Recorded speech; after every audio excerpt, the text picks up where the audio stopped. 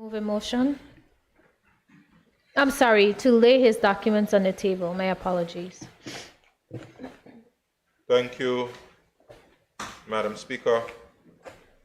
Madam Speaker, I move a motion to lay on the table the following documents: the 2025 to 2027 medium-term fiscal plan, the 2025 to 2027 medium-term development strategy, and the 2023 to 2025 macroeconomic review and outlook. Also, Madam Speaker, I lay on the table the standing finance,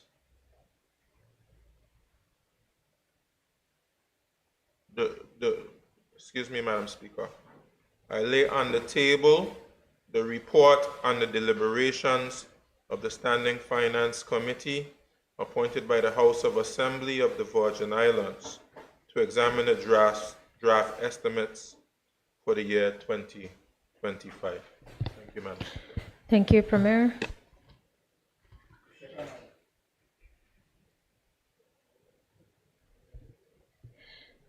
I call upon the Premier and Minister of Finance to move a motion.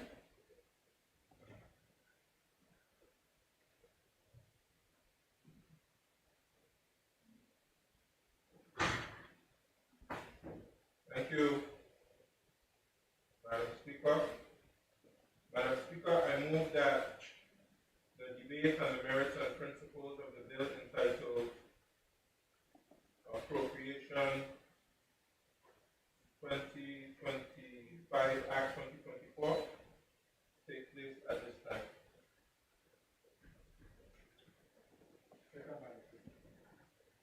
time. Thank you. Honorable members, the floor is now open for debate. So any member wishing to debate at this time, please indicate.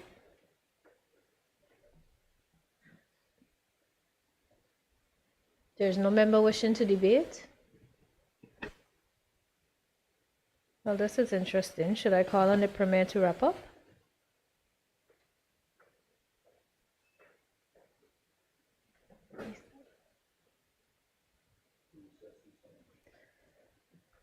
Members, let's just take a brief recess.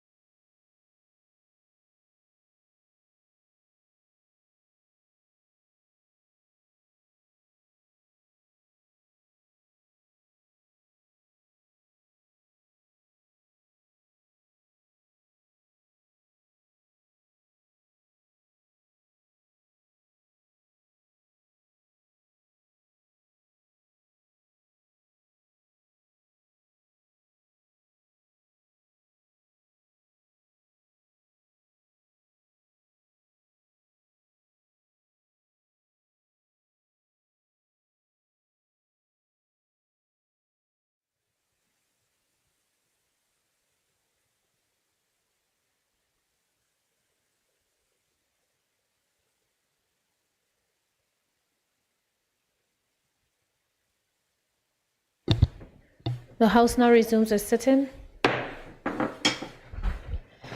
Members, again, do we have anyone for debate? If not, I will call on the Premier. This is my last warning. Member for the 6th District, Honorable Myron Walwyn.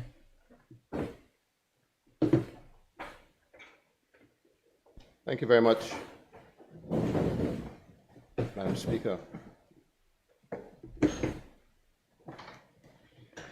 Madam Speaker, I want to first start off by thanking the various departments that came before us, Standing Finance, properly availed themselves, and many of them were able to answer the many questions that we asked of them.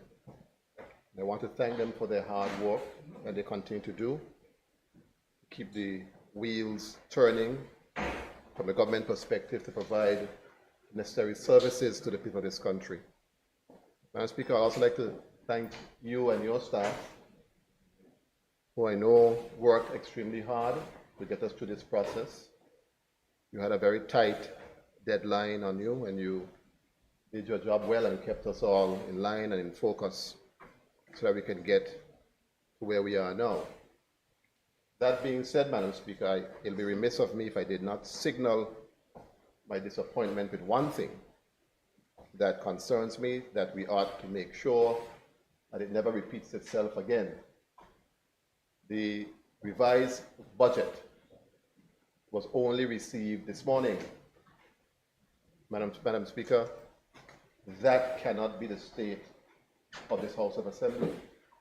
If members get a first draft of a budget and we go through the deliberations in Standing Finance, there will be changes that are made. So you cannot rely on the old information. And even to prepare your contribution to the debate, the things that you say, how far you go, how narrow you go, how wide you may go, depend largely on the monies that are allocated in the budget.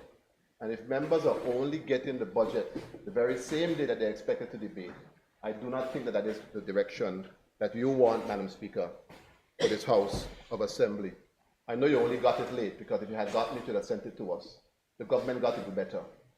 If you're going to come with these tight timelines and you want to get away from having to pass a provisional warrant, or if you want to get bragging rights to say every year I do my budget in time, do your work properly, burn the midnight oil. But I find it as an insult as a member of this House to have received the budget just this morning, and then within a few hours I'm supposed to look through it very quickly and then come back and make a proper contribution to the debate. That is wrong and should not continue or be allowed to happen again. That being said, Madam Speaker, looking through the budget, I am indeed concerned about the economy of the Virgin Islands. I was concerned before. I know there are other members on the opposition who are equally concerned, who have signaled their concerns for the financial health of the territory. And looking at the budget, and even hearing the budget speech, those concerns have not been allayed. As a matter of fact, they have been exacerbated. Madam Speaker, we have an economy where families are struggling. The ordinary folks in this country are having a very difficult time to make ends meet. The high cost of living continues to spiral out of control. Grocery shopping, rent, and all the other things, with no structured plan in place, Madam Speaker, as to how those issues are going to be addressed. Businesses are struggling to keep their doors open. Many of the small businesses, we know small businesses are the engine of the economy, and they are having a very difficult time, Madam Speaker.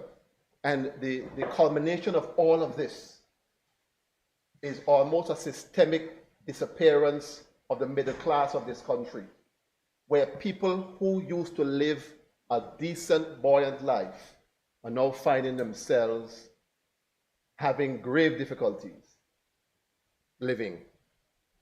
And those people who continue to make the money are the ones who had money all the time. So the gap is getting wider and wider. The middle class is falling into the lower class falling in the gutter, and those who had money before continue to be the ones who can avail themselves of opportunities because they have the financial backing. That cannot be the country that we want to develop, because that was not the history, or is not the history of the Virgin Islands. Madam Speaker, the tourism industry continues to be the main driver of the economy of the country. But Madam Speaker, we are losing our competitive edge. As a matter of fact, I think we have lost our competitive edge. We have lost significant market share, Madam Speaker, because we are not paying sufficient attention to what we are supposed to be doing, Madam Speaker. Madam Speaker, when you come with a budget speech, and if you listen, Madam Speaker, because all of us, even though we are elected officials, we are all students of politics. And we must continue to be students, because that is how you learn how to be better at what you do. And so to be better at what you do, at times you have to look at what other countries are doing. Look at other leaders who may deliver their budget speeches and do various things, and get your inspiration from there.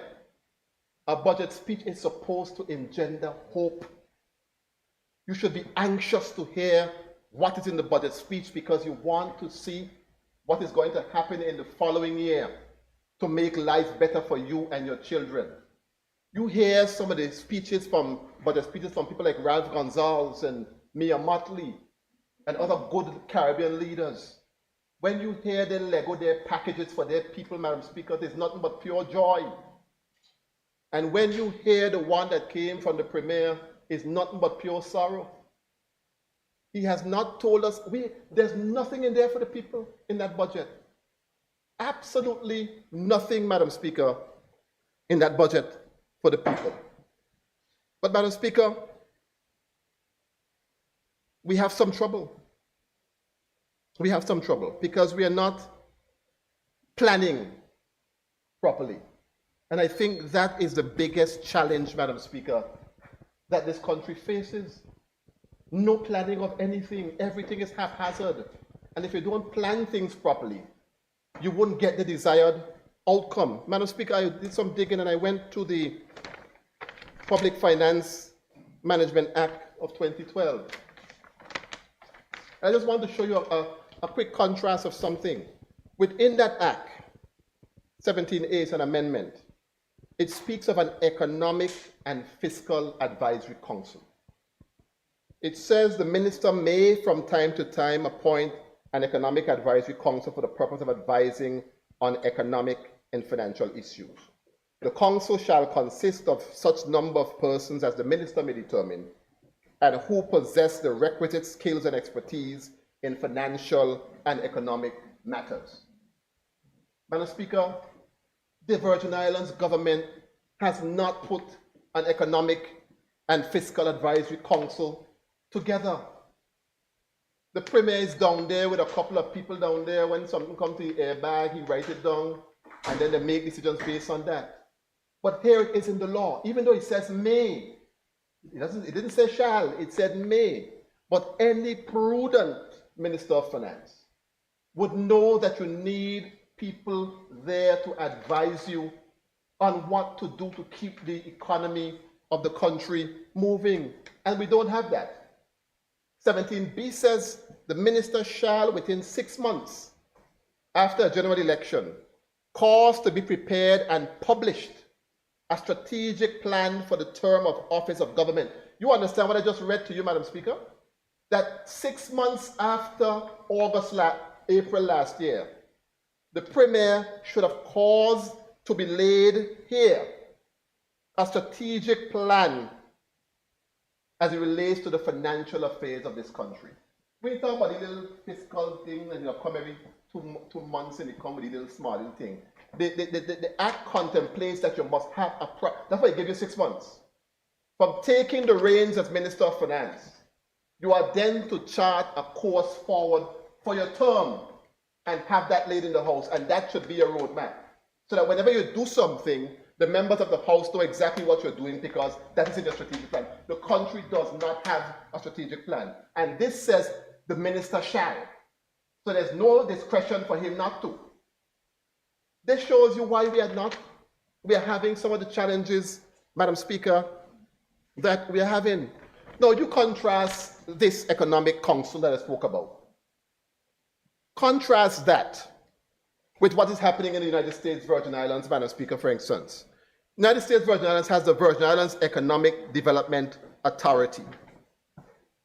That authority is a semi-autonomous body that goes out for the purpose of getting investment, Madam Speaker, into the country. And every minute you see something in the news, you just saw, for instance, they're saying that they just sent out 3 RFPs aimed at economic diversification in the United States Virgin Islands. The U.S. Virgin Islands hotel expansion gets a boost with a new hotel development law. The United States Virgin Islands Economic Development Authority launches USVI online property listing for hotel developments. So you have a structured organization that is helping to bring inward investment into the country. And we don't have anything, not even an economic council with 3 or 4 persons saying to the premier, this is the way things are supposed to be. And no wonder we continue to lose the competitive edge that we once had. Tourism is the economic driver. Every person, Madam Speaker, you go right now and you speak to the small businesses. You go to the car rental companies.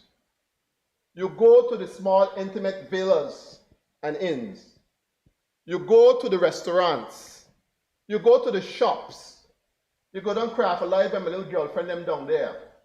And every person you speak to will say to you, we have never seen a November and December like we have seen this year.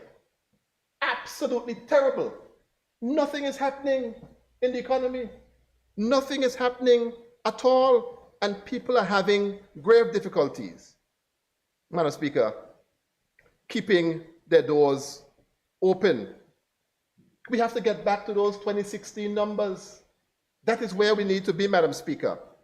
And when the Premier can say to you as the Minister of Tourism that tourism is not rocket science, then it tells investors, people who have taken a chance on the economy, who have gone to the bank and leveraged their family earnings to start a business, for a Premier to say it's not rocket science, then tells you that of the nonchalant approach that has been taken, Madam Speaker, to tourism. And that's why we don't have a national tourism plan.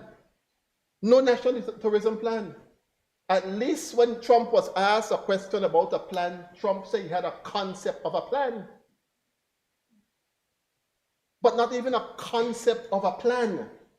It appears, Madam Speaker, that this government has as relates to the national tourism strategy. And I'll get a little further to that because I have to tell you about when the tourist board was here.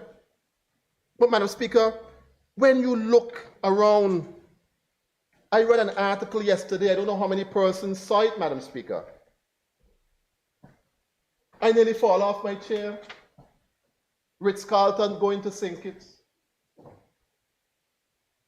They had Hyatt the other day. Every minute you turn around, you see Ritz-Carlton taking over a property in St. Kitts and developing St. Kitts.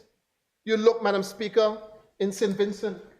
I read the other day that at the end of 2023, St. Vincent added 425 rooms to their hotel stock. Just opened up Sandals. Just opened up Holiday Inn Express. And do you know that Marriott is going to St. Vincent? Well, what happened to us? We buy Christ. What it is that we are not doing to get any business, and then you see that they're saying that Antigua is the fastest growing economy, certainly based on tourism and inward investment coming in to the country. And our tourism product remains stagnant and it is dying, Madam Speaker, on the vine. Whenever our Premier or Minister of Tourism gets up, he speaks about Peter Island, he talks about Joma property, he talks about Nanny Key. Those things he had nothing to do with the government. Those things had nothing to do with the government. This Virgin Islands Party government has a way of collecting trophies for races that didn't run. Line up on the podium, or stand up there, and they know they didn't run the race to win nothing. Those things that are happening are things, Madam Speaker, that were done without the help of the government. As a matter of fact, I am sure, based on the government bureaucracy, that they're holding up a lot of those things in the pipeline from coming, Madam Speaker, to where they need to come to. We had the tourist board before us, Madam Speaker. We had the tourist board before us. And the good director and the chairman was here. The chairman read out his little spiel. He said a few things, and he said he wants $17 million to help to develop tourism in the country.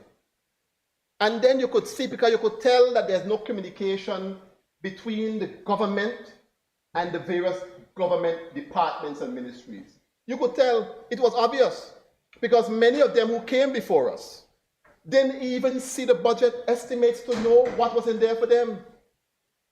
I saw that several times. I don't know how many of y'all noticed it, but many of them didn't. When the director of tourism said he's talking about his $70 million, he had a broad smile on his face. I said, poor fellow. I look at him, I said to him, do you know it's only $10.2 million in here for you? He nearly dropped off his chair. Thank God he was not on a stool.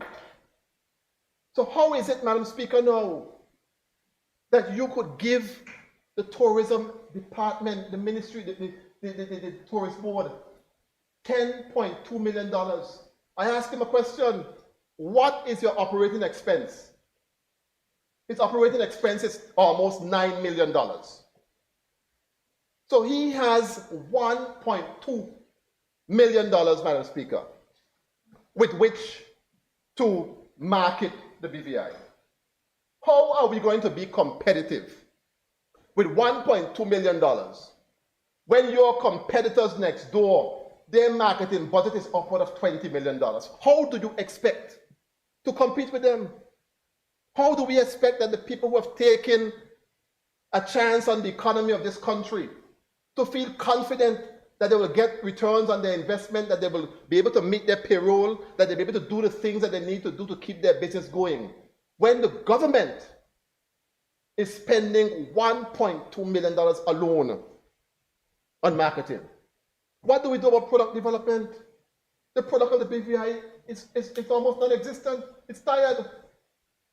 I saw the other day the opening of the, what do you call it? In Trellis Bay. What do y'all call it? The rest stop. I was, and they're up there proud, you know, Madam Speaker. I was shamed like a dog. I felt shame for y'all because it tells me that we have lost our way. You have Virgin Gorda as the gem of your tourism product. The gem. And you're going to build a matchbox up there to put down? It's a matchbox you build up there. Why could we do something proper? A proper facility. You have millionaires coming in, going to Virgin Gorda. You have the Virgin Gorda community as well, and you all put a matchbox up there and think you're doing good? And then up there giving speech and thing and smiling. Why? We gotta be better than this. We have got to be better than this. We have tourists coming in. One gentleman called me the other day. The people I'm using his bathroom. We don't even have bathroom facilities for people to go and relieve themselves in the country. What are we doing?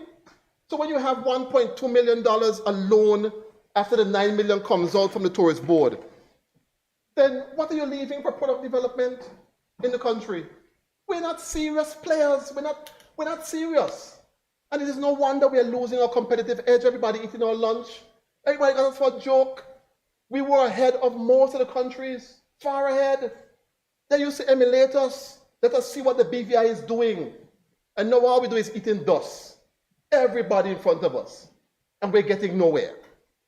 And then you hear they come and they brag. Oh, we close to 1 million tourists. We asked for the numbers. And you looked at the numbers, Madam Speaker, for 2024. and we only had from January to September, you had 786,000 passengers in the country for that time. Of that and bear the number in mind, of that 786,000 passengers, Madam Speaker, 541,000 were cruise ship passengers. 68% of your arrivals were cruise ship passengers. And the reality is that cruise ship means spending no money.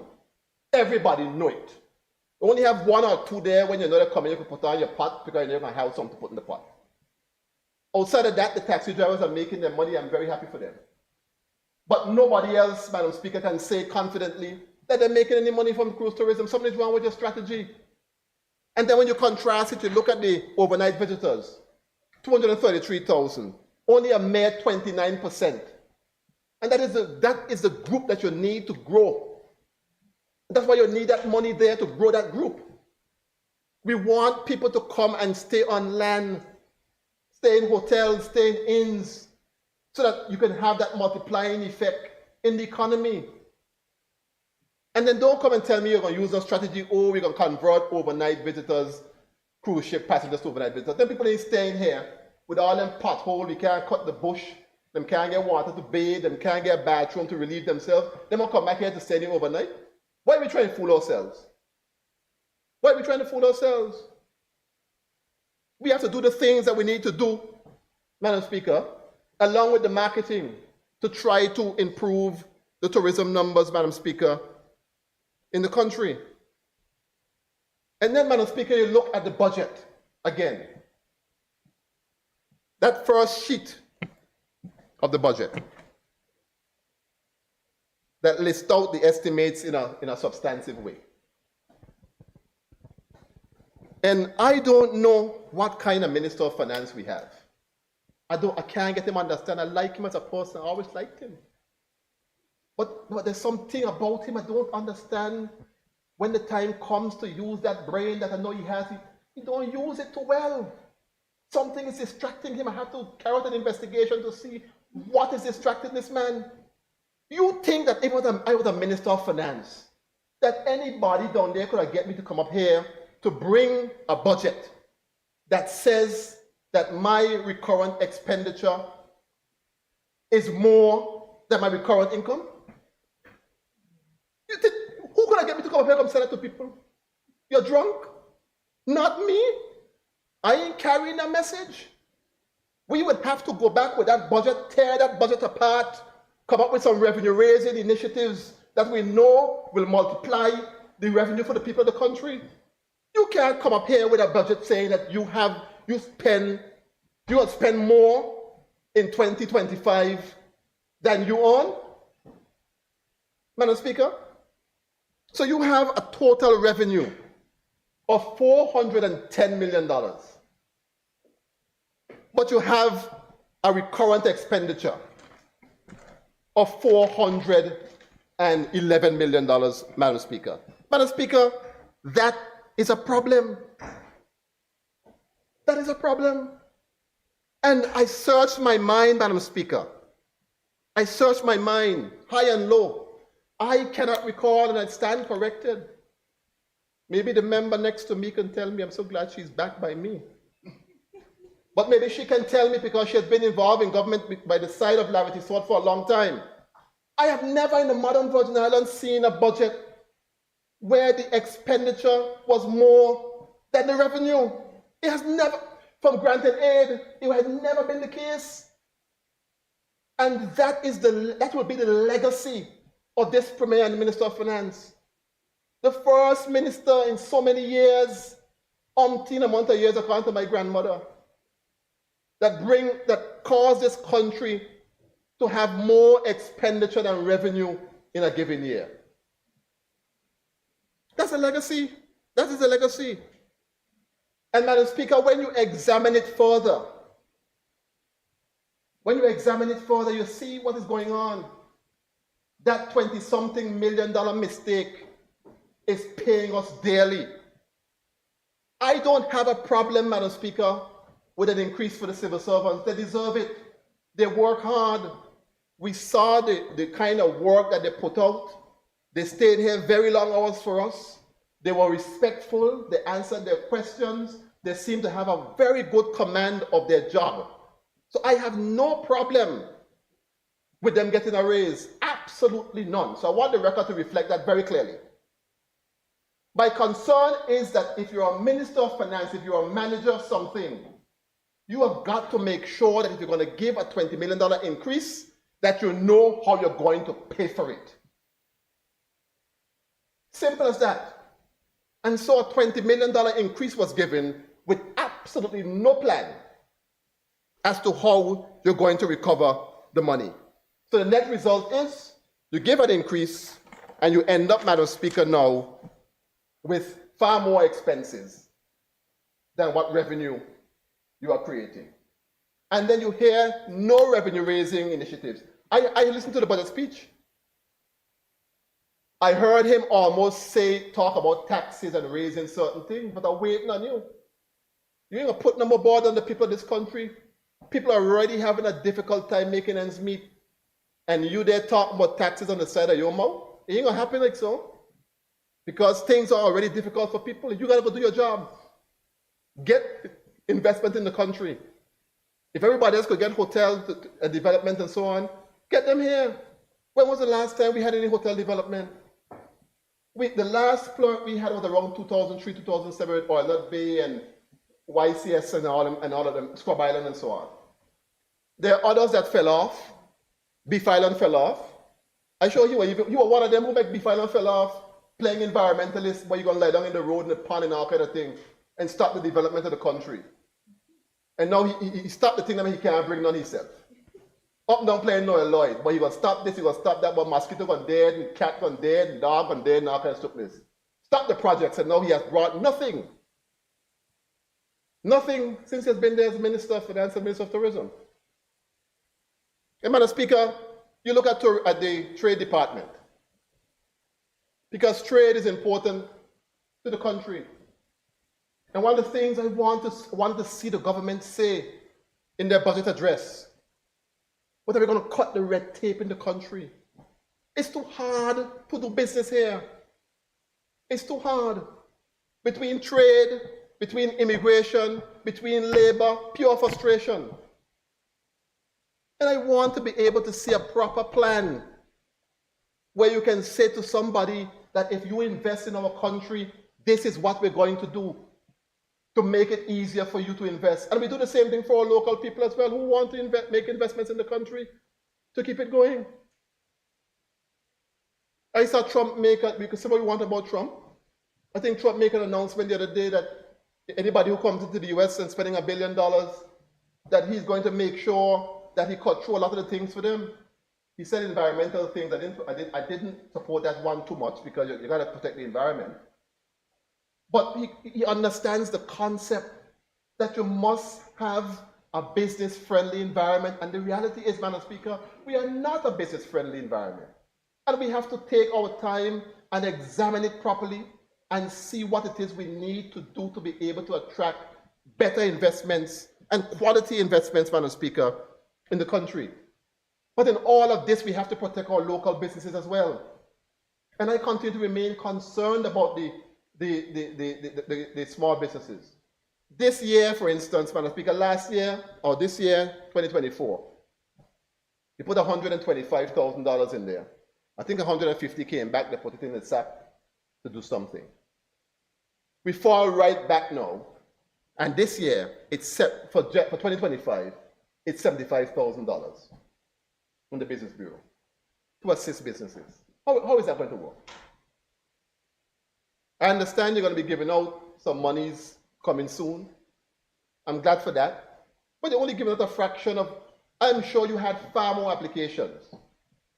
Probably 10, 15, 20 times more applications than what monies you can award to persons to assist businesses. And I want the government to take a serious approach at what I'm saying, because it may seem simple to you, but the Virgin Islands is a funny place. The BVI is a funny, funny place.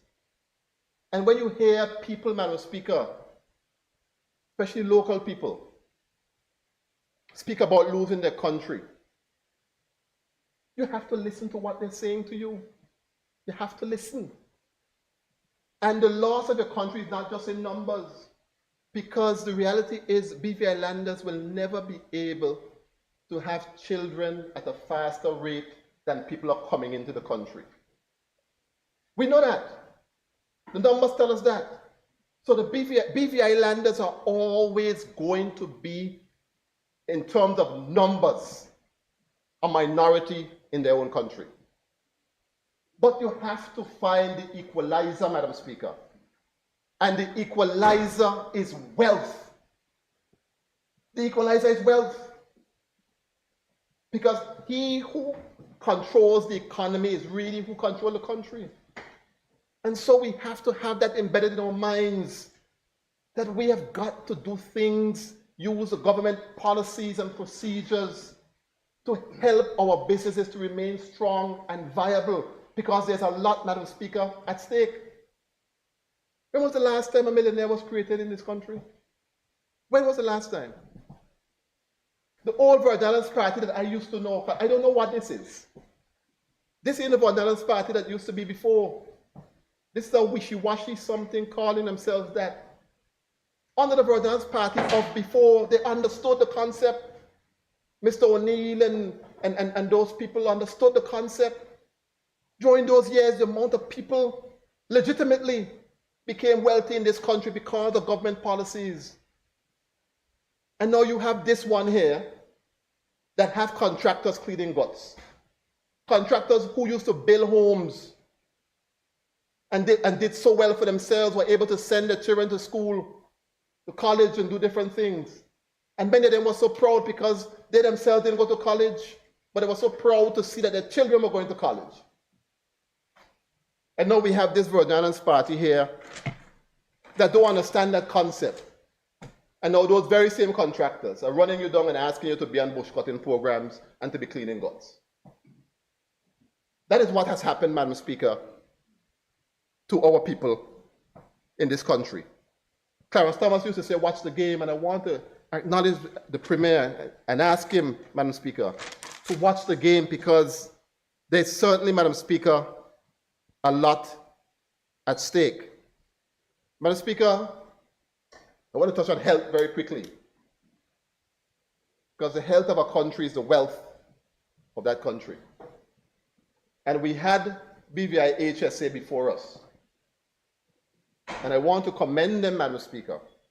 They were one, in my view, they were one of the better prepared bodies that came before us. And they presented a proper plan or proper synopsis of the organization. So those of us who were here, nobody could leave to say that they did not understand the state of affairs. It'd be by HSA. And as willing as they are, I'm concerned for them, and I'm concerned for the people of this country, because if you don't have the finances, Madam Speaker, that you need to operate, it is going to compromise the quality of healthcare. They didn't want to say it. They didn't want to say it, but there are certain things you don't have to say. Because at some point when you can't provide the level of service that you want to provide, because you don't have the resources, you'll get compromised. And so BVI ASHA told us, Madam Speaker, that they basically get about $45 million a year that they can rely on. $42 million come from the services they give NHI, and $3 million come from other service fees and so on from visitors and persons who are not on NHI. But they have annual expenses, Madam Speaker, of $67 million. You ask them about their receivables is somewhere close to $20 million. Payables, somewhere close to $20 million, Madam Speaker. And we can't have that. We can't have that. I know the government has a difficult job to do, because they need at least another $20 million or $22 million, they say. But whatever is going on with healthcare, we have to fix it, Minister. Minister, you have to fix it. You have to advocate for those people to get the jobs, the resources that they need, the financial resources to fix these things in the country. I want to hear you're going to be fixed. You could have been fixing the budget here because they were there crying. And the funny thing is, they came with the same story last year. So what they said to us is nothing new. But we're now back, Madam Speaker, at the very same point. Whatever issues there are with NHI, fix it. I hear all the talk. I was listening to Tola Radio the other day, and I heard the Premier on Tola Radio talking about NHI and who should have done this and who should have done that. But the reality is you're in the seat now. If there's something wrong with the NHI legislation, for God in heaven's sake, bring it to the House of Assembly and get it fixed.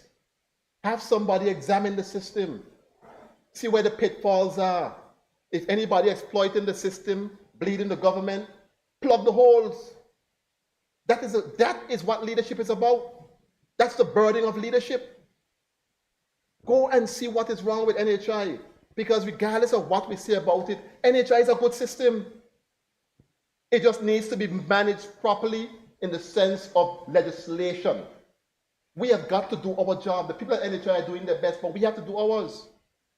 And even those who you hear talking bad about NHI, you let a sickness grab them tail. And you see how quick them run down the road down there because half of us don't have no insurance. Stupid, this is not sense. If something is wrong with the system, we got to fix it. And let us try, Madam Speaker, to bring it back here and fix it. Minister, that is your charge. That is your charge. And you have Social Security who was here before us, full of money. Full of money. And people getting $200 and $300 in pension when month time comes. Look at the legislation and improve it so that people can get a better payout and live a little better while they're alive. When you're dead, you get a grant of $2,500. Right? When you're dead. But $3,000. Well, your wife will know when the time comes. If you precede her in death. But the point is, the debt, you get $3,000 towards a funeral. But you can't get it when you're alive to buy food. You got to dead first to get it. You understand that? It's the same concept with our district office. People come to us, they can't get nothing. They ask us for help, are hungry, I can't get food. We can't give them nothing. But let them dead, we're going to buy a REIT. And there's no problem with buying the REIT. Something can tell us something is wrong with the way we do things. We look as if we're catering for the dead and not for the living.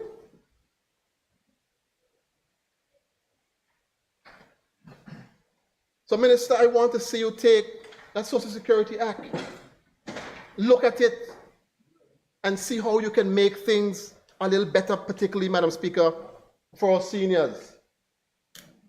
I saw, and I'm very encouraged by the fact that BVI-SHA want to also have a cancer center in the country. And it is needed. It is way past time. Whatever needs to be done to finance that cancer center has got to be done. We have too many people in our country with cancer. Too many persons with cancer. And we should have by now had a report already to understand why a small country like the BVI has so many cancer patients. Why? What it is we're doing? Is it the water? What is it we're doing? Is it that we're eating too much processed foods? Whatever it is, we need to find it out so that we can advise the public as to what the challenges are, so they can avoid the pitfalls. And years ago, cancer used to be for people who are older. Everybody getting cancer now, regardless of your age. So we got to figure out what is going on and try to give BVI-SHA whatever support they need. Because regardless of what, regardless of how much money you have, you're going to end up at people's hospital if you get sick. You can go Bougainvillea, you can go everywhere else you want. You will end up at people's if it's severe enough. So it behooves all of us, Madam Speaker, to address this health issue and give the support to BVI HSA that they're asking for. Madam Speaker, we went through the infrastructure. Obviously, we have time constraints. I got an hour, Madam Speaker, to debate. I know I have a half an hour left. And so I can't touch on everything. But I will touch on those things, and then my other colleagues and other members will speak on other matters. But we had the people from Communication and Works, Madam Speaker, before us. And I want to thank those people from Water Sewage Department and Public Works for the work that they continue to do. They have an awesome responsibility, a very tough job.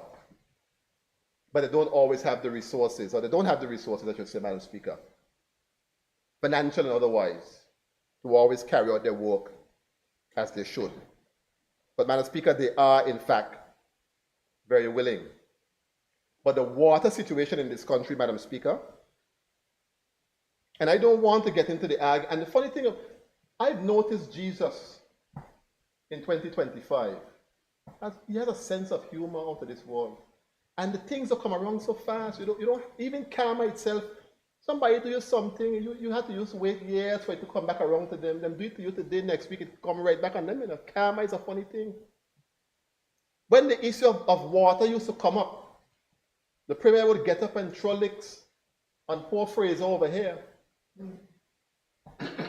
for bringing by water here. He used to throw licks on him, all untold, like blazing him.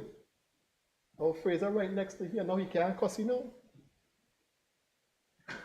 So everybody who involved in this water thing is one bunch. Look at Jesus. So whatever happened with by water, Fraser could tell you in your ear, and whatever happened to the other one, you could tell you in your ear, and Kai could chime in, and I fix the thing. Because the water problem needs to be fixed in the country. We can't say that we are a prosperous nation when our citizens go home in the evening and they can't get water to bathe. And particularly now it's December, where the children are home from school and you can't flush the toilet. That is the state of our country. We can't feel good about it. And Madam Speaker, whatever we need to do, blame aside. Because we're tired, one thing we do, we're good at blaming this and blaming that and blaming that, and the problems persist. Fix the problem, regardless of what it is. When you don't fix it, you can throw your blows, but get it done. But we're not getting anything done, we're just talking. And I saw $200,000 there in the recurrent side of the budget for water and sewage. That's not enough for those guys. I know you have some more there in the capital side, but the recurrent side is what I use every day. And I pleaded, and I know other members pleaded, the minister himself pleaded. And we come back with the same little $200,000 there to fix. Every minute, pipes are breaking in the country. District 6 alone will eat up all of that money. Because if a day does not pass and we don't have at least 3 or 4 broken pipes in District 6. And I know that's the case in other districts as well. And then you have this crew of 5 men running around just plugging holes. By the time they plug one, another one busts. And that has been the case, so you can't get any progress. And you have people who are living a stone throw away from a reservoir, but no pipe has been run to their house so they can avail themselves of the water that is so close to them. That can't be the history of the BVI. That can't be our legacy. And we have to fix it. The people in Sickles Bay, pass through Sickles Bay, you hear people telling them they had water for 3 and 4 weeks. What? So what are they supposed to do? On top of the hard life where people could hardly buy food, they got to go buy $300 or $400 to bring a water truck to get some water to bathe. We can't feel good about that at all, Madam Speaker. And then we have the forever problem, which I talked about, where you're spending $29 million for water, and you're only making $5 million off of it. And the 5 million was a record number, so I have to give a little kudos to the Director of Water and Sewage. Because I mean that something is happening, because the monies are a little higher in terms of collections than before. But you can't be spending $29 million and making only 5. And the water is being produced. And every year we come back, every year we come back, every year we come back. And this has been the status quo. Every year we come back. And we're just happy, Madam Speaker, to allow $24 million to just go out of the window like that. And you know what you could have done with $24 million? How can we be comfortable with that? And we come back every year and we sing the same story. And the things are the same way.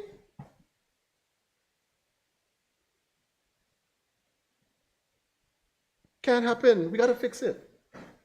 We have to fix it, Madam Speaker.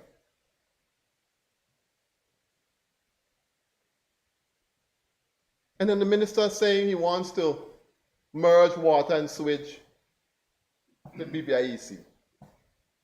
Minister, don't do that. Do not do it. You'll be making a mistake. Fix the problems with water and sewage first. Fix them first. And if you want to hand it over after you fix it for management and maintaining, do that. But if the thing belongs to you and you can't get it fixed, you're going to give it to somebody else to fix it, how am I going to get it fixed? You got to fix your own thing. The problem is with water is too severe for you to put it on BBIEC. You're going to drag down BBIEC when you do that. Get the water infrastructure fixed. Get all the things in place you need to get in place and say, oh, BBIEC, you can take it in 6, 7, 8 years. After I get it fixed. Manage it properly. Make sure people pay their water bill on time. Blah, blah, blah, blah, blah, blah, blah, blah, blah, blah, blah, blah. But at this point in time, you'll be making a severe mistake if you were to do that. And I love you with the love of Jesus, but I can't support you with that because it's the wrong thing, Madam Speaker, to do. I see $2 million in there from the new loan for the water network improvement. I'm happy to see that. But Madam Speaker, we need to have a plan of how that money is going to be spent, because we passed a $100 million loan facility in the House. But nobody knew. You saw what happened. Nobody knew what was going to be done with the money. So even if you have the $2 million, what is the plan in terms of that $2 million? What areas are we going to fix? What exactly are we going to do? And so on. And that information, Madam Speaker, I think needs to be shared with members of the House of Assembly.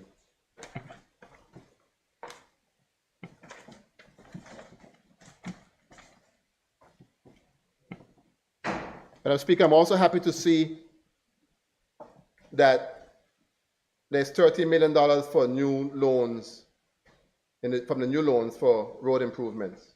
Again, Madam Speaker, we need to see what is the plan with that $13 million, what exactly you intend to do with it, and where would the interventions take place, which districts, which areas, and so on.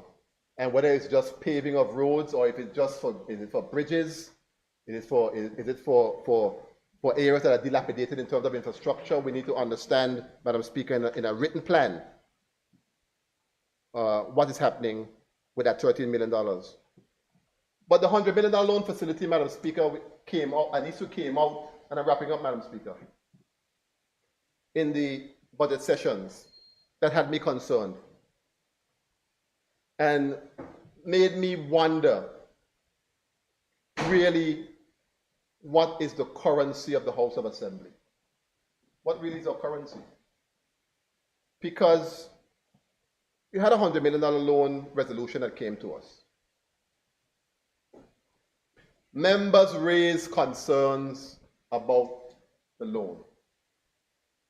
Not that we were against it.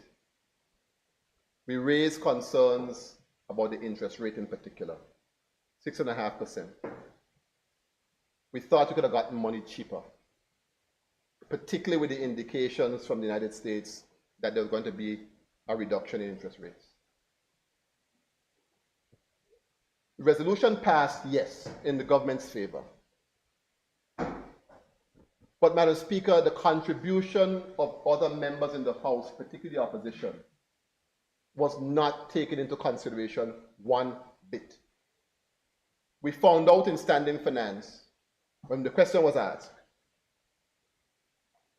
that no attempt was made to renegotiate downwards the interest rate, even after the advice of members of the House.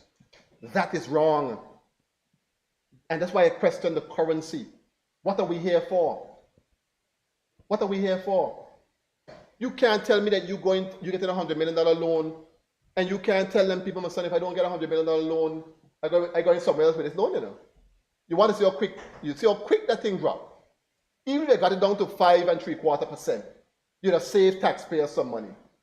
But absolutely, Madam Speaker, no attempt was used or made to try to reduce that money, Madam Speaker.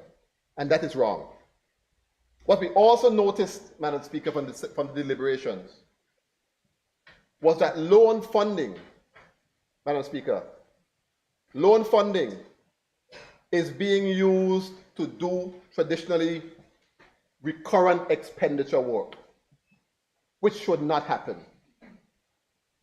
You should not be doing that, because you end up costing taxpayers a lot more, because they got to now pay the interest on that money. We should not be doing that. It's just wrong. It's wrong. I see, Madam Speaker, that there's a $1.8 million for road reconstruction. And I have a concern, Madam Speaker, with that, because we had deliberations on it.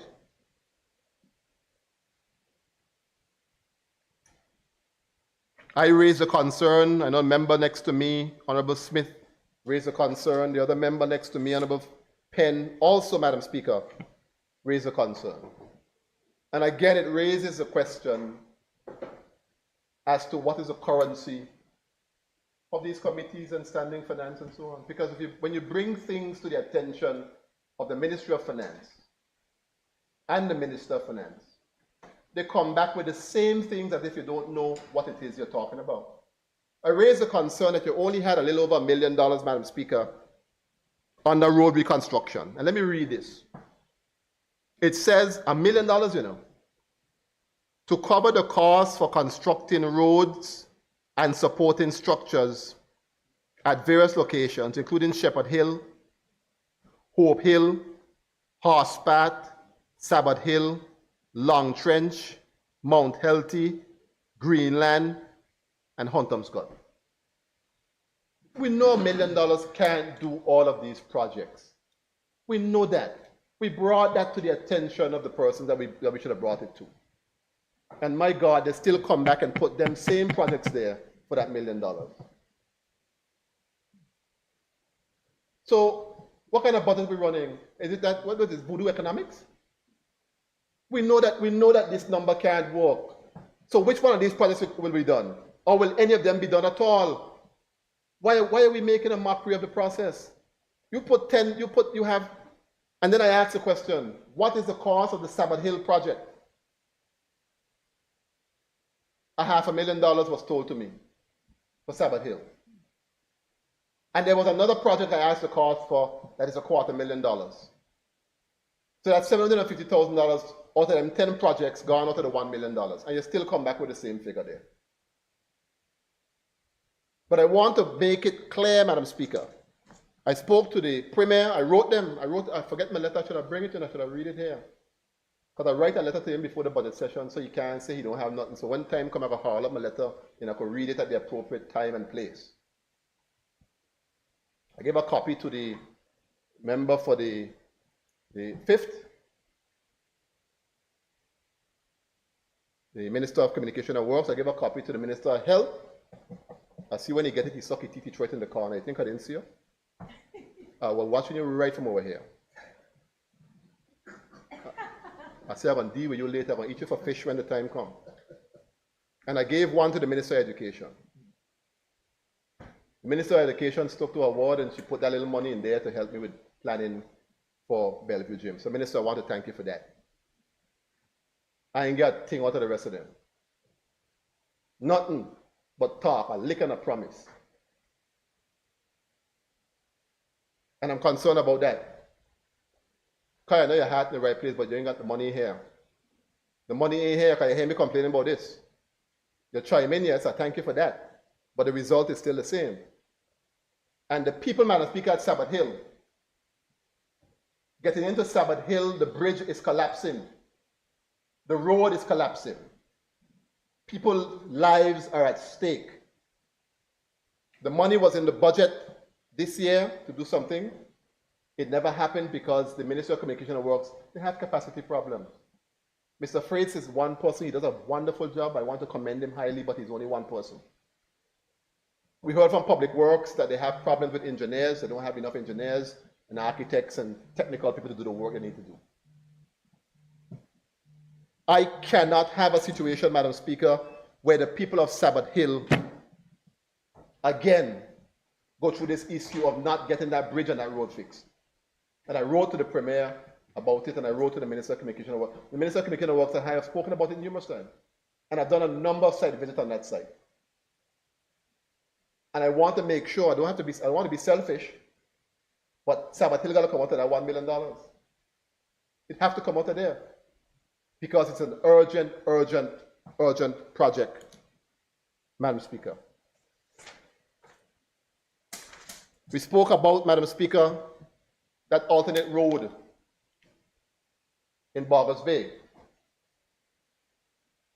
Barbers Bay is a growing community. It's an extension of Rotown. A lot of activity goes in and out of Barbers Bay. There's a school there.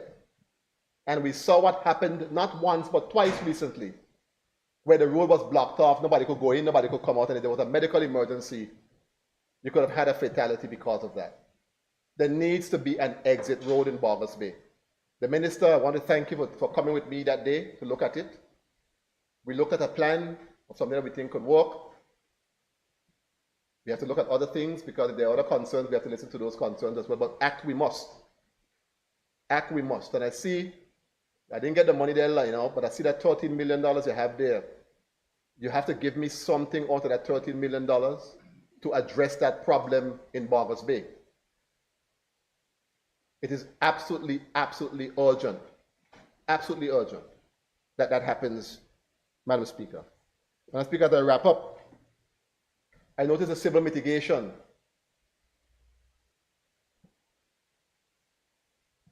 We beg and we cajoled. We said, Premier, we got it. We found out the information in here.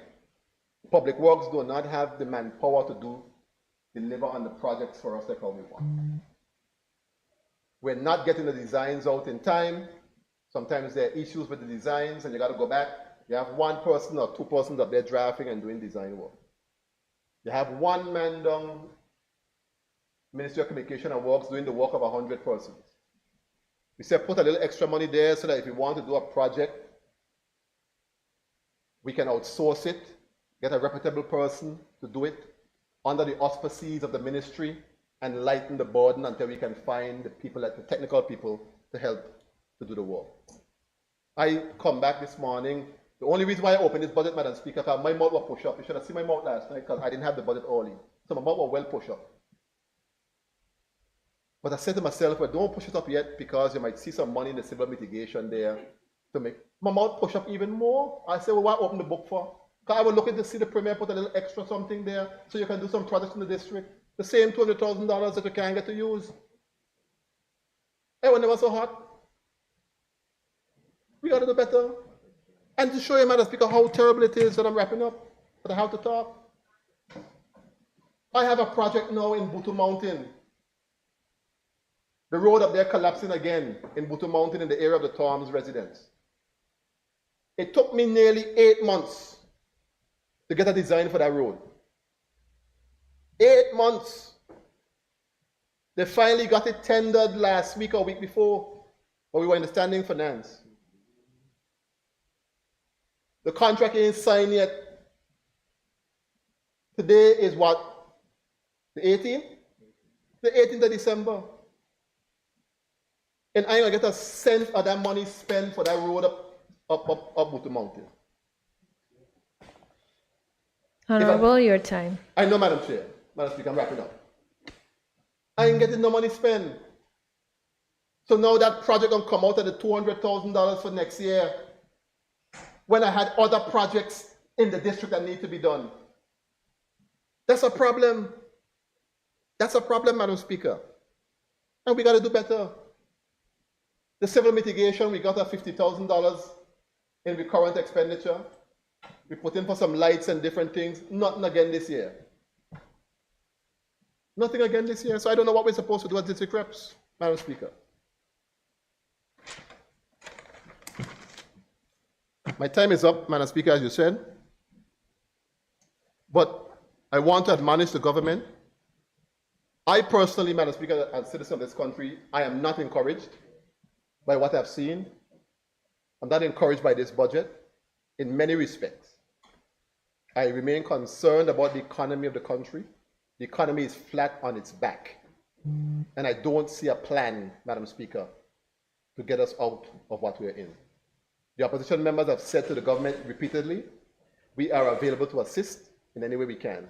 They have not taken that assistance. I hope they do in 2025 so that we can work, Madam Speaker, to make the BVI a better place for everyone to live and work. Madam Speaker, on this note, I want to wish the very good people of the Virgin Islands a very Merry Christmas and a prosperous 2025. I want to particularly thank the people of District 6 for their support. We have been in the House of Assembly for the last 5 weeks every day. So we haven't been able to go around like we were accustomed to going around, but you're going to see me a lot. You're going to get sick of me soon. I want to invite you out tomorrow to our Christmas Carol competition, Madam Speaker, because we want to bring the Christmas, even though things are a little bad, the government didn't help the people as much. People don't have as much money, the economy is flat on its back, but we still want to bring a little joy to the people. So I said, let me put on something to bring a little smile on their faces. So I want to invite them out tomorrow at Stonehaven at 7 p.m. We'll have a nice little competition, singing competition. We have a prize of $2,000 for the winner. You can have groups that come from the other districts and so on who join up with the district people. The point is that money got to stay in District 6, so I couldn't invite everybody because I ain't leaving District 6 with that money, not are you? We have a little soiree, enjoy the festival and the festivities, Madam Speaker. I want to also thank the member next to me, Honorable Smith, for collaborating with me on this. I'd like to thank Honorable Mater and Honorable Skelton as well, for collaborating with me on another initiative that we're going to be doing for the good people of District 6. Madam Speaker, again, thank you once again for the chance to make a contribution to the debate. Thank you, Honorable. Any other member? There's no other member to debate? All right, I guess I'll have to call on the Premier. Honorable Mather, Deputy Speaker.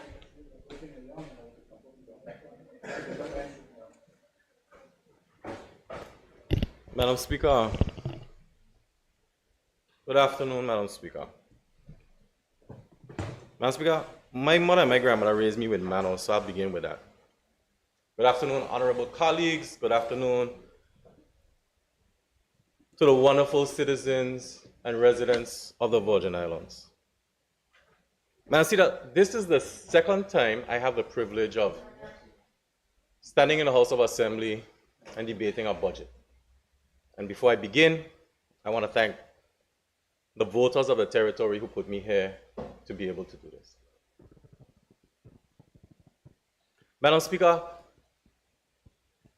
as Honorable Walwyn said, congratulations to you and the staff of the House of Assembly, because this is a tedious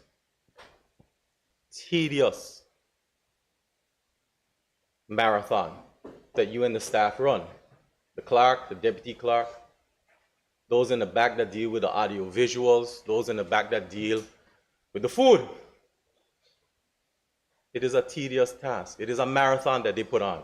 And to all the public officers that have to stand or sit before the 13 members in this House, I can see who is seasoned and accustomed to this body, and I can also see those who come in here with hopes that we will hear their cries, and the 13 of us will represent them, not just as legislators in the House of Assembly, Madam Speaker, but also as their elected representatives. Because when we get elected, the people are not given the privilege yet to vote for a minister, a premier or deputy premier. We are elected, and the rest is figured out thereafter. Madam Speaker, I have made it my business to pop in and say hello to people in Road Town and other areas because it's a Christmas season, Madam Speaker. And as one of my honorable colleagues said in the back, money is spent. Whether it's spent wisely or not, it is spent. I can go on Amazon and I can order packages and I can ship them in. That really doesn't help the people of this territory at large, abroad, most of them. The money's out of the territory. Madam Speaker, I have said this before, and I believe in doing what it is I say. Madam Speaker, where you have a weakness, you ask for help. So, Madam Speaker, I ask your forgiveness, your indulgence, if I can read from some of the notes that I have here. Madam Speaker, I questioned when we discuss finance and the trajectory of the country, why we don't reach out to people in the private sector and just ask for a little input, because we have some bright minds out there. I don't think the 13 in here and all of the public officers who are hardworking, yes, I'm talking about them, not us, that they cannot take an idea or even a criticism. Madam Speaker, I got some notes here from some learned minds.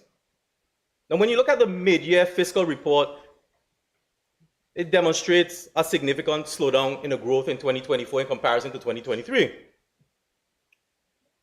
We have a projected decline in our GDP for 2024. Now, Madam Speaker, as I said, I went around in the community to see what businesses are saying. And the season has started off slow. If there's any member in this House that can get up and say that within their district or their community, the majority of the small businesses are saying it's been a great year, I don't know if that would be an honest statement. Madam Speaker, when we talk about tourism, and Honorable Walwyn talked about it, we have increase in numbers of financial services is largely stable, and there's significant delays, however, in our projects when it comes to public project implementation. There's a lady sitting over here right now, Madam Speaker. I remember when she was over there, she said that there was an implementation problem. Seems like it still continues. Now, Madam Speaker, there's a contradiction when you have money to spend, but you can't spend it, and then the people in the territory don't have the money, but they wish they had it to spend. Madam Speaker, I have not in my life came to a point where I have money and I can't figure out how to spend it unless I try and save it. So I have to believe the government is on a mission to save. Madam Speaker, when you look at tourism, near record numbers have been reported by the government. It's true that the cruise ship passengers and the day trippers are breaking records. In 2016, overnight guests in particular have not recovered presently to our numbers. In January to June of 2016, there were 116 overnight guests arriving in the Virgin Islands. Whereas January to June of 2024, this number only reached 185,293, or, Madam Speaker, a 77% decline. Okay. In this way, there is a notable shift, as was said by the Director of Tourism, in the tourists visiting our islands. The overnight guests, as Honorable Walwyn pointed out and has been pointing out, contribute more to our economy. Now, with cruise ship passengers making up the large percentage of what we had, and the government has talked about it, while the average tourism expenditure is considered even through June 2004, we had a record number of visitors from the previous record. 659,574 were in 2016. Now, in 2024, for the same period, Madam Speaker, we have 686,114. Okay. Now, if you look at the expenditure, went down. So we had an estimated 298 million to June 2016, and an estimated only 245 million in comparison in 2016. So, Madam Speaker, if we don't up or overnight visitors, what are we really celebrating? And I know the Premier knows this because he said it. And I know Honorable Walwyn said, give us a tourism plan. And the Premier says yes. So, Madam Speaker, hopeful. Maybe 2025, maybe 2026, maybe 2027. We're going to see this. Now, Madam Speaker, again, I go back to businesses. You go to Just Van Dyke, lovely food, lovely view, lovely breeze, clear water, but no water in the bathroom. No water for the business. You look at the road infrastructure over there, it's not what it needs to be. So, Madam Speaker, again, is it that we're saving money and we don't want to put it in the economy? If that's the plan, let the people know. And I'm going to get to that. Now, Madam Speaker, financial services is not my forte. But I would say this. It continues to do what it's supposed to do. But we have to form up our tourism and other sectors. Because, Madam Speaker, you just never know. You don't hang your hat too high, Madam Speaker, that you're tipping on your toe to reach it. Now, Madam Speaker, the draft budget that we had a total revenue of $410.9 million. And Honorable Walwyn talked about this. And we had a total recurrent expenditure of $411.7 million, which means, Madam Speaker, that extra money after you pay your bills on payday for the government, we're projecting that we're going to have about $800K. $800,000. Madam Speaker, for a country with such a big GDP, I don't know. You tell me. Now, Madam Speaker, when we look at our payroll taxes, it is the second largest income that we have. But, Madam Speaker, when Inland Revenue was in here, they talked about sick tax, they talked about all that they did and all that they've been doing, and there is a plan to get there. Madam Speaker, we need to bring in more than we sending out. We need to raise more funds. And as Honorable Walwyn said, the Premier has said it and said it and said it, and I'm not going to knock you, Premier. I am sitting here waiting to watch you work. Show it to me. Show it to me. Walk. In the BVI, we don't walk. Just like how we got us, we don't walk. So, Premier, I ain't looking left. I ain't looking right. I'm looking across. Show me and the people that you have the plan in front of the walk. Because we're looking. Madam Speaker, when you look at the recurrent balance, and we consider whether or not we have extra or surplus, the BVI has a debt servicing requirement for 2025, which is estimated at $14.75 million. But what we're looking to get in is about 7.6. Madam Speaker, we just say we ain't good at math, but that's like a $7 million deficit. How are we fixing that? How are we bringing more money into the country or into the government coffers, into the wallet, the purse, than what we throwing out? Madam Speaker, we're going to use the cards and we're going to send it up. We got to find ways to save money. Madam Speaker, let's talk about recurrent expenditure for a moment. Now, Madam Speaker, over the last several years, the amount of money the government expects to spend keeps going up, but that's common. And then also we had the COI, which caused it to shoot up. In 2022, the total recurrent expenditure was 313.1 million. In 2024, it was 406.5 million. And now we're looking at 411.7 million. Now, Speaker, over the last 2 years, we 30% and more over. Now, Speaker, next year, it's going to be 40. Next year, it's going to be 50. Now, Speaker, we have a budget here that's saying we're spending more money. And we had a budget before that saying we were spending more money. But members in this house got up, especially the member for the 8th, and talked about how much money was put out that we're going to spend, but we didn't do it. Is that the implementation problem we were talking about? Seems so. But I ain't going to say that about the Minister of Communications and Works. I'll get to him, Madam Speaker. Because you know what I'm saying? Cha-ching! He gained some money. So we got all watch the Minister of Works too now because he got work in his portfolio. So he gonna do it. Just communicate with us when you're doing it. Madam Speaker, I'm gonna say this to you. I believe sometimes we got to look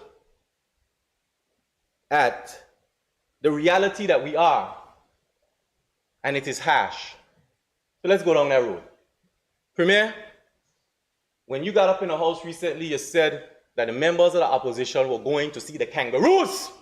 Well, Premier, I went to see them. I took a picture with some. But you know, Premier, what they had down there?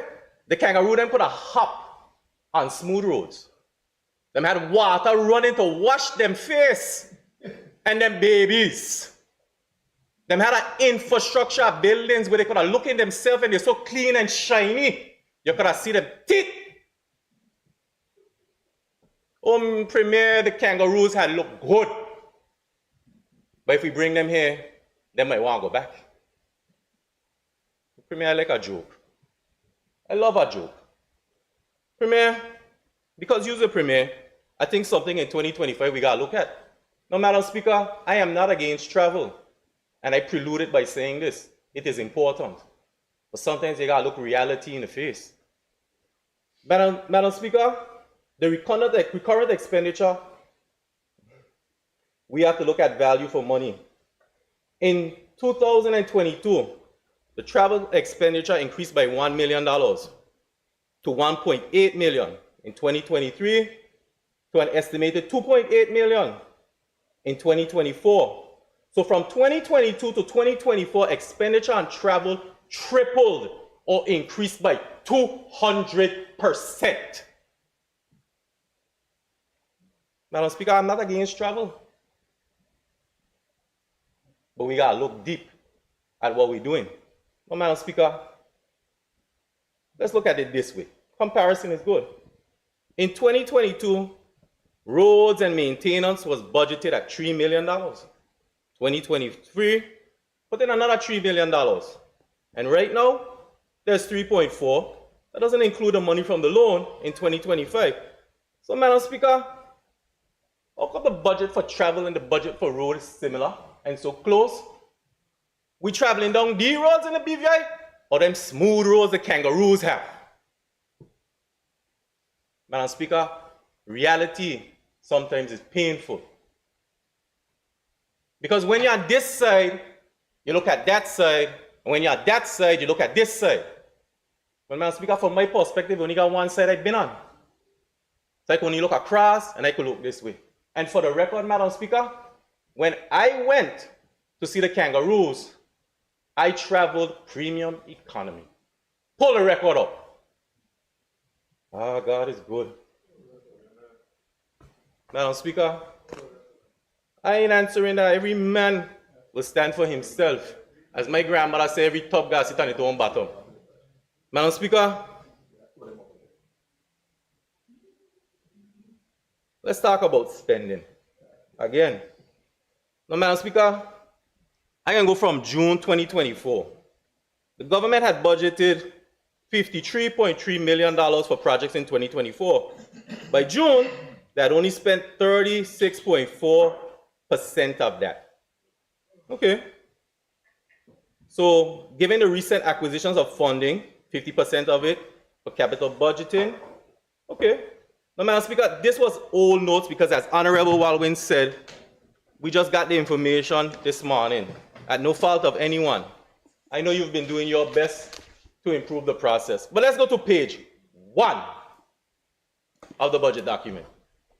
It says the 2024 year-end capex is predicted to total $18.9 million. That's how much money has been spent on projects.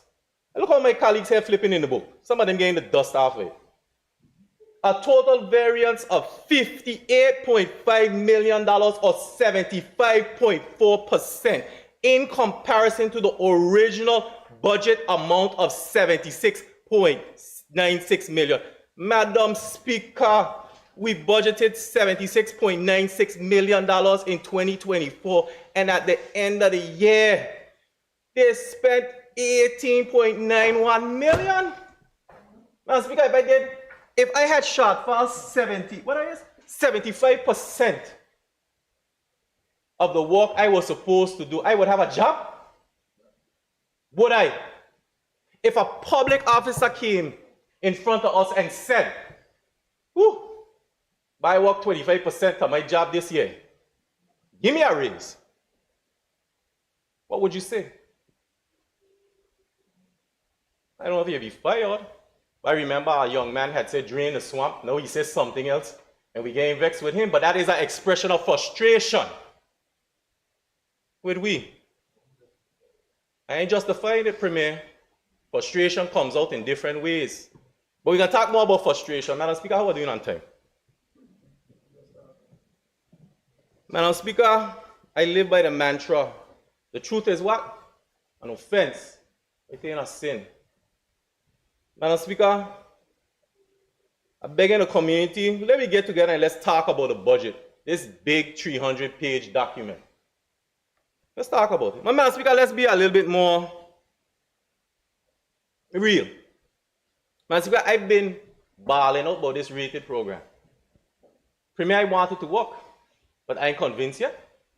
It reminds me of 1,000 days and 1,000 jobs in 1,000 days. Remember that? Madam Speaker, I went through the budget address. Now, the rated program, the Premier said it in the budget address, 213 young people, persons were employed in the rated program. Now, remember the rated program has two sides, landscape, bush cutting, and apprenticeship. Apprenticeship sounds good.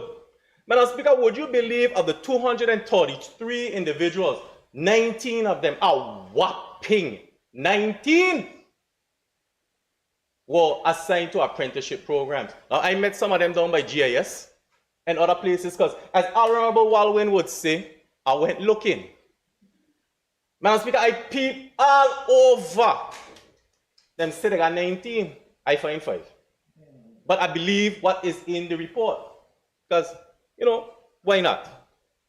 Now, Madam Speaker, in the report it also says that to date, at the end of the year, $2.03 million we put into the rated program. And Madam Speaker, how much of that was for the 19 that did the apprenticeship? Because the rated program looking to me like the majority of it is not apprenticeship. Cotton bush. We ain't training them to landscape. We ain't training the individuals to replant. We ain't planting lemongrass on the side, mango tree. We ain't doing none of that. We're not taking some of our young people out, teaching them excavation with heavy equipment, Madam Speaker. Go cut the bush. Let the bush grow back and cut the bush. And let the bush go back and cut the bush. Madam Speaker, then we have $500,000 gone to Tourist Board for beautification. Madam Speaker, Tourist Board cutting bush too. Madam Speaker, who else going to cut bush? Health, education, culture. Who else cutting bush? The fishermen are going to be pulled up on a dry dock and they're going to cut bush. Madam Speaker, by the end of next year, we all cutting bush. Madam Speaker, Who cutting bush? Yes, Premier, like I say, Premier, bush in the jewelry. We push in bush. Let me say, Madam Speaker, it's Christmas season. I had loved to see the Christmas parade. Everybody grab some bush, just like Jugo say. But Madam Speaker, it seems like all we do wrong here is cut bush. Can we not find another country in the Caribbean that have the same climate, the same problem we have, and figure out how they're dealing with their bush? Jump up on Google and do a search, please. And Madam Speaker, I'm going to back up. I want to challenge the Premier. Premier, go find a travel policy. Find a travel policy, Premier. Put one in place. Put one in place, Premier. Do it. But we got to do better. Madam Speaker, I'm not going to jump up on my honorable colleague in the back, Honorable Junior Minister, Honorable Dawson. But all I'm going to say to him is this. I'm pleading and I'm begging for the fishermen to get ice. Show me and tell me they could get some ice, Madam Speaker. My uncle used to walk up by the fishing complex. You could have pulled up, you could have get ice. Otherwise, we're going to build that complex up there and the fishermen ain't going to be able to bring no bring anything. We got to ready them. Madam Speaker, illegal fishing. Just briefly. The Premier got up earlier this year and he told me no signs. We'll go dig in the standing finance report because apparently satellite images by the ministry has been given and reports from Anegada and Virgin fishermen. They got people up there on our reef dragging big net, grabbing all fish.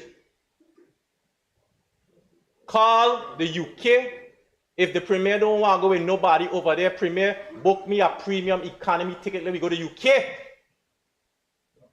And let me talk to that. I hearing you, Deputy Premier. I said me. I didn't say you.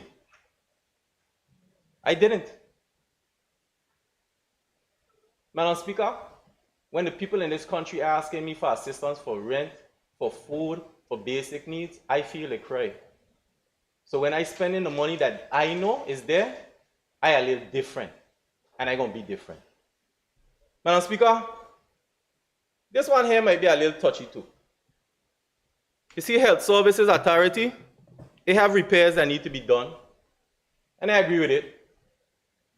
You see the sign that they're going to put on there? Madam Speaker, I'd like to see the money spent inside the building first. That's my personal opinion. I want to go on record. The man who the building is named after, I voted for him in every election. And if he's the man I think he is, he's going to say the same thing. I'm moving off of that topic now. Madam Speaker, that cancer center, I support it. BVI Health Services Authority has a lot of problems. But we could fix them. And again, the Premier said NHI and all of that, the Premier going to do it. And I believe the Minister will do it as well. Because I want to speak the positivity, Madam Speaker. I want to speak it. So let me get up and let's fix it. But Madam Speaker, while we're doing that, can we get the basic things that we are paying to other providers? Can we bring back some of that money to the hospital, please? Can we? I've been down Peebles 3 times for the year, and I've had superb treatment. But it bleeds my heart when the people down there saying to me they haven't had an increase since 2015 and 2013. So let's bring some of that business that is out in. And while I'm talking about health services, Minister of Education, I know you need a nurse. You were not here in the room, so I'm not going to say this behind your back. When I spoke in standing finance, Madam Speaker, it was stated that you should hire the nurse and the ministry will vet it. That is different to what I remember being said in here. I'm saying it in here because I'm not holding you on it. I'm saying go find your nurse, and when them tell you you can't hire your nurse, the Premier give you the money. Then come to me and let me stand with you and tell them they said your ministry is supposed to find the nurse. Go give the train over there a nurse, please. Madam Speaker, I don't even want to talk about Joe's Hill Manor because I don't understand it. Social Development came inside here and they said at the end of November they had just under $500,000 left for public assistance. Madam Speaker, I want to live to see a ripe old age. But if I do right now, I will get $337.50 for a grant. Now I know the minister is working on that. I know his PS is working on it. But again, I say this, Madam Speaker. 2007, we still running off of those figures. Cost of living has gone way up. And it is alarming to me that the urgency that I hear in the voice is not in the action. Every one of us in here know the dilemma and the struggles that our people have. And tomorrow, Madam Speaker, if I went up out there, I believe in a system that will take care of all who need to be taken care of fairly, because I might need the system. Many of us have been in this House of Assembly, previous those before us, and they're outside and they're struggling. So no matter how much you pad up for the future, you don't know what will come. Madam Speaker, you know you got seniors out there and pensioners. And everybody got an increase. The hard-working public officers, us in the House of Assembly got an increase, but the pensioners ain't see much. The seniors ain't see much. Madam Speaker, why some of that public assistance funds cannot go towards specific seniors? Help them with a food grant every month. The district reps go identify them. At-large reps go identify them. Pay them electricity bill. Make sure they gain their medication. Madam Speaker, we got to take care of our seniors, not just give them a bouquet when they hit 100 years old and wonder how they get to that age. No pun intended. The only entity that will look out for our own people are us. We are the ones that will look out for our people. When Meta get old and he walking down the street, it's going to be one of them little children I used to work with that might give me a plate of food or might help me get in and out of vehicle if I have a cane. So put yourself in the shoes of the seniors in our territory. We can do better by them. Speaker, public works is a headache for me, right? I applaud Jeremy Hodge, the director, and all of them who doing work on the road, work out on our infrastructure. The minister is caught between fixing the roads and hiring staff. Because public works needs quantity surveyors, architects, engineers. Do we even have a road engineer in public works? I don't think so. So, Madam Speaker, the minister now is getting funds. I hope the minister is able to build capacity in public works. Because if we fix the roads, we have to maintain the roads, Madam Speaker. And again, I side in with Honorable Walwyn because I drive through that road up Sabbath Hill. And I don't want to wind up on BVI News, Mater's truck fall through.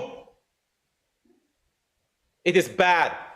It is terrible. It is horrible. It needs fixing. And Madam Speaker, I know somebody else that will come through that road too. So I'm going to speak for her. Fix it. Madam Speaker, crime. Madam Speaker, if we don't fix what we need in order to make sure that we have our legal system in the BVI way it needs to be, we're going to fall along. Madam Speaker, do you know that the police and juvenile unit in the road town, what is this again? Royal Virgin Islands Police Force. I like the sound of BVI Police Force. Madam Speaker, it only has 4 officers in there. 4 officers to deal with the entire territory when it comes to family and juvenile. How is that enough? Now I know that falls under the governor, so we're going to be fair now. Governor Bruce, fix it. Because it's not good enough. For all young people, it's not good enough. Let's get it done.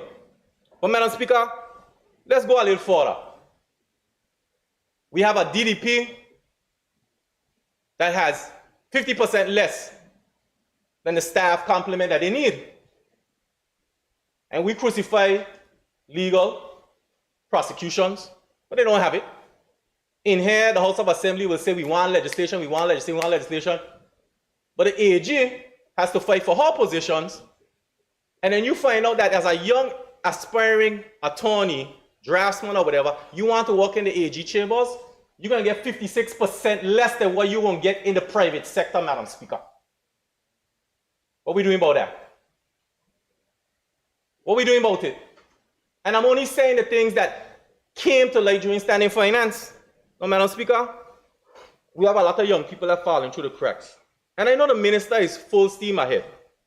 Minister, find a way to create a program that puts children who are not seeking academic advancement to do maths and English or language during the day, and in the afternoon, send them to do an apprenticeship program.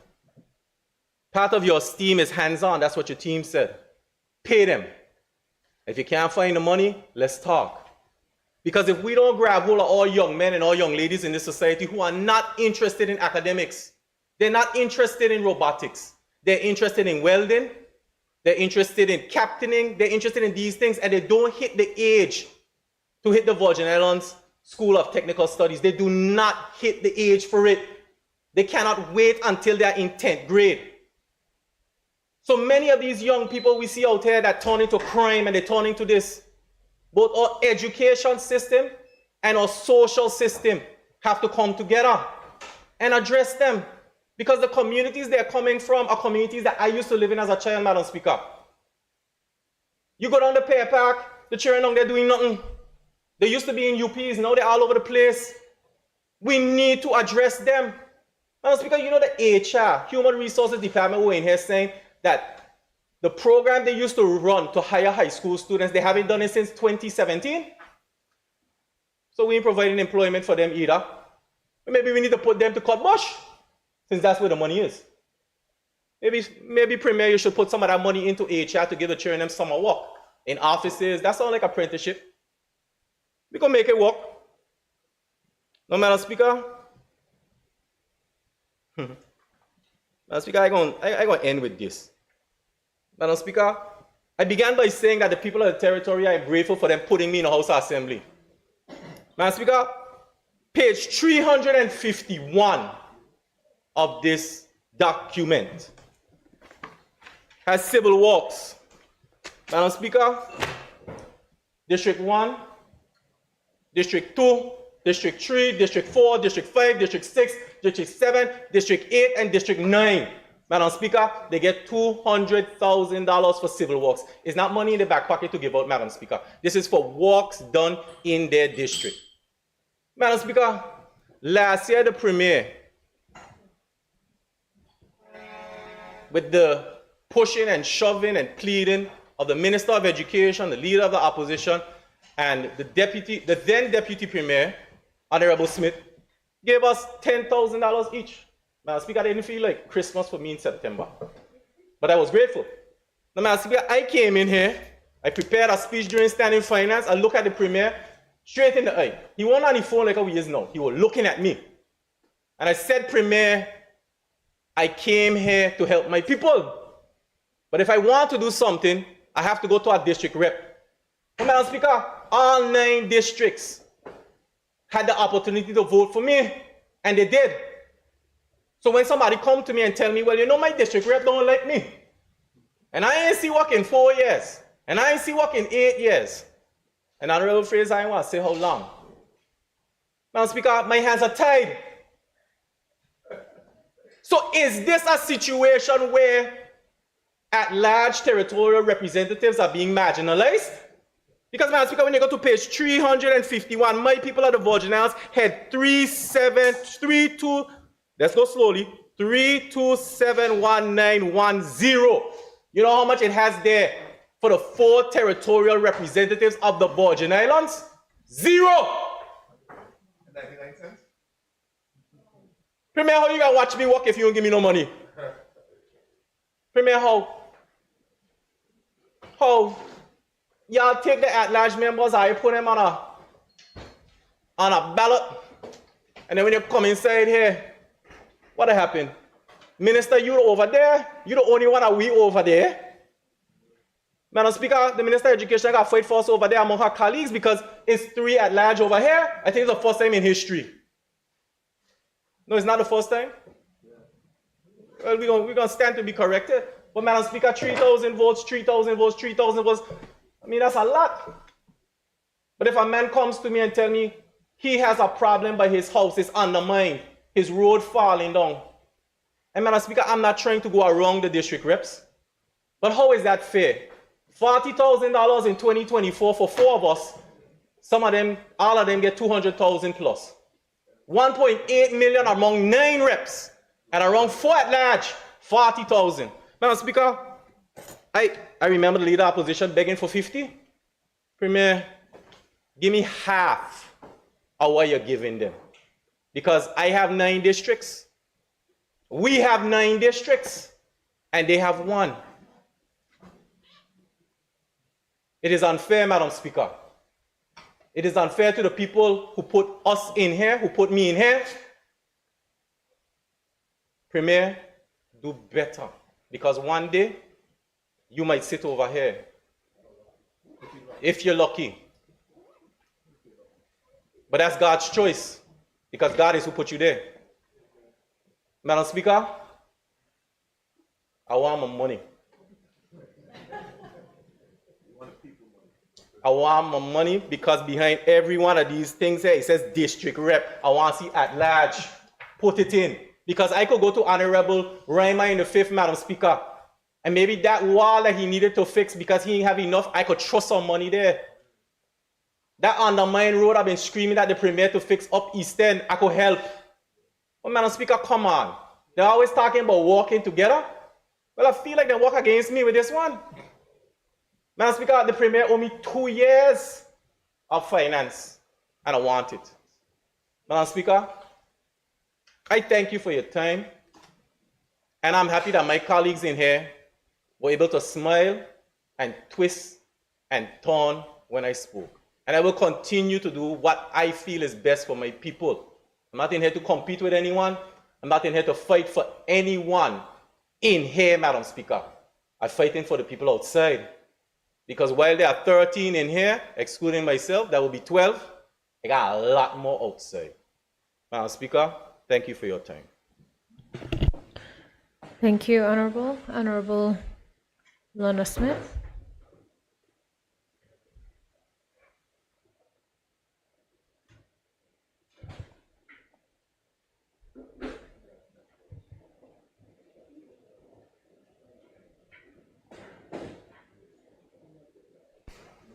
Thank you very much, Madam Speaker. Madam Speaker, the Premier and the Minister of Finance delivered his budget address on the 11th of November. And aside from the week when he was away on business, as was said previously, we spent 4 full weeks here in this House in Standing Finance Committee meetings with every department of government and every ministry, examining the draft budget for budget estimates for 2025. I also want to applaud the excellent presentations made by the permanent secretaries and department heads. I want to express my gratitude for their cooperation, and I want to say how pleased I was with their ability to really defend the rather narrow envelopes that they were given for this budget for 2025. I have to say, Madam Speaker, that many days as I sat through, I didn't speak as much as many of my colleagues, but I didn't because I felt that we were simply going through the motions of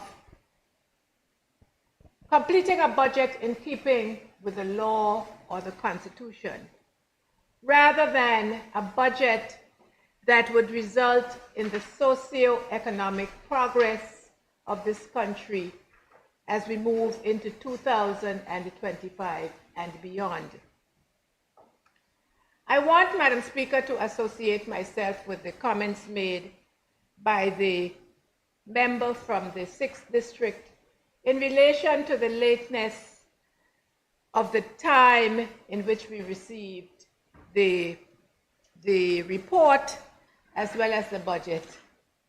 I'm grateful, Madam Speaker, to you and your staff for the hard work you put into it, but receiving that report at 2:34 this morning, or 2:38, wasn't very helpful, but I know that it was a tough slog, and you did your very best, you and your staff.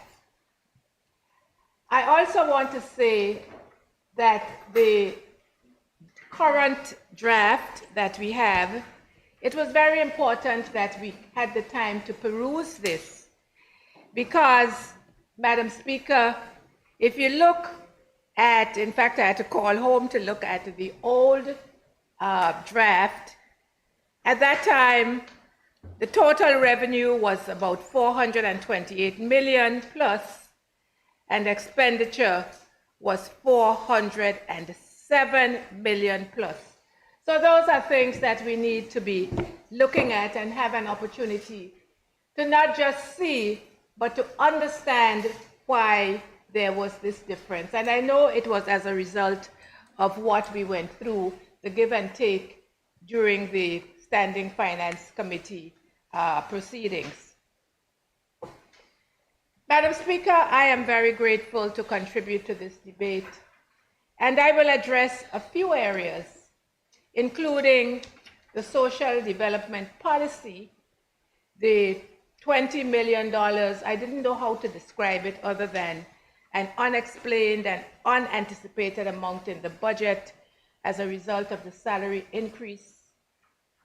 I want to talk about the state of the economy, including our tourism product, business development with a focus on small businesses. I'm going to talk about Anegada lands as an at-large representative, and because I have a special interest in the people of the sister islands, and especially on Anegada. And I'm going to talk about the social fabric of our community, and of course, the financial services sector, among a few other matters. Madam Speaker, I begin with head number 2652, the health sector development policy, that according to the budget aims to promote social justice for the society. As the Minister of Health correctly recognized when he introduced that policy, I believe it was in June or maybe earlier of this year, the policy aims to strengthen and support the most vulnerable amongst us. Madam Speaker, this, together with an increase in the minimum wage, which he also recognized was important, and which was to take effect at the end of November, would have resulted in an overall improvement in the standard of living in this territory. Madam Speaker, as we say, a rising tide lifts all bottoms. But Madam Speaker, a full 2 days after the minimum wage was to take effect, this was around the 3rd of December, an announcement was made that the minimum wage increase would be postponed until next year due to, quote unquote, a policy decision. No other explanation. Madam Speaker, in the words of those who needed that increase most, this was nothing short of immoral. Others called it stronger words, but I will say with the immoral. Madam Speaker, all of the preparations were made in keeping with the labor code. I can attest that I personally met, together with the staff and the ministry at the time that I headed, with all of the major supermarkets to make all the requisite preparations to bring that labor code, to bring that, the minimum wage into effect. What was of even greater concern to me, Madam Speaker, was that the cabinet of the Virgin Islands approved the minimum wage. And this was an increase of $2.50 per hour, which compares favorably with the Cayman Islands. They're a few pennies above us. And Bermuda, I believe, is something like $16 per hour, much higher. Madam Speaker, the minister is not in the room, but I call on him to put workers of the British Virgin Islands in a place where they can earn a decent wage that will allow them to live a decent life. I repeat, if he's listening, Madam Speaker, that he must bring this minimum wage into effect to allow the people of this country to be able to live a decent life. Madam Speaker, I turn now to an unexplained amount of between as we listened to the standing finance proceedings, or as we engaged in it. Sometimes it was $13 million, and then sometimes it was $26 million in the budget that was unanticipated. And this was because of a salary increase. Madam Speaker, this House learned of this development in May of this year. Imagine between $13 million and $26 million. Madam Speaker, when I was on the other side of this House, I stoutly defended the Premier on the basis that an investigation was being carried out to explain what happened and when it happened. 7 months later, Madam Speaker, the situation has become very murky. It is fair to say, Madam Speaker, that from day one of the Standing Finance Committee proceedings, that this House sought to get an answer and an understanding of what really went wrong. As we got deeper and deeper into it, the situation became murkier. What was 20 million, as I said, went up to 26 and then down to 13 million. Of greater concern to me, though, Madam Speaker, is that the Minister of Finance stated on more than one occasion that this matter is being investigated. We found out during those proceedings, Madam Speaker, that nothing, I repeat, nothing is being investigated. Nothing is being investigated. I have no reason, Madam Speaker, to doubt the veracity and the honesty of the Minister of Finance.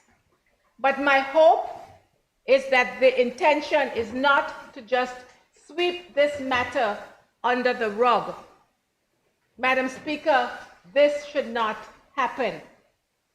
We are already seeing what is happening because we are faced with a situation where our expenditure, for the first time probably in the history of this territory, our expenditure is higher than our revenue. It is not a good situation. Madam Speaker, while on the subject of salary increases, our pensioners, they eat, they work, well, some of them work, they shop, they go to the doctor, they live just as we do. Most of them, Madam Speaker, are living on a mere pittance. I like the ideas, short-term though they may be, made by my colleague, the Deputy Speaker, in terms of how we may assist these pensioners. But, Madam Speaker, we in this House have to fix the situation for pensioners on a permanent basis, and I hope that we turn our attention to it in 2025. Madam Speaker, the Premier and Minister of Finance and Tourism touted some very impressive figures in his budget address. Nearly 800,000 visitors for the first 3 quarters of 2024. Roughly 550,000 of them were cruise visitors, and the rest of them were overnight. But, Madam Speaker, Let's talk about the experience of those visitors, the cruise ones I'm talking about. Let's talk about their experience in Rowtown. What a sad sight, especially today when it rained for an extended period of time. You see many of them walking around in a bewildered state, trying to pick their way through the mud pools, the overgrown, the dusty sidewalks, the mess. All of us, Madam Speaker, in this house, and many persons listening to me have traveled on cruises. In fact, BB Islanders love cruises. But I think it is fair to say that there is not a country that is on the cruise schedule that looks as squalid as Tortola does. Madam Speaker, it gives me no pleasure to make this kind of comment. I want to see our country do better, but it seems that we are fighting a losing battle. There are cruise passengers who go on tours to our beaches and on sightseeing tours. We took 4 Doors, a leading travel guide, to task for placing us on what they called their no list, partly because of our lack of carrying capacity. Madam Speaker, this simply means that we are not balancing our overnight guests with our cruise guests effectively. I would add that we got on there because there is so little for people, especially those visiting Tortola, to see. The whole island, Madam Speaker, has become a wilderness. I am glad that finally there is some cleaning up that is happening, that there is some beautification, as it is called, that is happening. But Madam Speaker, I don't know which is worse, to clean it up and then expose all the debris, the bottles, the cans, and whatever else, or to just leave the overgrowth. And of course, we don't even have to talk about the increasing number of derelict vehicles. Madam Speaker, we have to fix our country. As I drove up here today, Madam Speaker, the beautification, the so-called beautification, has turned Rowtown into the dump heap. I live in Rowtown, and just across from me and across from the hospital are loads and loads of the trash that is being collected and deposited in the middle of Rowtown, where all of us as residents have to pass and our tourists are having to see. What kind of message are we sending to the world? I have to agree with my colleague from the 6th that people are not going to come back here when they see what we are now seeing and there is no improvement. What beautification are we talking about? We are making matters worse. I started, in fact, with my colleague, the honorable member from the 8th district. I don't know whether he's seen the number of compliments, how happy people are to see that we are starting to clean up from Beef Island. And it's not part of that beautification program. It is a program, Madam Speaker, if I may address the Honorable Deputy Speaker, I was able to use my $10,000 for that purpose. And I am glad that with the assistance of the member from the 8th, the pictures are beautiful that he took, and people are so pleased. People, it doesn't take rockets, it's not rocket science, as the Premier says. We just need to clean our country. We just need to do the work, and we need to have some pride. But I have been preaching this, I'm not saying I'm preaching to the choir. Nobody's listening. Madam Speaker, more fundamentally is the absence of a plan, a tourism plan, since 2011, as Fordor's Travel mentioned. Quoting the Minister of Tourism, who, as they said quite rightly, is also the Minister of Financial Services, and etc. He did tell them, it seems, that we would have a plan in January of this year. However, according to them, the National Strategic Plan will be introduced sometime between the second and third quarter of 2025 or into 2026. The minister, our Minister of Tourism, further acknowledged that there is no overarching policy in place as it relates to tourism.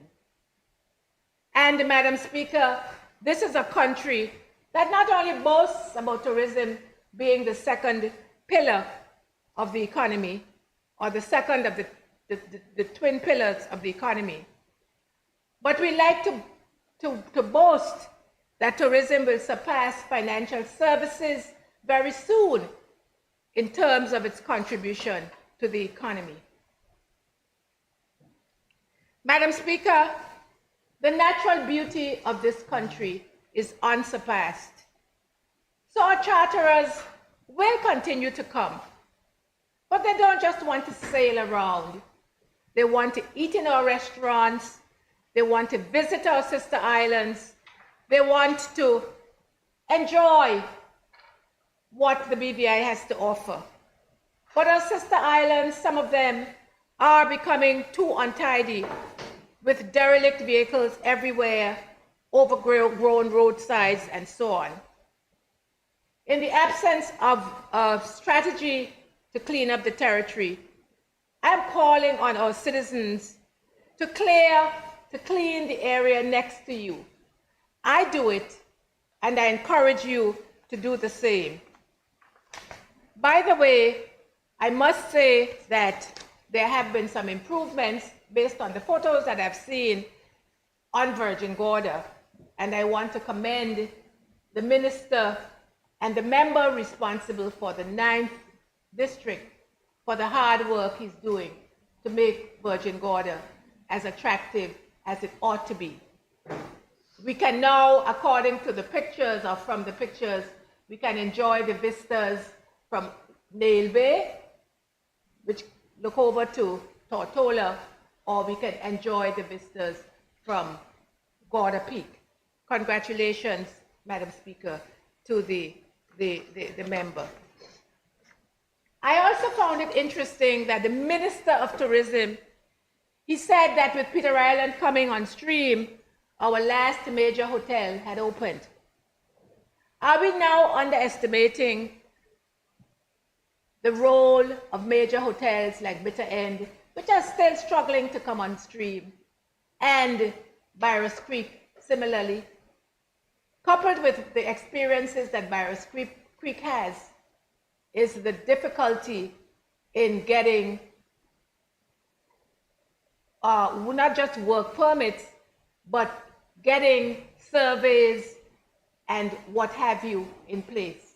Madam Speaker, the red tape that is involved in getting government's permission is unbearable, and it's driving away business.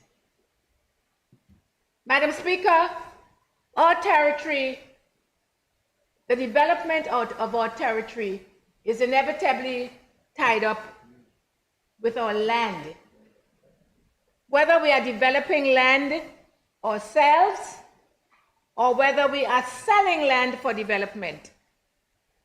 Madam Speaker, as it relates to land development and investment, we must agree that the BVI is perhaps the most difficult country in the Caribbean with which to do business.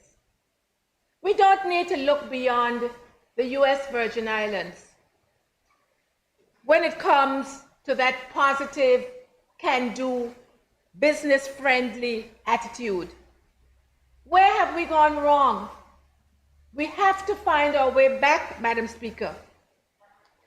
We clearly have a problem of leadership when it comes to investment.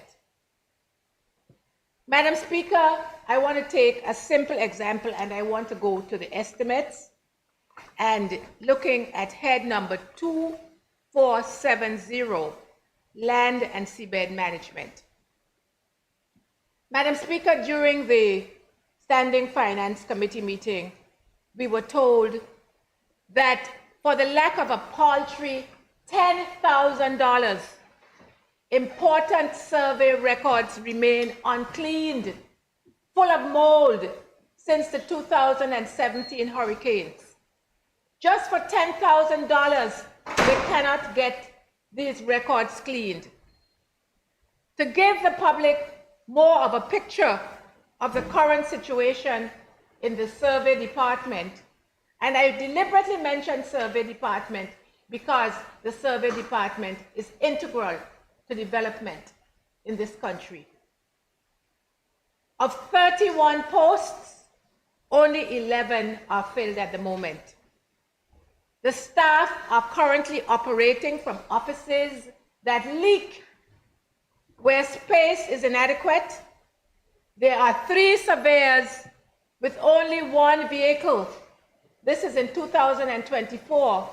I am pleased, Madam Speaker, I believe that there is a $40,000 amount to buy another vehicle for the survey department, which would enable them to do much more in terms of their performance than they are able to do. Madam Speaker, notwithstanding the additional vehicle, the limitations that I have described, I leave it to the people of this territory to determine whether this government is serious about development. A related problem is that it takes months, Madam Speaker, sometimes up to a year before a non-belonger landholding license can be issued. And these often require surveys before they can be completed. Madam Speaker, we were made to understand that as recently as 2022, a drone costing about $125,000 was recommended by this very House of Assembly to assist with completing surveys. But was it granted? Of course not. Madam Speaker, this is a good time to talk about Anegada lands.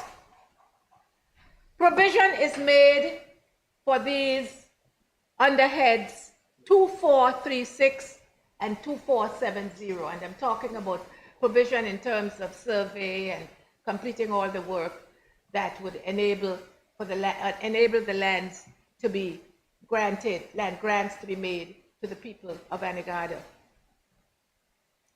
In April of this year, I very well recall, as a minister, the Anegada Lands Committee was promised, I was there, was promised that at least 60 land titles would be granted by the 1st of July. 60 land titles would be granted by the 1st of July, 2024. It is now December the 18th, and it is still a hope, Madam Speaker, that they would be granted by the end of this year. Madam Speaker, why are the people of Anegada given such low priority? I know for a fact that all of the information that was required from the Anegada people has been given. Why is the ministry dragging its feet?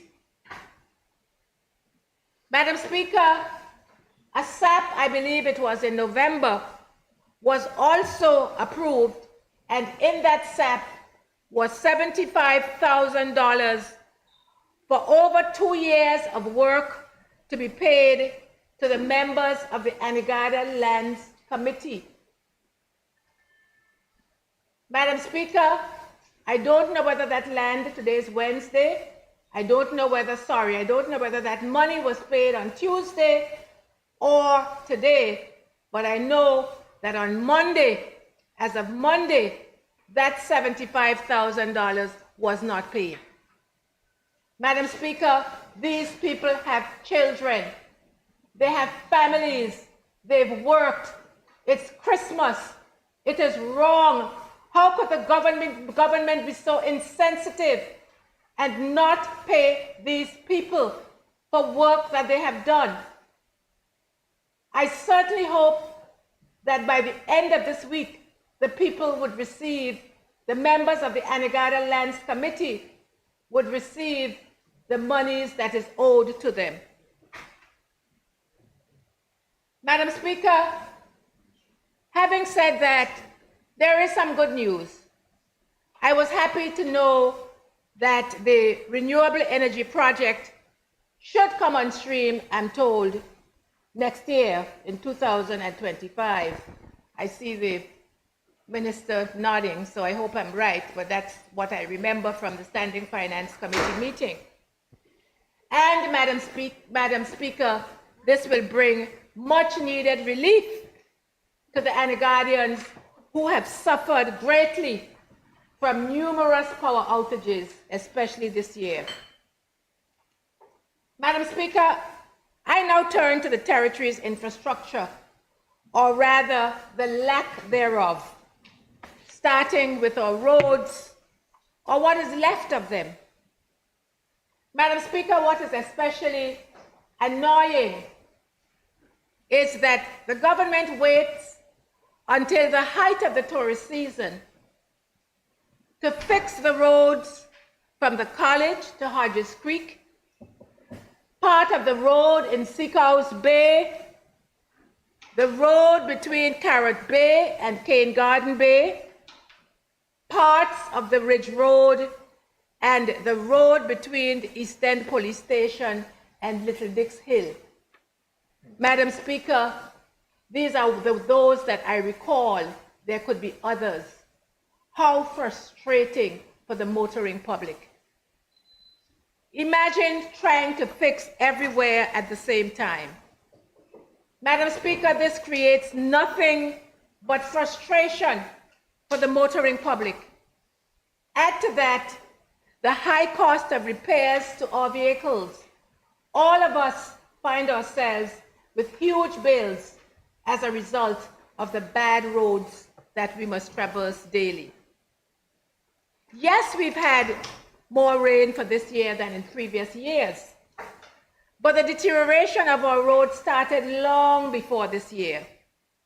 Madam Speaker, I am aware that the Minister of Communications, or the ministry, has been asking for funds for significant improvements to the roads for years.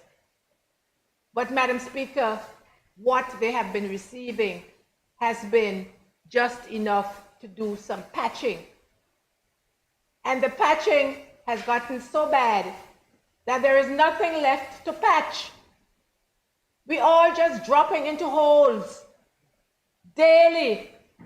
I can't say the braggadam thing as well as my colleague, but everywhere is the braggadam, and the next day you have to go to the garage and fork out thousands of dollars. Madam Speaker, I am nevertheless happy to see that in this budget there is some $13 million allocated to roads through the loan facility. And I trust that finally, Madam Speaker, we will begin to have properly engineered and constructed roads. Madam Speaker, this is a good time for me to speak to that $100 million loan facility, which was negotiated by the government as an infrastructure loan I repeat, it was negotiated as an infrastructure loan at 6% interest. 6.5, thanks for the correction. 6.5 interest, 6.5% interest over an 18-year period. As has been said, very expensive money. To be clear, Madam Speaker, this is much needed new money, and I welcome the purposes to which it is being put, to the extent that I know what these purposes are. What does concern me, to be honest, Madam Speaker, is whether the government has the capacity to execute the projects based on past performance. Madam Speaker, we all recall that last year some $40 million was returned to the Treasury, money that was allocated because of government's lack of capacity to carry out the projects. This year, we reallocated a significant sum, but, Madam Speaker, given the time, I fear that the story is going to be the same in 2024. Madam Speaker, I am relieved that since the hurricanes of 2017, that the government is finally spending $2 million of those loan funds to clean up the wrecked boats, starting with Seacoast Bay Harbor. I am very happy that this money will be spent on cleaning up our waters. I hope that the same priority given to Seacoast Bay will be given to Road Town, Paraquita Bay, East End, and elsewhere, so that we can have our country return to the beautiful country that we had before 2017. Madam Speaker, still on infrastructure, I now look at sewage, and I also welcome the $4.5 million being spent to continue the National Sewage Project at East End. It will cause some inconvenience to us, but it is worth it. But, Madam Speaker, Road Town is a different story. I see that $200,000 is placed in the capital budget. I hardly think, Madam Speaker, that it will be enough to do what I'm about to describe. I was recently, or to fix the problem that I'm about to describe. Madam Speaker, I was recently called to Lower Road Town to see raw sewage literally bubbling up. Madam Speaker, raw sewage literally bubbling up right next to Tortola Marine Management, one of our oldest charter boat companies and oldest and best known charter companies. Very close by are several businesses, including one of the purveyors of food, and on the other side is a business complex. The problem, I gather, is several years old. But, Madam Speaker, whether it's a year, 5 years, or a day, we have to fix it. And we have to fix it next year. We are a week away from Christmas, but I hope it can be fixed by the spring of next year. I asked the experts when they were here for standing finance what a permanent fix would look like. And I was told that it would include the installation of wet wells, and particularly the pumps, because the wet wells, I believe, are here, that would cost no more than $130,000. $130,000. I have to wonder, Madam Speaker, why this serious problem is being given such scant attention. And I must add, Madam Speaker, we pride ourselves on our environment. That raw sewage is also going straight into the water next door. I urge the Minister of Finance to provide the resources in this year's budget, in next year's budget, budget 2025, to bring an end to this unsanitary and unhealthy situation immediately adjacent to one of our charter yacht companies.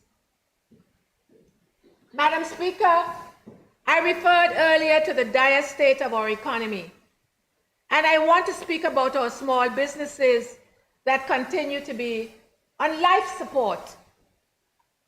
Of course, they are very grateful to have received $100,000 in the form of a grant that was put in last year's budget, and that is reflected in head number 3075.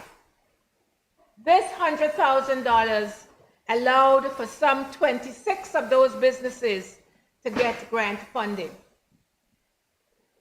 Another $150,000, Madam Speaker, you may recall, was also approved in a SAP.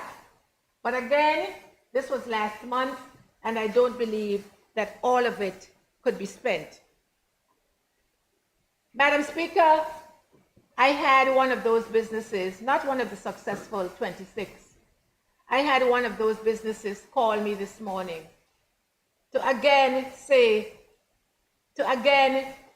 talk about the frustration, the red tape that is involved in getting a few dollars under $10,000.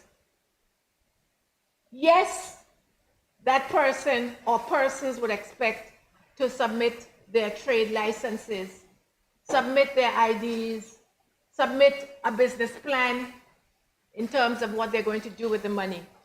But to ask them for bank statements, what bank statements? They have no money. What bank statements are we asking them for?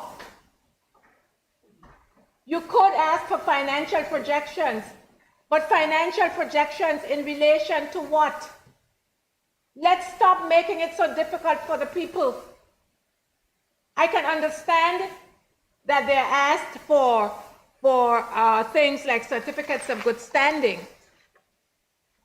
If they can't provide the certificate of good standing, a payment plan should suffice. These people, Madam Speaker, want to be able to run their businesses. They want to make some money. Let's help them to do so. Let's not be putting stumbling blocks in their way. Madam Speaker, I'm happy that those 26 persons will receive some measure of funding, I believe, later this week, maybe Friday or early next week. And I'm grateful to the Premier for inviting me to attend the ceremony when they will receive that money. That business or this sector is very important to me, and I am happy that he was gracious enough to invite me to attend. And I want to congratulate those 26 persons for being able to get a few dollars to enhance their business. On a related note, Madam Speaker, as the former Minister of Trade, I was not just happy to get the banks at the table with our businesses, but to get them to sponsor the first Business Banking Expo. Madam Speaker, I continue to believe that our banks want to work with our businesses, but at the moment, It is just not working out. It is just not working out. Small businesses are really, I don't want to use the word desperate, but they do need some financing. And, Madam Speaker, they frankly feel that the banks have no interest in them. Of course, I tell them that this is not the case. Some of them who do get the bank's attention, they get some funding at such a high interest rate, as high as 50%, that they just have to turn it down. Madam Speaker, it's time for another conversation between the banks and the businesses, with the Minister of Trade leading the charge. And Madam Speaker, I hope that he finds and makes the time to have such a conversation between the banks, the businesses, and himself as Minister of Trade. Madam Speaker, this is a good time to discuss the subject of investment. I'm talking about new investment for the territory, and I'm not just talking about new hotels and so on. My colleague from the 6th dealt with that very adequately. I have to ask more broadly, what are our plans for investment once we can fix the red tape that is involved and that can choke off investment? I looked through the Premier's budget address as well to see what he said in terms of his plans for investment. Madam Speaker, I looked more than once. I saw one sentence, and I'll read what that sentence said. We will also progress the development of trade and investment, as well as consumer affairs and investment promotion. That was the only point about investment. Madam Speaker, talk about hope. Talk about the lack of hope. Madam Speaker, naturally, we must give the highest priority to BVI landers, give them all that they need in terms of incentives to invest in the territory. But Madam Speaker, I'm looking beyond BVI landers investing.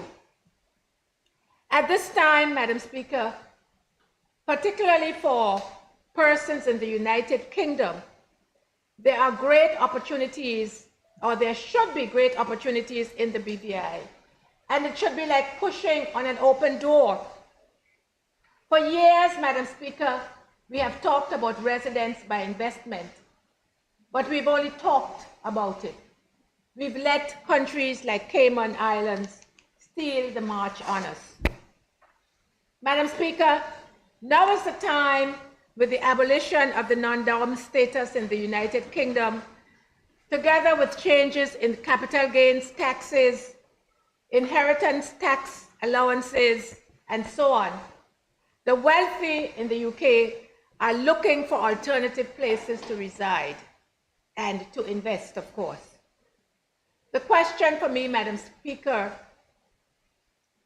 is whether the Premier and Minister for Investment has the time to consider specifics like this. I also, Madam Speaker, take this opportunity to endorse the member for the 6th point about the importance of appointing a fiscal advisory council. As was said by another member, we don't have all the brains in here. Let's use the brains we have. Let's appoint such a council to give advice in terms of investment. Madam Speaker, as the budget relates to financial services, I remain bullish about this sector. I was asked recently about how I felt when it was announced that a certain czar or as we might call her, a watchdog, how I felt about her being appointed. My response was that I felt fine. She has a job to do, as do we. Hers is to make sure that we continue to be transparent in meeting all international standards. The reality, though, Madam Speaker, is that our industry requires experienced leadership and dedicated time. I repeat, what our industry needs is experienced leadership and dedicated time. Whether the sector or the industry gets this, only time will tell. We recently won a minor battle on the matter of public access to registers of beneficial ownership. What that win means is that only persons with a legitimate interest, and that legitimate interest is yet to be defined, will have access to beneficial ownership information. Madam Speaker, I am pleased to have initiated that strategy. I repeat, I initiated that strategy by holding meetings with the leaders of my fellow overseas territories of Bermuda and Cayman before I was quote unquote replaced, thereby enabling this territory, together with other overseas territories, to arrive at a clear position, a position of certainty, a position that will not result in loss of business. Madam Speaker, while on financial services, I'm also happy that most of the funding required for the National Action Plan, in keeping with the mutual evaluation report, has been approved, or we hope that it will be approved in the 2025 estimates. But there is always a debate, Madam Speaker, about the real contribution of financial services to the economy beyond the 60 cents out of every dollar that it brings in. Madam Speaker, I realize it is time for there to be a real conversation, Madam Speaker, between the leaders of the financial services sector and the government departments that interface with them. And I'm speaking especially about labor, immigration, and to a lesser extent, education department. Walking into offices unannounced simply to check on staffing ratios will not cut it. It is not the answer. Sit down and understand what financial services does, how it works, and then move forward. Madam Speaker, I am convinced that the financial services industry wants to be here. It is committed to BVI Islander development, but it takes two to tango. Of course, we must be sure that BVI Islanders are truly making a contribution to the industry and not just making up numbers.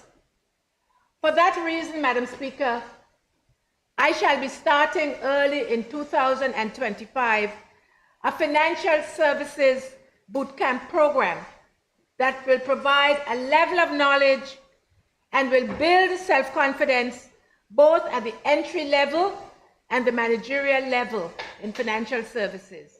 Madam Speaker, I invite the public to stay tuned for more information on this. Permit me now, Madam Speaker, to turn briefly to the state of our social services and to look at heads 2652 and 2655. I'll start at the wider macro level and become more specific. Madam Speaker, as I've said, during standing finance, the social fabric of this community is in tatters.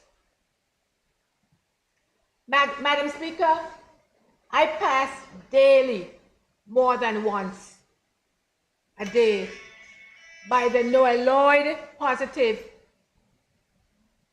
Action Park. Madam Speaker, at least one, maybe more persons, at least one person is living every day in that park, using the restroom facilities, I suppose sleeping there when it's raining, because you couldn't be sleeping on the bench when it's raining. Living in that park. Madam Speaker, we love to march, we love to celebrate our heroes, we love to wear the t-shirts and receive the mementos and so on. But do we really stop to think about our heroes and what they stood for? Would Noah Lloyd have really liked to see a park named in his honor used for this purpose as a residence? Madam Speaker, I call on the minister responsible. He's not the minister responsible for parks, but he's the minister responsible for social development, to fix this problem. I am aware, Madam Speaker, that these people are hungry and some of them don't have jobs. I found it most interesting that with all the monies allocated for social assistance this year, I think it was in excess of 2 million, and next year 2.1 million, only 412 applications were made for public assistance. Madam Speaker, the recipient entitlements are inadequate. I think it's around $360 a month for a family of 4. Madam Speaker, what can that do? We go to the supermarket and we know the prices are rising daily. We must find a way to help our people to live, and to live in a decent fashion. Imagine, Madam Speaker, that for 2 straight years running, more than $400,000 is returned to the Treasury, and people continue to be in need. It is wrong. We have to fix it in this House. On a positive note, Madam Speaker, let me commend the Minister and the Department for the excellent seniors program that is in effect in all the districts. Madam Speaker, I return to a growing social problem, and that is the number of vagrants in Road Town that pose, thank you, Madam Speaker, pose a danger to residents and visitors alike. Madam Speaker, again, this has to be fixed. Madam Speaker, I'm happy to see that $1.5 million of the loan funds will be spent this year on the rehabilitation of the Dr. D. Orlando Smith Hospital, including the Road Town outpatient clinic and the Nurse Iris O'Neill Clinic. I have to wrap up, so I will just reiterate that I'm happy to see that this is happening. Madam Speaker, if I may, I'll be allowed just 2 more minutes to speak on 2 quick points. One has to do with the Public Works Department. Madam Speaker, I have to say that the government has to decide whether it wants a Public Works Department or not. Why not combine the RDA with the Public Works Department and make the RDA, the Recovery and Development Agency? It's time for us to forget about to stop recovering and keep developing. Make the RDA the department that would execute the plans. Madam Speaker, I was very concerned about the emasculation of that Public Works Department. Madam Speaker, I have to very, very briefly speak about crime and public safety, and to just say that under head number 2118, that I was happy to see that there is a renewed focus on community policing, and to again reiterate the importance of persons in the community working with the police, because, as I said before, the police cannot do it on its own. Finally, Madam Speaker, I want to say that I welcome the projects to be executed through the loan facility. However, Madam Speaker, it is my view that this whole House, should receive a full explanation of how these monies will be spent. We're getting a drip, 13 million here, 2 million there, 1.5 there. Can we see how this $100 million facility will be spent? Madam Speaker, I end my contribution by reiterating my firm belief in the enormous potential of this country, this British Virgin Islands, and my firm conviction, Madam Speaker, that our best days are yet ahead. I thank you, Madam Speaker. Thank you, Honorable. I now recognize the member for the 8th District, Honorable Marlon Penn.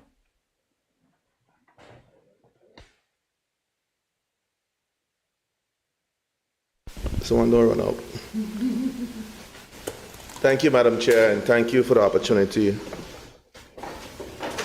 Madam Speaker, sorry, we've been in committee for 5 weeks, so I still have Madam Chair in my mind.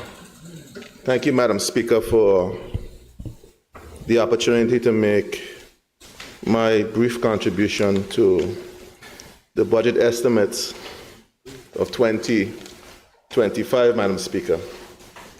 Madam Speaker, firstly, I would like to join the sentiments of my colleagues previously and acknowledging and thanking you, Madam Speaker, and your team for the arduous task of managing this entire process over the last 5 weeks and the days after we left here, Madam Speaker.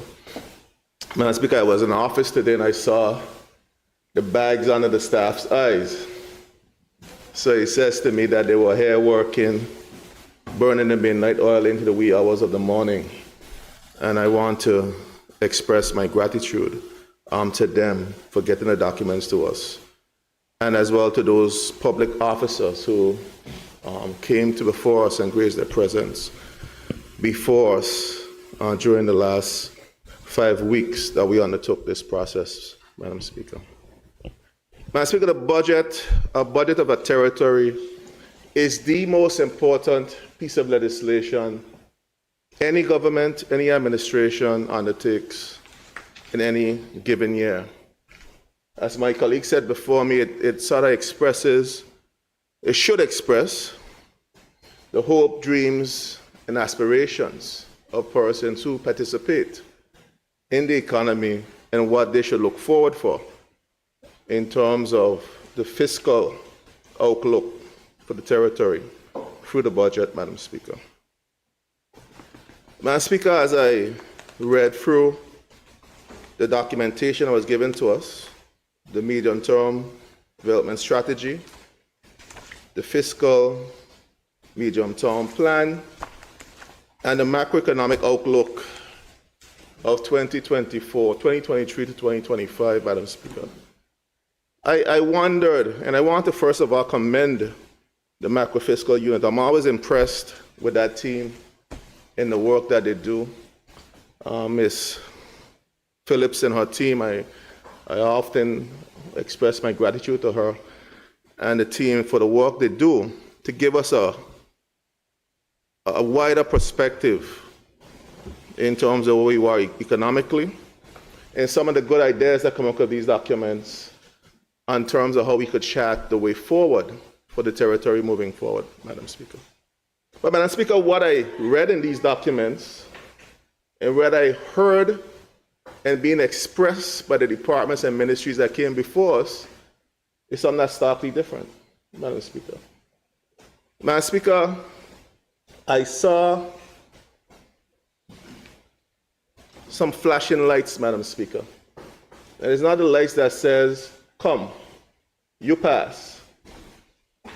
The lights that say, proceed with caution, Madam Speaker. Danger is ahead, Madam Speaker.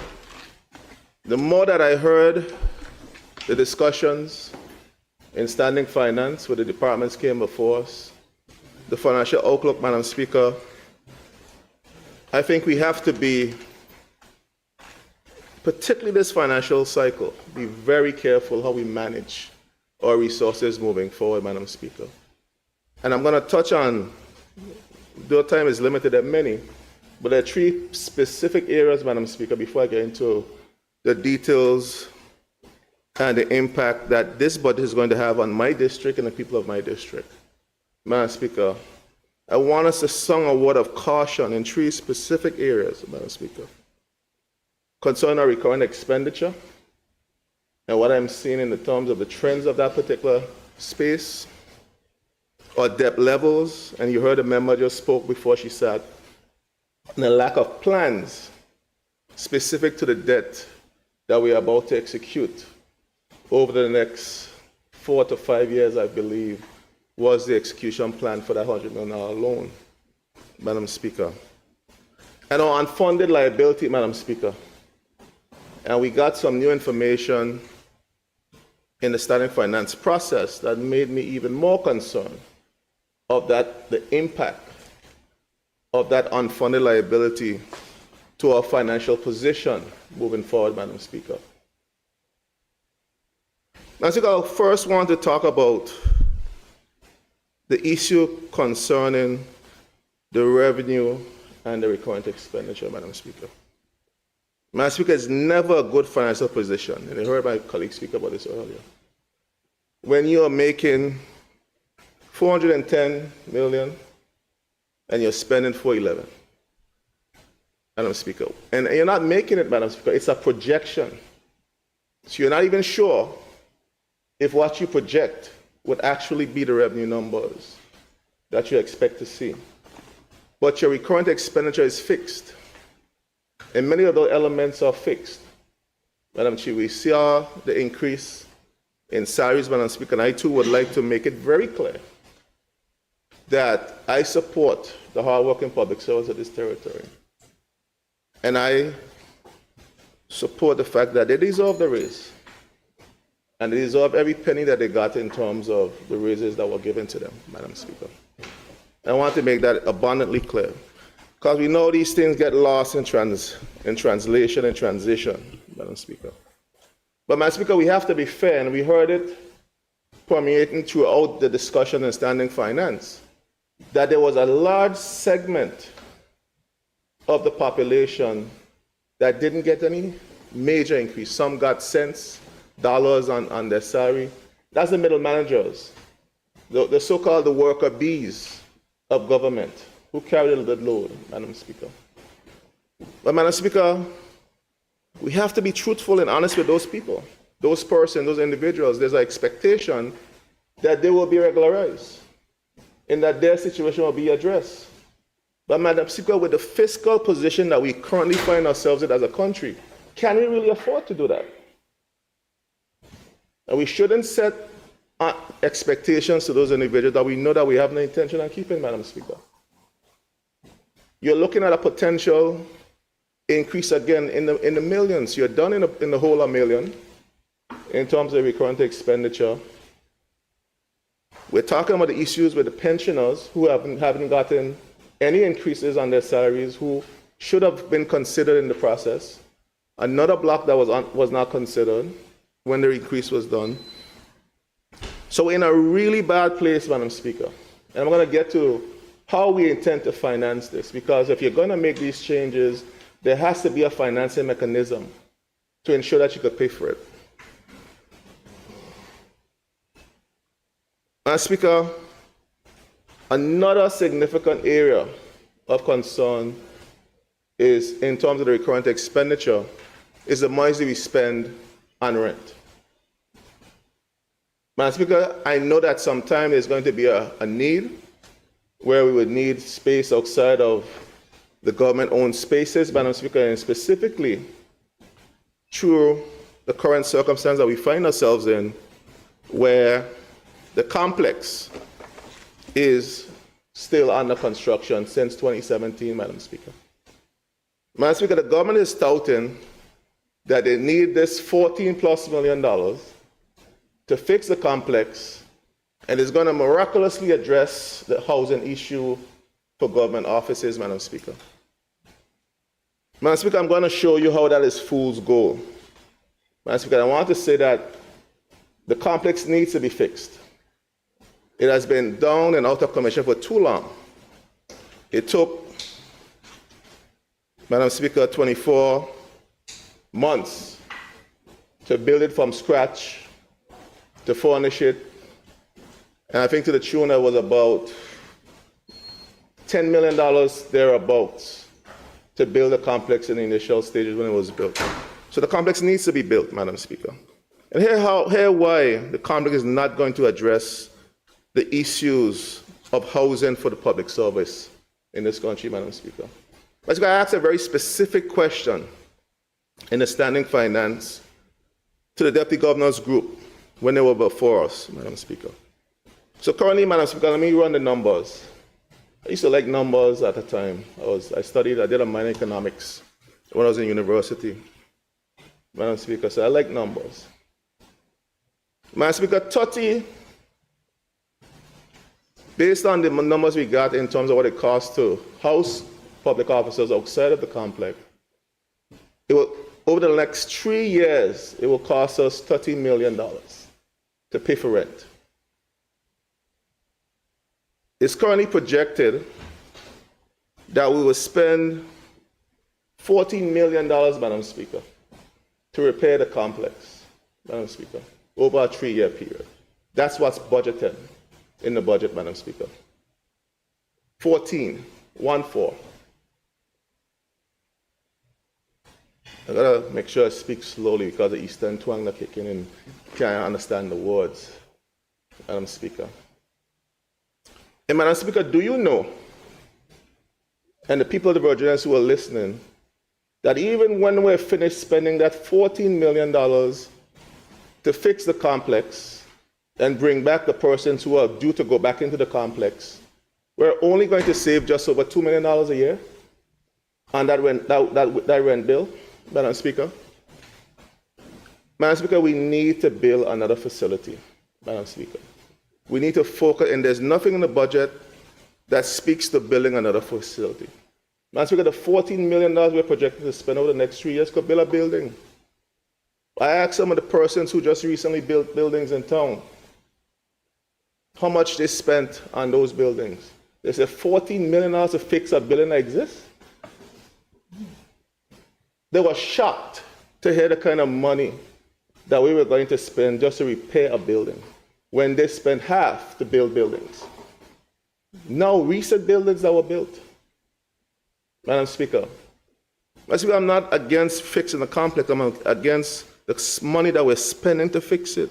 That 14 is in addition to the monies that were already spent. So you're telling me it's going to cost us $25 million to fix a building that we spent $10 million to build? Madam Speaker? Madam Speaker, we got to do better. And we're driving the cost of construction in this country out of the hands of the ordinary man with this type of economics, Madam Speaker. So, Madam Speaker, the current expenditure situation is something that we have to quickly address, and is going to put the country in a bad place. We're up $27 million, Madam Speaker, from last year to this year in terms of the increase of recurrent expenditure. That's unsustainable. We cannot continue down that road, Madam Speaker. Madam Speaker, debt, public debt, farmer sink kits.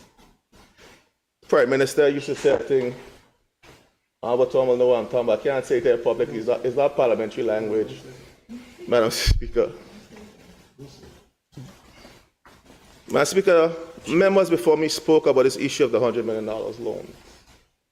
Madam Speaker, it's the greatest amount of the greatest, most single amount of money this country has ever borrowed in one go. Madam Speaker. Madam Speaker, yet the public is yet to see a spending plan for this money. That is unheard of, Madam Speaker. Madam Speaker, it reminds me of a show I used to watch on TV, how they're handling this money. You know, it's at Christmas time, Oprah used to do the show, Oprah's Greatest Things.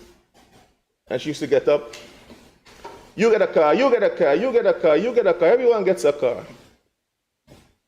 The premier is handling this way, you get $1 million, you get 2, you get 3, everyone get $1 million. That's the way we're dealing with the public's funds.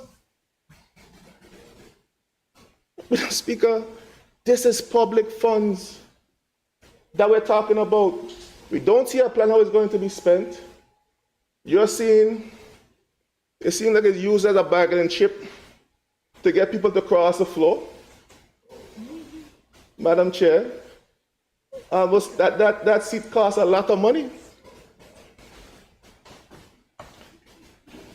Madam Chair, Madam Speaker, at the end of this process, that particular loan is going to cost the taxpayers of this country over $70 million in interest. $70 million. Pull up your calculator, amortization calculator. 69 point something. You run it out the nearest 10. Madam Chair, 6.5 over 18 years. You do the maths. Imagine that's $70 million in interest that we're paying and you don't even have a spending plan for the people's money. Imagine after 18 years, when we finally pay this loan off, I'll be eligible for Social Security.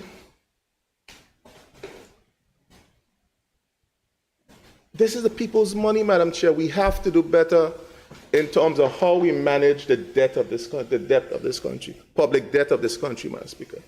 You're right, it will be a debt of us if we don't manage it properly, Madam Speaker. Madam Speaker, we have to look at how we consolidate. And the point was raised, and I have to reinforce it by the member for the 6th. And we asked a question in the debate, and we asked a question in standing finance. And I specifically asked a question, why we didn't renegotiate this loan, especially on the heels of the announcement of the feds in the US discussing the drop in interest rates. It was a very specific question. It was irresponsible for us not to renegotiate. Even though the House made a decision to pass a resolution, you could come back to the House. None prevents you from saying to the House, look, we went back, circumstances changed, we were able to get another percentage decrease, a 0.5% decrease, that has saved the taxpayers of this country $5 million over 18 years, or $6 million over 18 years. What responsible leadership would say you had no right doing that? What responsible leadership would say that you have gone and done the fiscally responsible thing and renegotiated and saved the taxpayers of this country money? That would have been passed through this House, Madam Speaker, unanimously with flying colors, Madam Speaker. We continue to drop the ball as it relates to the management of our finances, Madam Speaker. I don't blame the staff. The staff are doing their job. The leadership has to guide the direction. The policy direction comes from the cabinet. Cabinet dictates policy and dictates the way forward. You should have given a directive, Minister of Finance and Premier. They said Feds at decreased rates. We need to reconsider this. We need to look at this, Madam Speaker. Madam Speaker, I want to raise a point again on our existing loan structure. And I want to speak about specifically the $65 million loan and the impact that will have on us, Madam Speaker.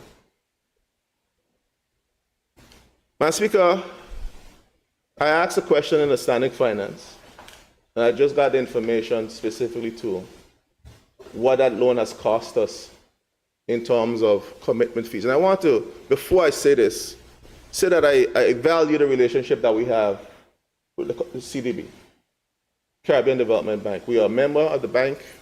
The bank came to our rescue in a time when the BVI needed urgent financial support, and the people of this territory is always eternally grateful for the support that we get from that institution, Madam Speaker.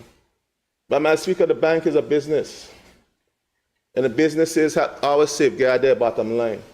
And we as customers of the bank have to also look at our bottom line, Madam Speaker, and safeguard the bottom line for the people of this territory whose monies we are charged with the responsibility to manage. And we need to manage effectively, Madam Speaker. Madam Speaker, that loan particularly, and I don't know what the case is with other loans that we have under our portfolio, that loan has a commitment fee of 1%, Madam Speaker. And over the life of that loan, we've paid over $2-point-something million in commitment fees. What that means is that when we don't spend the money, which we often do, we borrow money, we have money in the budgets, and we don't execute our capital agenda. So that money that is unspent, what's sitting in the bank, we have to pay every quarter 1% on that money. That's not responsible at this time. At the time, we needed a loan, but we need to rethink that loan, Madam Speaker. Madam Speaker, we need to find ways to either renegotiate those terms of that loan, if we're not going to close that loan out. But you can't continue to put that type of burden on an already strapped fiscal situation that we have currently in terms of this budgetary allocation that we have here before us, Madam Speaker. Madam Speaker, we have an opportunity. We heard about the Social Security Fund and the monies that Social Security has grown to. The fund has grown to some $910 million, Madam Speaker. We all were happy to hear the level of prudent management that the board has been executing and exercising with those resources, Minister. You should be proud of your board that you inherited.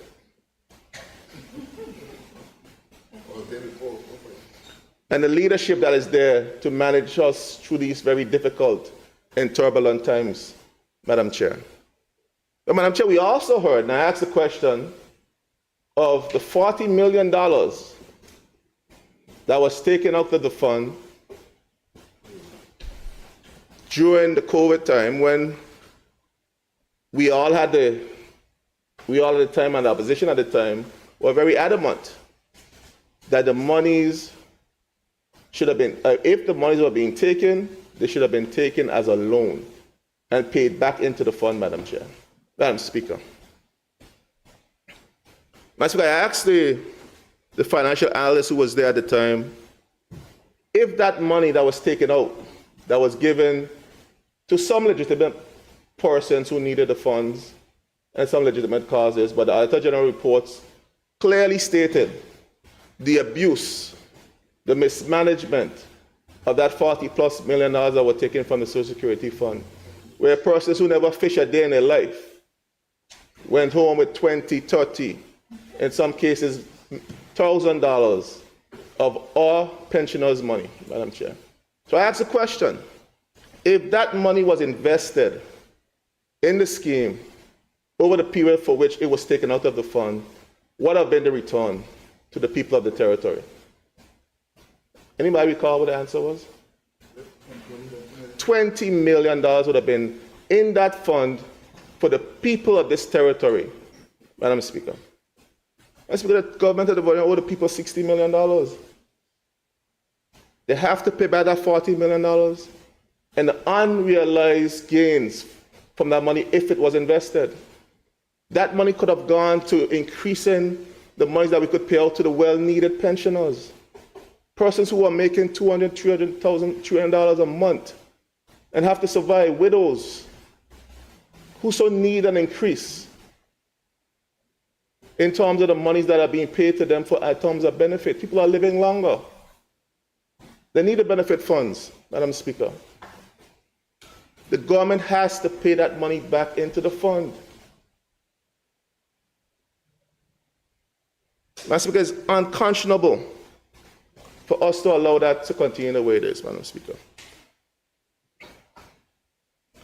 Madam Speaker, and we have an opportunity. The fund is growing.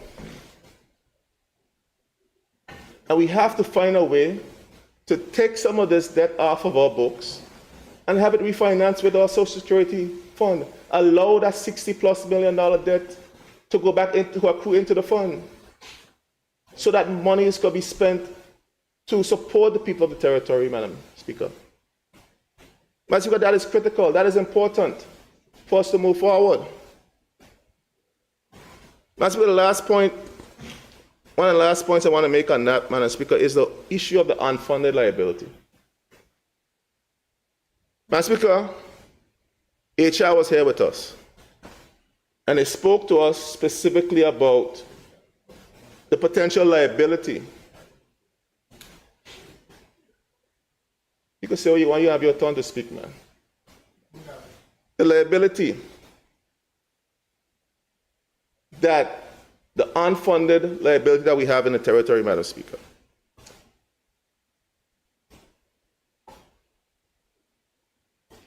Madam Speaker, the HR department, when they were here, said to us that we have over 900 persons, or close to 900 persons, that are either 20 years or 25 years and are able to retire, or 25 years or more, Madam Speaker.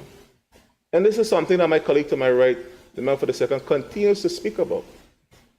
If those individuals retire within the next 4 to 5 years, all at once, and that's a possibility. They could decide, I reached the pensionable age, I've had enough of the system, I've gotten my salary increase, I think I have a decent pension I could live off of, and they could all retire at the same time. The system cannot handle it, Madam Speaker. We continue to talk and kick this can down the road in terms of reform. We need to ensure that that reformation is done. These issues are major ticking time bomb, Madam Speaker, and has huge implications for our financial situation. We have about $90 million currently in the reserve. That could be wiped out overnight if everyone decides to move on, Madam Speaker. So, Madam Speaker, I encourage the government that we need to look at this. And I know that the Premier spoke about, in the discussion in standing finance, that they're moving forward in ensuring that the reforms are done, Premier. Premier, you have our support, because I know it's important for us to get this right.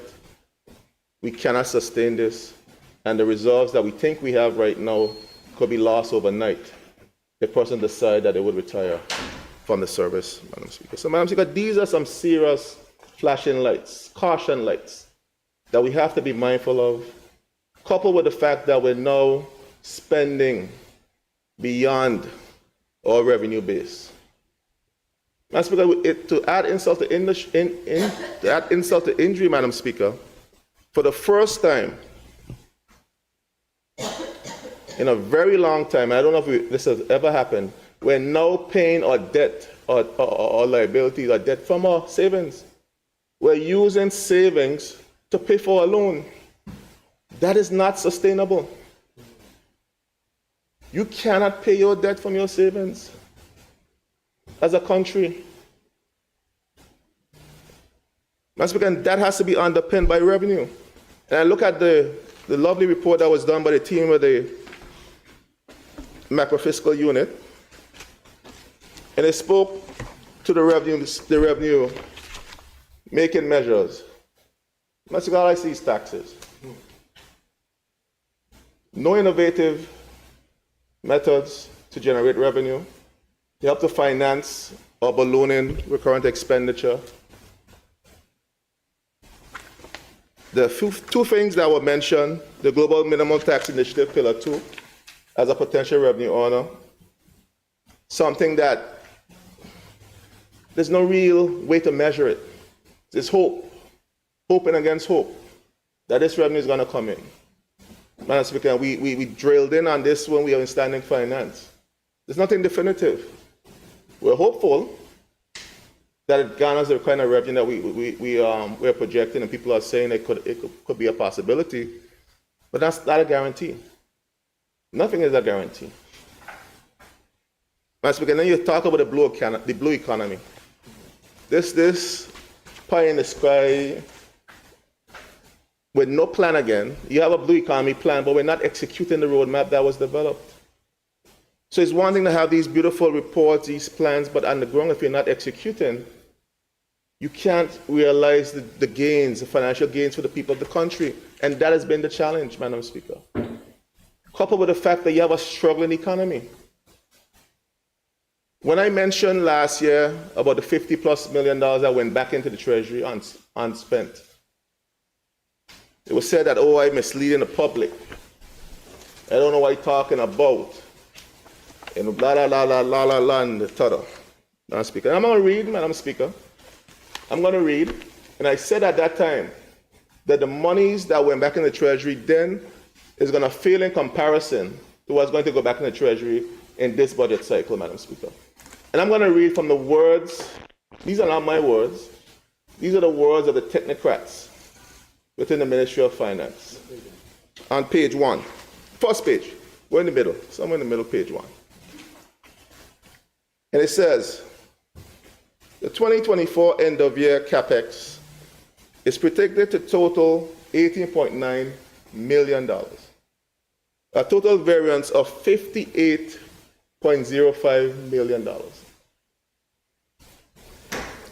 75.4% in comparison to the original budgeted amount of $76.96 million.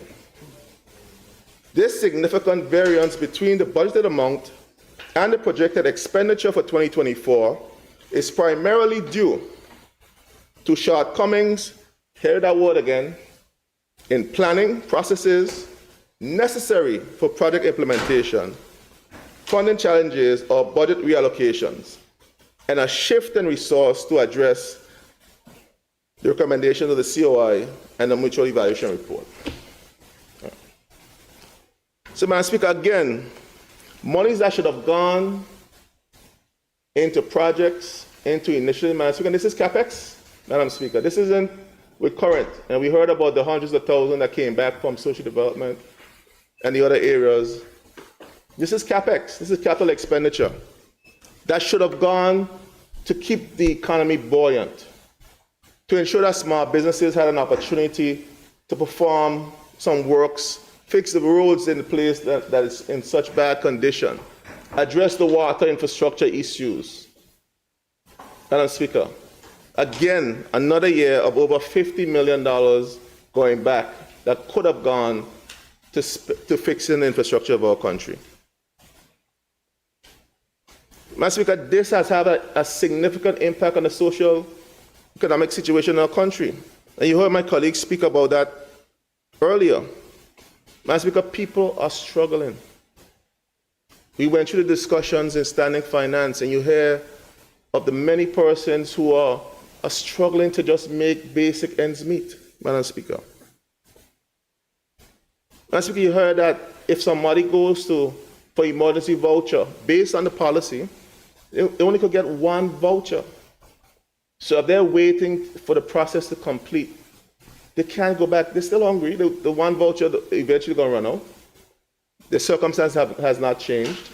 They're going to need some support. But they can't get that support because of the policy shift that needs to happen. It's not the department's fault. It's what they have to follow the laws and policies that they have under their remit. Madam Speaker.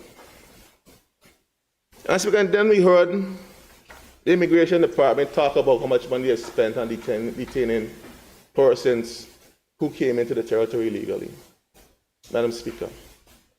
As we can understand our international obligations, we have to ensure that we treat people in a humane way when we detain persons and have them in safe environment. But Madam Speaker, we have to do it for our people too. That's why we spent $5.5 million to detain persons over the last couple of years. $5.5 million, Madam Speaker. Madam Speaker, we spent over 900 canned meals. Madam Speaker, we spent over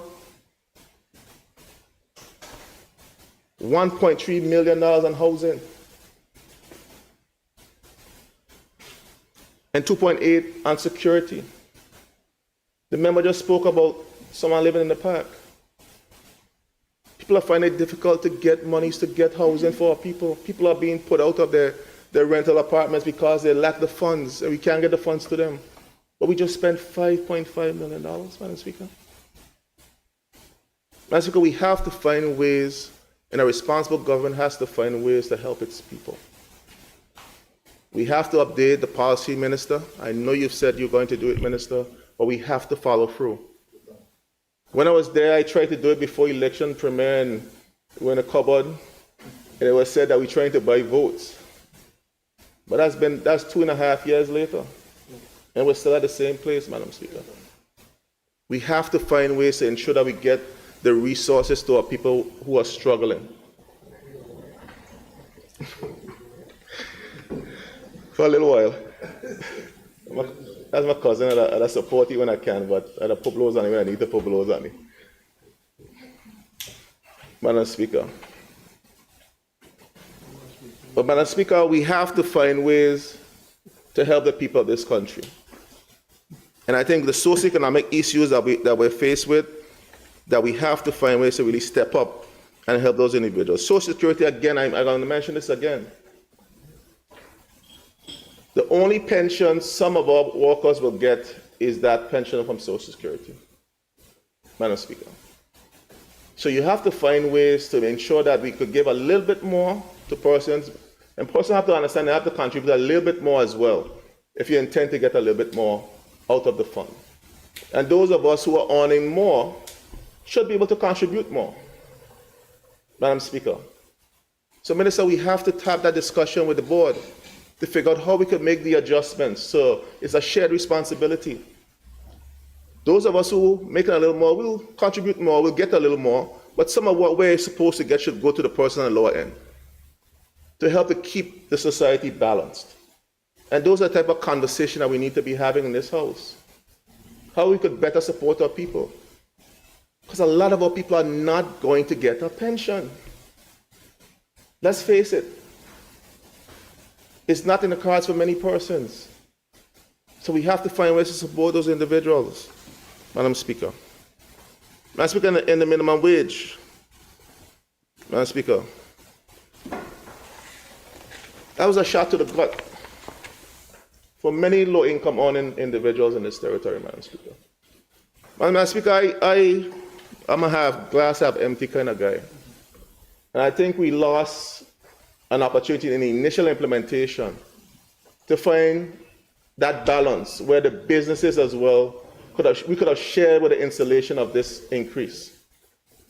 Madam Speaker, persons who are making $6 an hour, now we're going up to $8.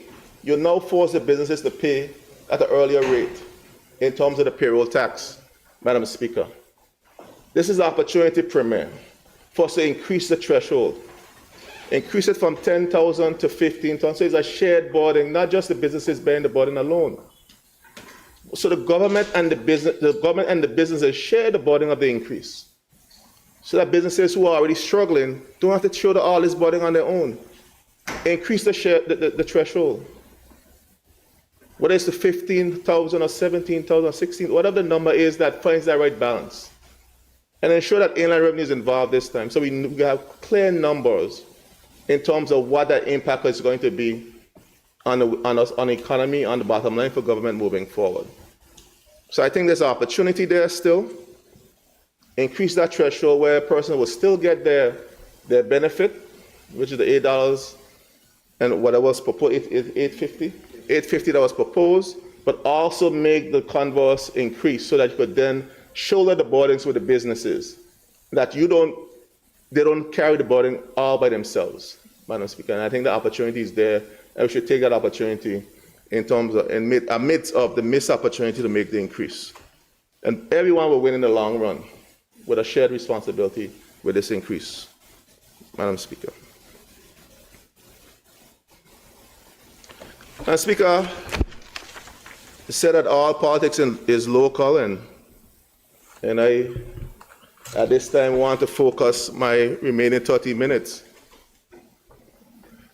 on the good 30 minutes, not 13, on the good people of the 8th electoral district, Madam Chair. And I'll be pretty brief, Madam Speaker. Madam Speaker, the Ministry of Communication works. Madam Speaker, I came to town and I went through from Long Swamp to Long Bay Beach, where I normally go in the mornings to get my early morning swim and clear my head, Madam Speaker. The Minister for Walks, Premier, I don't know if you've been there recently, and right there by Brackwell Laundry, there's some craters right there. And it's for the want of some fittings and parts for water and switch to fix a pipe that allowed a pipe to leak for weeks and destroy entire roadway. And the pipe has still not been fixed, Madam Speaker. And so we have to do better in the issue of managing water and sewage and manage this problem. I agree with my colleague for the 6. I mean, you can't take a problem child and then come bring your problem child in my house and say, look, you raise a child. You are discipline your child first. Get your child under control and do the things that you need to fix your child.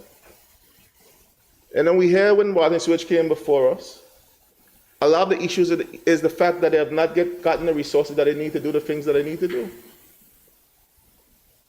You have on the ridge, just before the end of Spring Gut, there's an area that's running constantly for weeks. When I ask what's the problem, why this water is wasting hundreds of thousands of taxpayers' money just running down the gut for weeks. When I ask what is the problem, it's for the want of a $5,000 part, a pressure reducing valve, is why we're wasting hundreds and hundreds of thousands of dollars of water on the Ridge Road, destroying the roads and just letting the water go into the guts. We don't have a money problem, obviously. We have a management problem.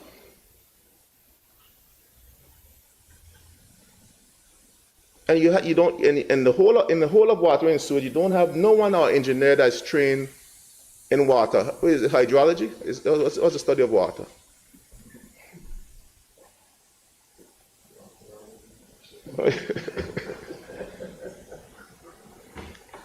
There's nobody trained. So we're about to spend millions of dollars on improving the infrastructure, and the last time a plan that we were told was done was 14 years ago.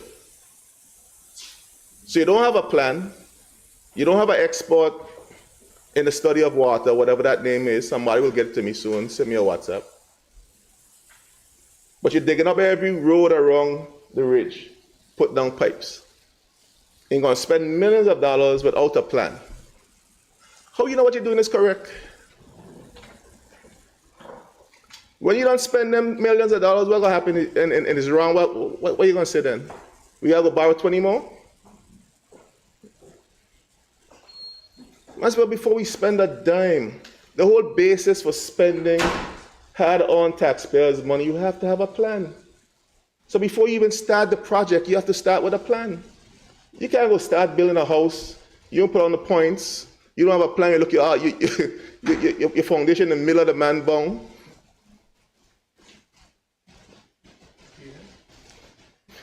And so that's what's happening here. The government is building a house. They haven't done a survey of their property to put in the bounds. They don't have a house plan. So they're building a system in the middle of the bound and expect that we're going to have some results, Madam Speaker. We heard it. I'm not making this up. The members were here. The members were here with me as well. I asked a very specific question about the plans. There's no plan. They intend to hire a consultant. We intend to revise the 14-year-old plan. But yesterday, we're full steam ahead with millions of dollars of taxpayers' money, digging up every road known to man. Doing what, Madam Chair? We have to be more fiscally responsible than this.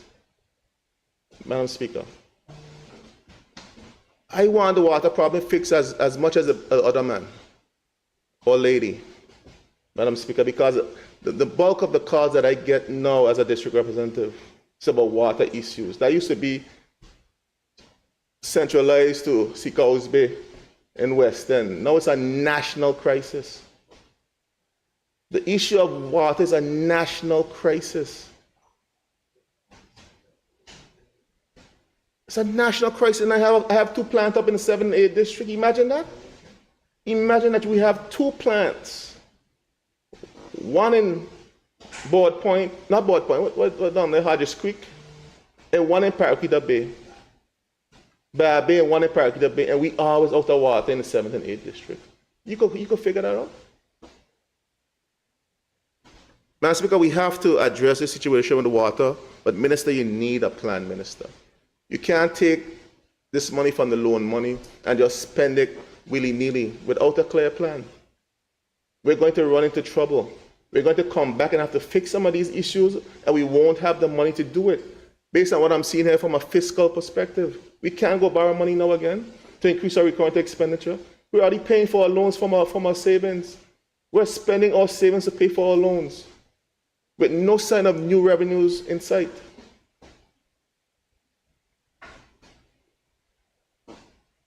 As we got the road works in my district, Minister, Shepherd Hill has been my swan song in this house to try to get that Shepherd Hill Road addressed. And on many occasions, I advocated to ensure that we barricaded that road, Minister, and you obliged, and we were able to get that road barricaded. And thank God we did, Madam Speaker. As with the last rain event, that entire area of the road collapsed on the property below, damaging the vehicles below, Madam Speaker.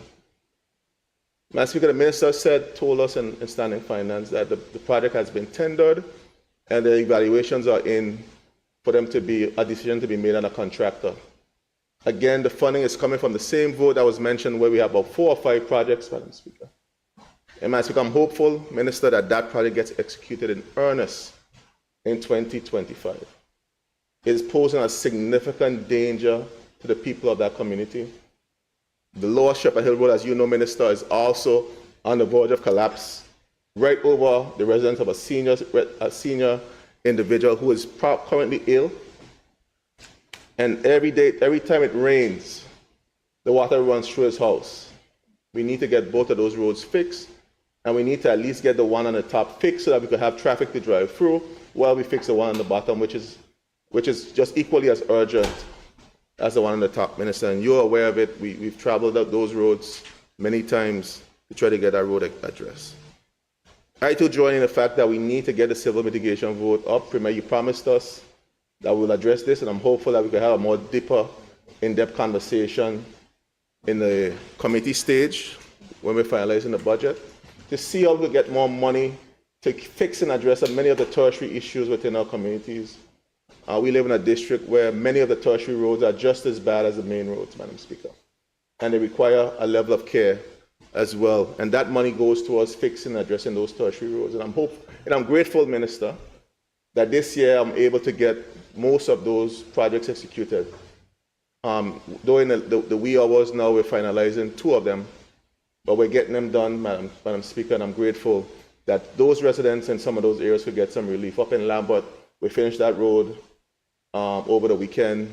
We're now doing the one over in the Hope Hill, and we have a few others that we're trying to address over in Lambert that needs urgent attention. I'm grateful to you and your team for trying to get those projects moved forward.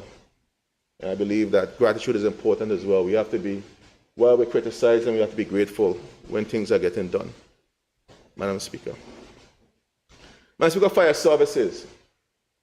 Madam Speaker, I was here and the member for the 2nd, and I spoke at length to the Chief Fire Officer concerning the need to have lifeguards at both King Garden Bay and Long Bay Beach and Beef Island, Madam Speaker. The bats, we did speak of the bats, I apologize, member. The bats as well. We express the volume of tourists. You see the increases that are mentioned by the tourist board in terms of cruise tourism. The bulk of those tours go to either King Garden Bay, Long Bay Beach, or the Bats Virgin Gorda. You have elderly persons, you have Disney who bring a lot of children here. So you need to have a level of support at those beaches, especially in the height of the tourist season.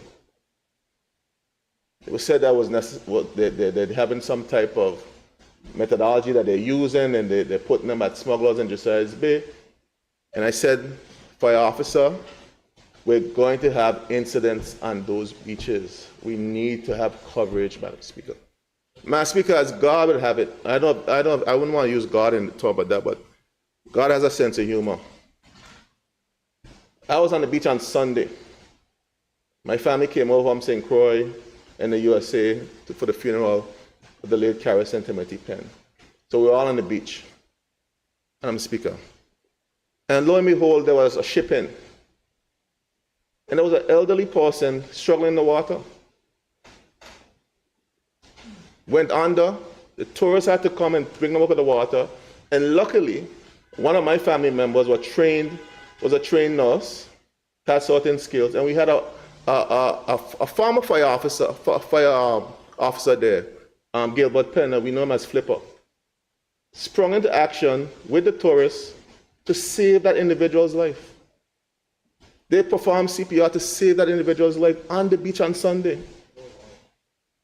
If it wasn't for their intervention, the tourists, Gilbert, Flipper, and those people to save that individual, the person would have lost their life on the beach that Sunday. You understand the scandal we'd have had? Again, Madam Speaker? Madam Speaker, we have to find the money in the budget to have persons on those beaches, especially during this time when there are heightened a number of tourists on each of those beaches in King Garden Bay, the Bats, in Long Bay Beach, Beef Island. Madam Speaker, we have to follow through on that plan, Premier, to have an ambulance station in the fire station in East End. If that ambulance was there, they would have gotten there quicker. We'd have to wait for the ambulance to come from Road Town. We have to follow through on that plan, Madam Speaker. So, Madam Speaker, I hope this incident is a wake-up call. It actually was one for me to underscore the point that I was making in Standing Finance, that we have to find ways to get trained lifeguards on those beaches. It is important, Madam Speaker.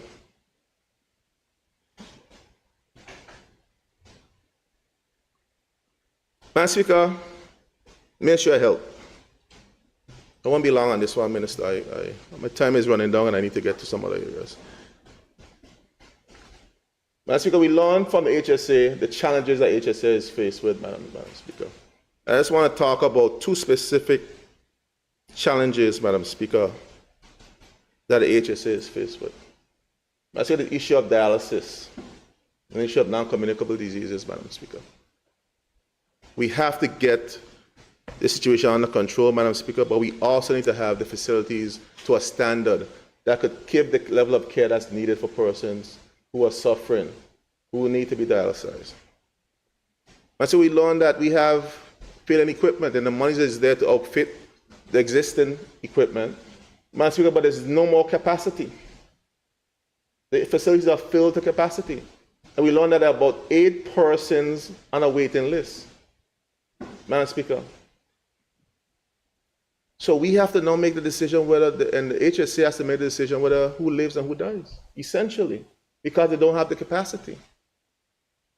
They're trying to manage it and treat this person in a way that to try to manage before they have to go to the point of dialysis. But if one of them needs dialysis tomorrow, there's no space. Then that is a problem. Madam Speaker, we have to find ways to ensure that the facilities are adequate, but we also have to curb the amount of persons that are needing to go on dialysis. You see the persons are becoming much younger for whatever reason, or whatever it is in the society. We need to find ways to address this as soon as possible, Madam Speaker. We need to address the issues, the financial issues of the HSA, and this could take by another hour. So I won't start and dive into that right now, Madam Speaker. But that issue has to have, we have to have a serious discussion on HSA's current financial challenges. We have to understand that HSA is owned solely by the government of the Virgin Islands. You know? So their liability is your liability. You can't just say that's my bad stepchild and I'm studying that stepchild. Whatever bill they accrue or whatever liability, it is your liability as well as a government and the people's liability. So we have to come up with an approach.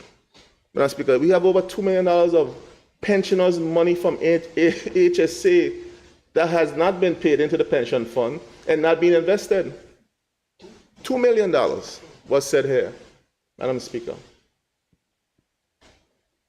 The staff that needs to be addressed. The staff funds need to be put back into the fund, and the interest that would have been accrued needs to be assigned so that the staff, when they retire, have the benefits. We have to get out of that control, Madam Speaker. The one area, Madam Speaker, on the health that I'm adamant about and I fought diligently about is the senior program, Madam Speaker. Madam Speaker, we asked, and Premier supported me on this, and I'm hopeful that the money is there. I'm going to be astute during the committee stages to ensure the $150,000 that is needed to extend the seniors program from 2 days to 4 days is granted.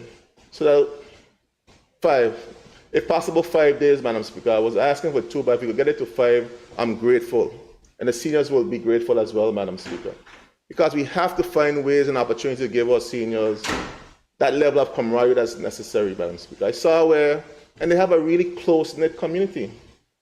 In the one in Eastern Long, look, we have seniors from Road Town, Long Trench, all over the territory that go to that program.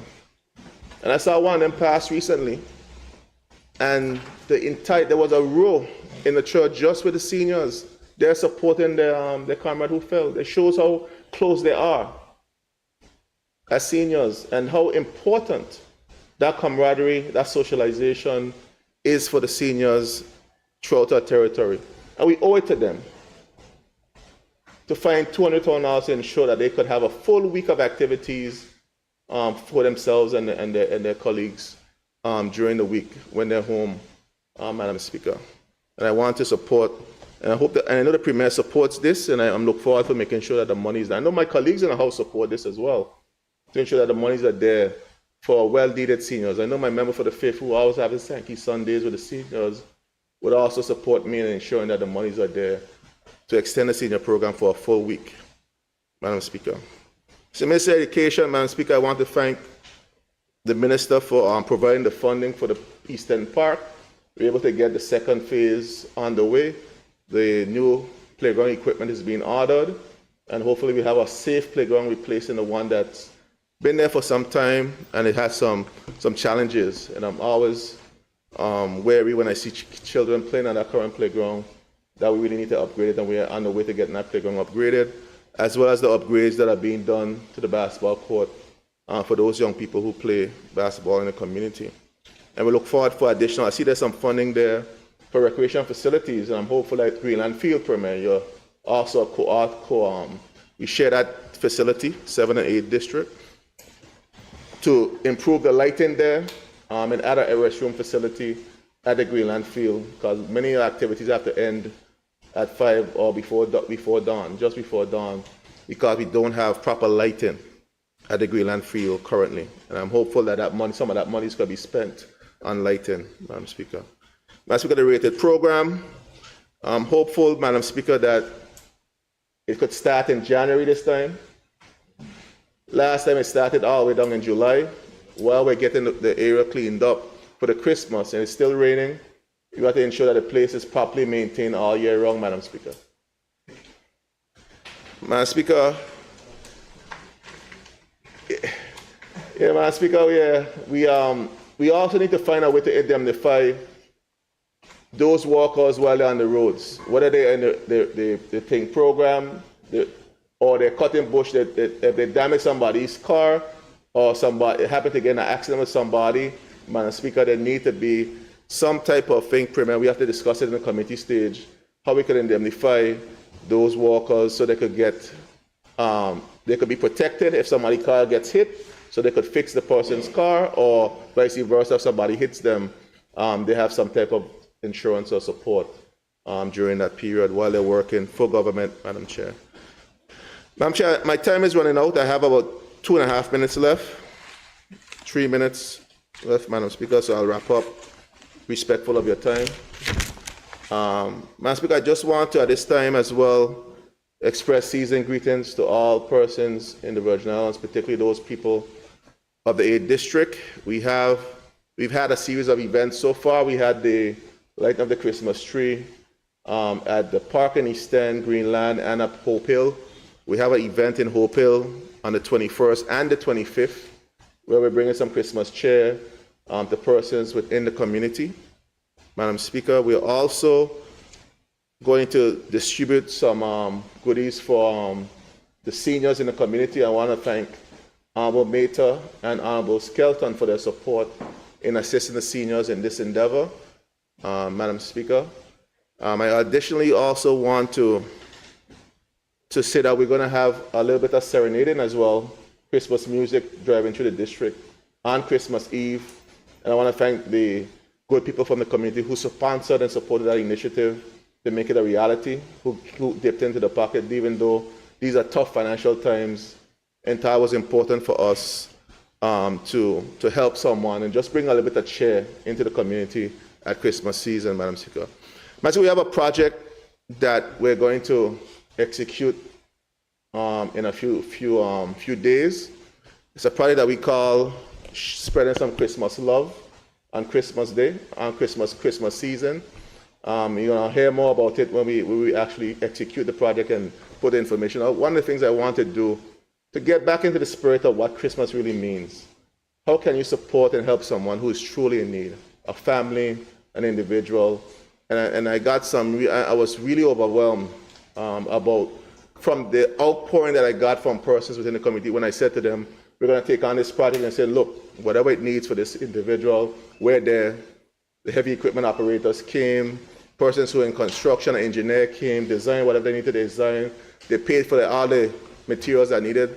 So we're going to bring a little bit of Christmas cheer to someone in our community this Christmas season. And I think it's something that we want to do going forward every year, to just pick a family or an individual who needs some additional support in some way and help them during the difficult times in this Christmas season.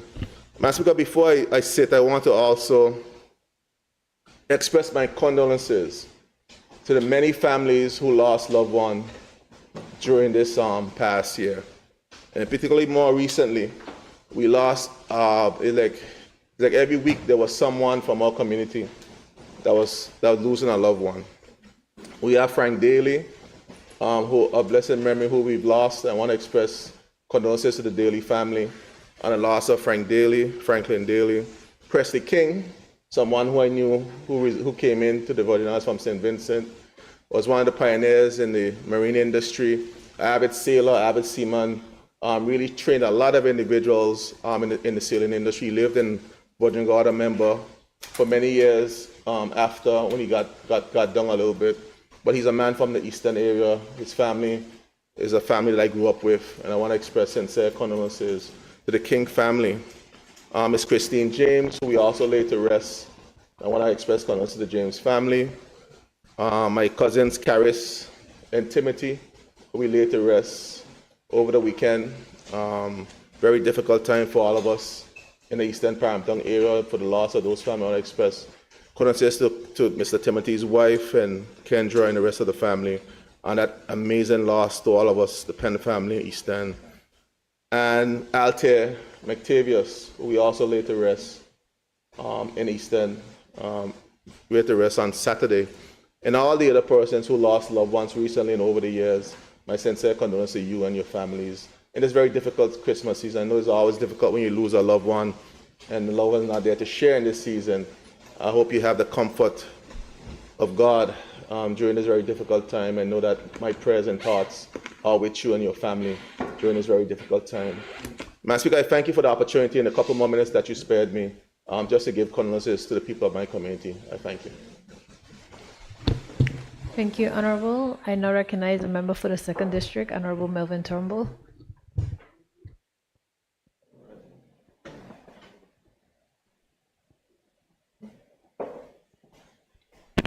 Thank you, Madam Speaker. Madam Speaker, I am grateful for this opportunity to give my contributions to the 2025 budget debate here in the territory of the Virgin Islands. And I want to start by giving my gratitude to Almighty God for allowing us to see thus far to the end of this year, 2025. I want to express my gratitude as well to my family, to the people of the 2nd Electoral District for their confidence, for their support in and of me. And to the people of the Virgin Islands, Madam Speaker, to this honorable House, to yourself, the staff, and everyone that continues to do their part, the able public service, and everyone that does their part to make the Virgin Islands what it is. Madam Speaker, the speakers before me, the members on this side of the aisle, would have acknowledged the fact that this process through Standing Finance Committee went on for 3.5, if not 4 weeks, where we were here, 5 weeks? 4 weeks, where we were here basically every day, sometimes morning to night, including on Wednesdays, Madam Speaker. And it posed a challenge for us to be in our communities, to be able to sit and meet with the people in our communities and attend to their concerns, Madam Speaker. And I am asking them, Madam Speaker, and I'm thanking them at the same time for their patience, for their understanding. But as this Christmas season is upon us, I'm telling them to get the food and drink ready because I'm coming. I come in to enjoy this time of season, which is my most favorable time. You know I need a guava berry. So, Madam Speaker, I must acknowledge your good office. I know that we receive the report for the Standing Finance Committee at 2:38 a.m. And then we receive the updated copy of the budget book or budget draft around 7:48 a.m. and we were expected to be here at 1:00 p.m. to start this debate. Madam Speaker, as we continue our endeavor to raise the standards of the institution, I believe, while I appreciate your hard work, that of the clerk and the staff and all persons from the Attorney General's chambers and everyone involved that made it possible to get here, Madam Speaker, we must ensure that we do better, because this is not okay. It is not okay for us to get a report 500 and something pages at 2:30 in the morning, expect to go through it and then debate it at 1:00. Nevertheless, Madam Chair, Madam Speaker, I am grateful. I am grateful. And Madam Speaker, let me clear it so nobody gets tempest tossed and get in their feelings. When I say this house, I mean us, the members as well, because we had a part to play. Some weren't here. 5 days we got off schedule, and we all have a part to play. So I said the house, including every single one of us that make up this body. Madam Speaker, I want to take an approach to this budget debate. The members before me have gone into grave detail, starting with the member for the 6th, then the at-large member Smith, Honorable Mather, then just recently, Honorable Penn, and I want to not go and try to touch on everything, Madam Speaker, because members would have spoken a lot about certain things. But Madam Speaker, I have been one in this Honorable House for the last 2 years thereabout, and even before that, asking this government for a plan. That's the only thing I asked for a plan for where we're going, a plan for how we're going to address the issues, a plan for how we're going to build and strengthen some of the areas that we are doing well, and a plan to eradicate some of the things that need, just a plan. That's all I've been asking, a plan. Madam Speaker, and I am yet to see a plan. What I see is a reactions to questions or issues raised, and then you hear we have a plan, but none still yet to be materialized. And Madam Speaker, going through this entire process, it highlighted the fact that there isn't a plan. Because every single government department, ministry, and statutory body came before us talking about more money, being short on human resources and other resources, and unable to do their job effectively and efficiently. And in some areas, Madam Speaker, the hemorrhaging that is happening in these departments that deal with revenue collection is something that we should be in crisis mode and develop a plan to address it. As I said to the Premier, Madam Speaker, and I said to the Minister of Communication and Works regarding areas under their responsibility, start somewhere, just start somewhere, but develop a plan to address it. Don't just keep going on the road about how long it's been existing and what you didn't do about it and how this didn't happen. Just develop a plan and start somewhere. So, Madam Speaker, if I was to start these contributions, I'm going to go according to how my notes are written, and I crave your indulgence, Madam Speaker, to refer to my notes. I'm going to start where no one else thus far have started, and that is relating to the National Health Insurance. National Health Insurance, Madam Speaker, not Second District Health Insurance. National Health Insurance for the people of the Virgin Islands. Madam Speaker, for years upon years, we have heard that we were putting this thing in place. Came into place in 2015, activated in 2016. Some monies were to be put in it. Some $15 million was supposed to be initially injected into it, together with the contributions before we started the system. That didn't happen, Madam Speaker, in its totality. So we started the system not properly funded.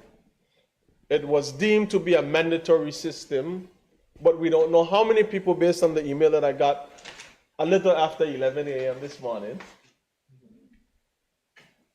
Based on that report, we don't know how many people are contributing. We don't know how many people are not contributing, but this is a mandatory scheme for all working persons in the BVI, unless the fact that you are exempted from paying into insurance. So the persons of retirement age, those persons who are 0 to 18 years old, those forced responders, Madam Speaker, those are the persons that don't have to pay into the system. But every other person that is residing in the territory of the Virgin Islands, 18 years and older, has a responsibility to contribute 3.75% into NHI. And if you're not working, you have to arrange for voluntary contributions.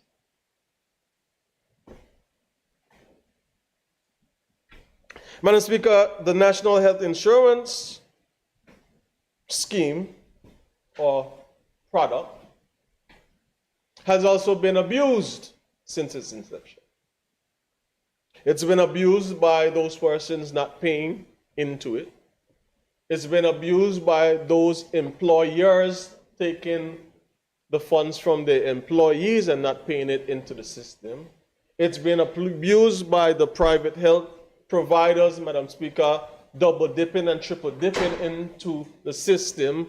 And for 2016 to 2024, we have done the current Minister of Health, and then the former Minister of Health, I think, spent $500,000 on a case study to look at the review of it, and we were told the same thing, Madam Speaker.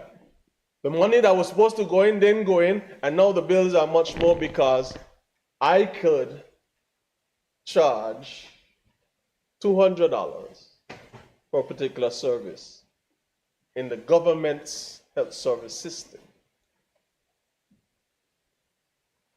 But Mr. So-and-so down the road in his private facility, same service, could charge $500. And the only person, Madam Speaker, who's supposed to be receiving the care gain more hurt because them got to pay. And nobody wants to address the problem. But we are content to say NHI is failing and is bankrupt in the country and is that. Fix the system, put the money where it needs to be. Or get somebody who understands what needs to happen, Madam Speaker, because it's an insurance product. When we put in the $10 million, Madam Speaker, 7 of that $10 million in 2021, thereabout, or 2020, went to pay bills. It went to pay the people that we owed. It went to pay the health services providers who are abusing the system, and it went to pay the people that we owe internationally, the partners that we have. It didn't address the funding issue. Madam Speaker, I said in this House, and I continue to say in this House over and over, there are 2 businesses specifically are not set up based on their MO to go bankrupt. A bank and an insurance company. Let me tell you why. A bank's job is to get money, get more money, and get more money. The little bit money that they give out, they're going to charge you interest on it so that they get more money. Our insurance product is the same. Let's look at life insurance. Or let's look at car insurance, Madam Speaker. Everybody in this country is required to have, mandated to have car insurance. What's the likelihood of you getting into an accident? 25, maybe 50%. But you got to pay your insurance. And if you get into an accident, Madam Speaker, and you compare the amount of money that you have paid for your insurance from the time you are driving or own a car until you get into the accident, the money that the insurance company collect to what you pay, what they pay out, night and day. But let's flip it to life insurance. Madam Speaker, you know what I like about life insurance? There's a guarantee. I guarantee that you're going dead. Because the money that you pay into life insurance, Madam Speaker, when you're dead, ain't for you. The only person that benefit is your beneficiaries or these insurance providers, because some people do term life insurance, Madam Speaker, for 10 years and 20 years and 30 years, and they outlive the policy that when they get to 60, they can no longer afford insurance. Madam Speaker, this is an insurance product. We need to understand what we're doing. And there's another product, Madam Speaker, in this insurance family called annuity insurance, which is an accumulative insurance that is the best of a term life and the best of a whole life policy, which simply means that there's a cash benefit that is accumulated that goes along with you. That's what the aspect of NHI was supposed to kick in. Because we read from the Standing Finance Committee, Madam Speaker, and the reports that the Senate, and I don't need to refer to my notes because I listened to them very well. Madam Speaker, I have years in insurance, I certified with AIG. NHI, if we fund it properly, even now, Madam Speaker, let's say we wipe out the debt. Let's say the debt is $20 million of people that we owe. And we put in the initial full $15 million that we were supposed to put in then. And everybody in this country who's allowed or should contribute is contributing to the system, Madam Speaker. What you would have immediately is a surplus. What's supposed to happen with that surplus, Madam Speaker, NHI, like Social Security Board, has an investment committee that is supposed to be set up. It has never been set up because they ain't even nothing to meet. They ain't a quart for them to meet about. So, Madam Speaker, if you set it up and this excess money is allowed to be set up with this committee to invest and mirror some of the patterns that Social Security Board has, insurance care or health care for people in the Virgin Islands, Madam Speaker, would be something that we are no longer talking about. That was the original intent. And Madam Speaker, I could say this clearly because the same author and person who developed the NHI system for us, Madam Speaker, is the same person that I ended up working with back in 2006 when I moved home to deal with the actuarial study for pensions and retirement of the Virgin Islands. So we go from 2007 to 2016. The information is there. We don't want to do nothing with it. Everybody and every government, Madam Speaker, want to do a new study. And all they're doing is costing us money. And nothing ain't getting better. And Madam Speaker, people continue to rape the system. We got to do better. Madam Speaker, I raised something in the Standing Finance Committee regarding this NHI, and I want to read it, Madam Speaker, so that persons are aware that none of us, well, at least me, I have the mic now, so I go talk for myself, are not in here, Madam Speaker, dwindling our thumbs. Madam Speaker, as it relates to NHI, these persons that I spoke about who are exempt from care, I must speak out about the retirees. At 65, unless you are able to pay, you are exempted from paying NHI. You receive your Social Security monthly benefit. And if you go to any local provider, Dr. Diolano Hospital or any one of the other local providers, when it comes to your pay, and this for my seniors, Madam Speaker, the people that I love the most, and children, you are not supposed to pay for the services out of the public hospital or clinics. Neither are you supposed to pay for your medication. So, Mr. So-and-so and Miss So-and-so at HSA and all the other places in the hospital that decide I want to charge the seniors, stop it because I'm tired talking to you. Our seniors are exempt. They are excluded from paying. So stop telling them they have a bill because they don't. But, Madam Speaker, I want to push it a little further. Madam Speaker, if I am exempted from paying my 3.75% because I have attained the age of 65 and a senior, and I go to your healthcare facility and you don't have the services that I need, and you refer me to one of the providers in your network, Madam Speaker, how in Gehenna, how in the decons you're going to tell me I have a copay? Copay for what if I ain't paying? And then again, Madam Speaker, I received this email because I was following.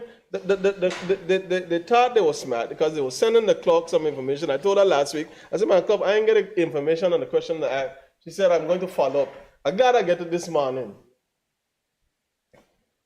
Madam Speaker, I got a copy of the law for NHI, which nowhere in it says outside of local providers, if you go to a private provider here in the territory, then you have a copay. Because we're responsible for you under the government system. But when it comes to me referring you to one of my providers, they developed a policy. And policy don't trump law, Madam Speaker. We don't make the law. And Madam Speaker, I think we need to address that because we are allowing our persons or seniors, Madam Speaker, who now having difficulties with this retirement benefit that they're getting, who having difficulties deciding how they're going to pay the light bill versus pay the medication versus pay for something to eat, Madam Speaker. You're telling somebody who has contributed to this country for years and years and helped build this country that you're exempted for certain things, but when I go over, I got to find 20%. 20% of what if I don't pay my 3.75%? Madam Speaker, that's something we need to look at. Minister, I said it in Standing Finance Committee, and I am not going to relent on it until it is addressed. On a lighter note, Madam Speaker. Madam Speaker, Health Services Authority. Madam Speaker, I'm not sure, again, what the plan is. I haven't seen it, I haven't heard it, so I don't know. Madam Speaker, this is just to recall what I heard. When the Health Services Authority came in with the chairman and the acting CEO, we asked if there's a board. Minister responsible said, yes, there's a board. When we asked the chairman, he said, no, there ain't a board because we don't have a quorum. Madam Speaker, how you running a hospital without a board?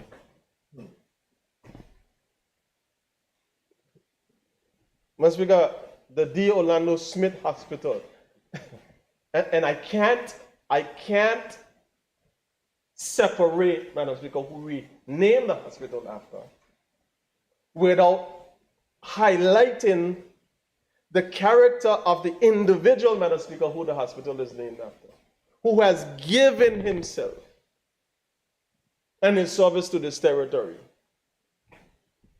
When people had money to pay, he operated and he would take care of you. He did that, Madam Speaker. And now there's a system in place to do that. And we don't have a board in place to say what happens with our people, Madam Speaker. In 2024, for a budget of over $400 million, yet again. Madam Speaker, we ain't doing good. Positions not being filled. Nurses and doctors, Madam Speaker, and even staff, Madam Speaker, demoralized, not at all enthused to go to work because they ain't getting paid.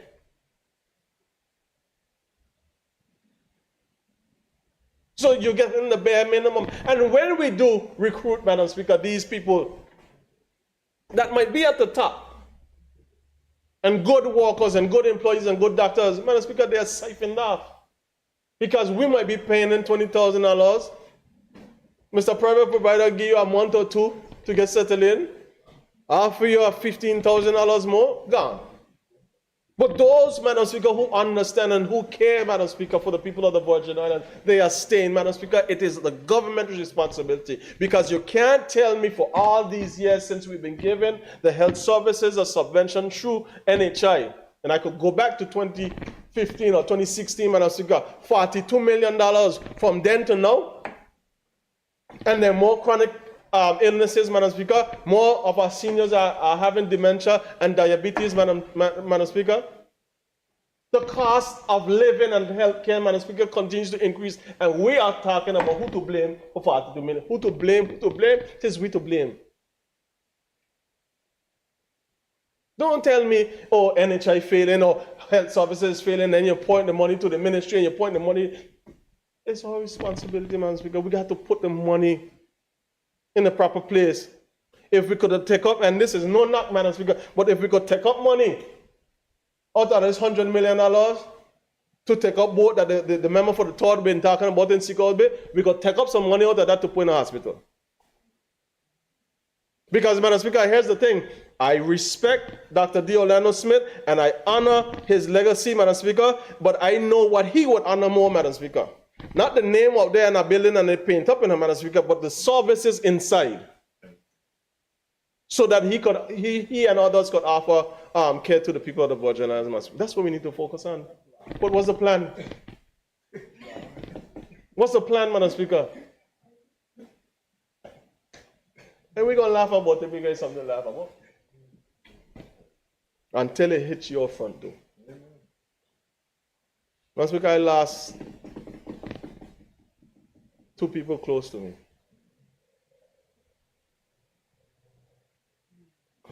Because of the lack of services in a $100 million facility.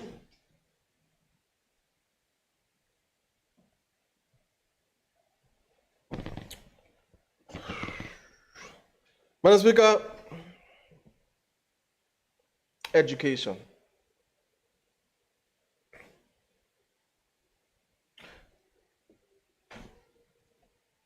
Madam Speaker, I am all for themes and I'm all for exciting phrases and exciting ways to develop in the minds of our young people.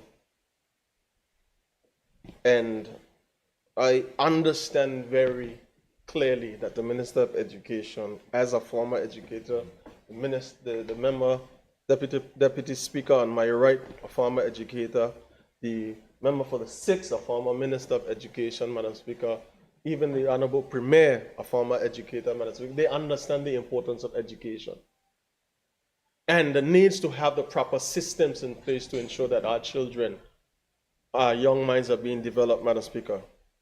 But see, Madam Speaker, I wasn't one of those scholars in school. I get thrown out of here at 13. I was feeling out of third farm. And then I got another opportunity to go to school in Boston, Madam Speaker, and I were running track, so it was a little easier. And when I graduated college, Madam Speaker, I graduated, thank you, Laddie. But my passion, Madam Speaker, is for young people, is for those young people who may be falling by the wayside. Those young people who are not necessarily following that projected path of traditional education, Madam Speaker. Those young people who need a little bit more attention, a little bit more encouragement, a little bit more intervention, Madam Speaker. While we do the traditional education, Madam Speaker, things continue to change. And our society continues to change. And Madam Speaker, if you look at the majority of successful, and I'm talking about multi-billionaires in the world, many of them didn't go through the projected or traditional education. They found a way through a skill, through a skill set, Madam Speaker, through a trade to develop themselves. And Madam Speaker, that's one of the things I hope that we would endeavor to push on. Madam Speaker, I also want us to put some skin in the game.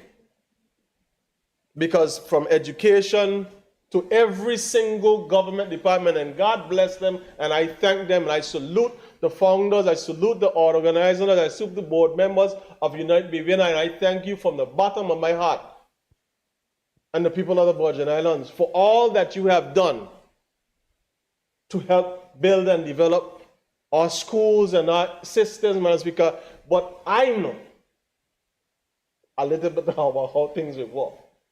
It's going to cost us something. And we got to figure out what that cost going to be. But while we figure out what that cost going to be, Madam Speaker, we got to put some skin in the game.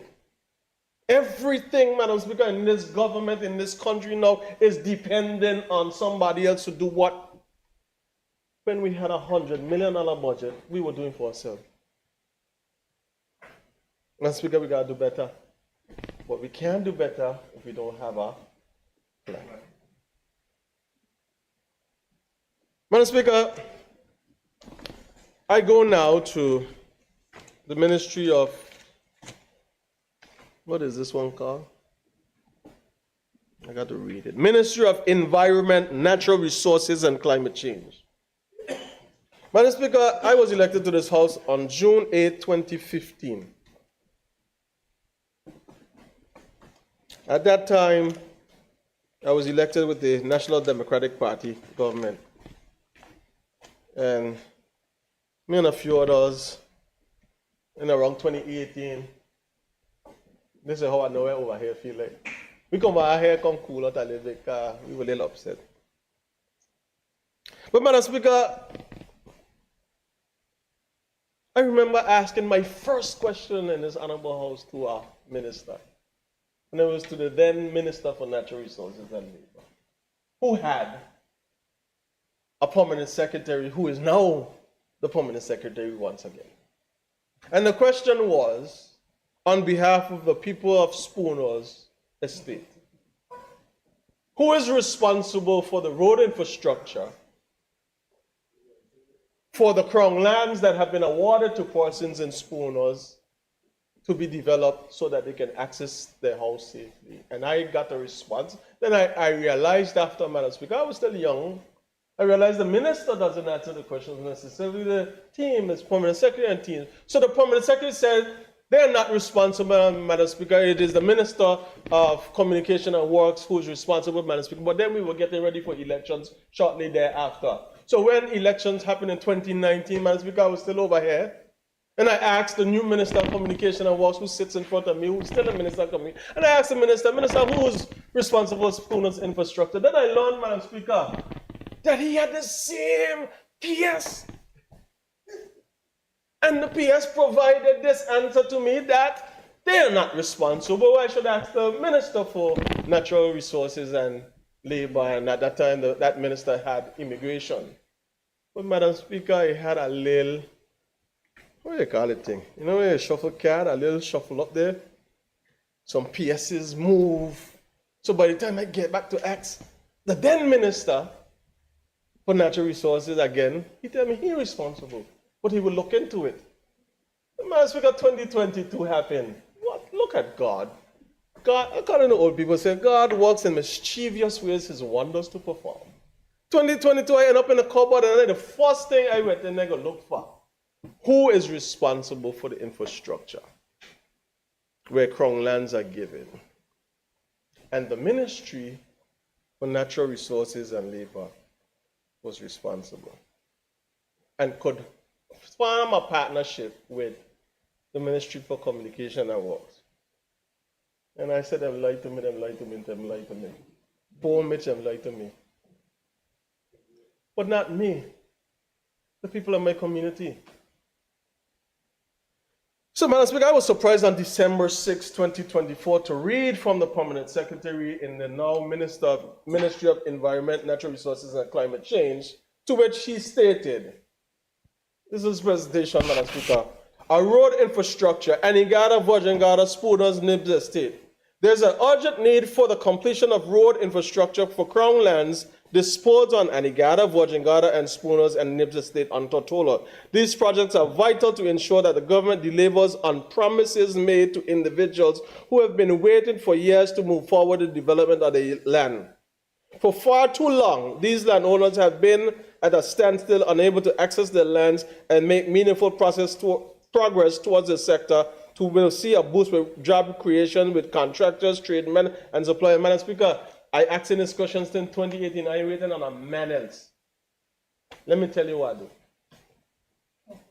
It's Christmas. I can tell you it's Christmas. Madam Speaker, in the Spooners Estate community, to the Ministry of Communication and Works, the minister didn't lie when he responsible, joint responsibility. We have undertaken to start paving 5 areas of road in the Spooners Estate. So, Premier, when you get that $1 million, don't think I ain't looking for it in a seat there. When $1 million come, we're going to welcome it because we're going to finish all them road. I know Nibs Estate has to still be subdivided and all of that. Anegada was theirs. Who else on here? Virgin-Gada gave the minister his, but you come up Spooners because we got some road up there jamming. And the people smiling. Madam Speaker, I'm waiting on a man. And I want to thank the minister that caller there, we would deal with that caller there. Madam Speaker, but I am grateful to Mr. Fritz, the PS and his team and the minister for us being allowed to move on these 5 pieces of roads in Spooners. There's one in Windy Hill that we are undertaking and some other works to be done, Madam Speaker, because I think by now people know I ain't gonna stop until I get an answer for the people that I represent. So that's that, Madam Speaker. Then I go to the other page of this presentation from that team. And I've been asking about this climate change first one, Madam Speaker, because in 2019, when boards were being suspended and dismantled, and you know, it was a weird time. What was it called? Unconventional time, Madam Speaker, in this territory. All kind of things were happening. And Madam Speaker, I was happy to learn in this report that we now have the board, the Climate Trust Fund board back in place, but I remember doing that. Premier, I remember putting the board back in place. Remember that? Okay, good. So 2022 to 2024, the board has been in place. And I'm happy now to see that this board will be receiving the $4.9 million that is due to them based on the environmental levy.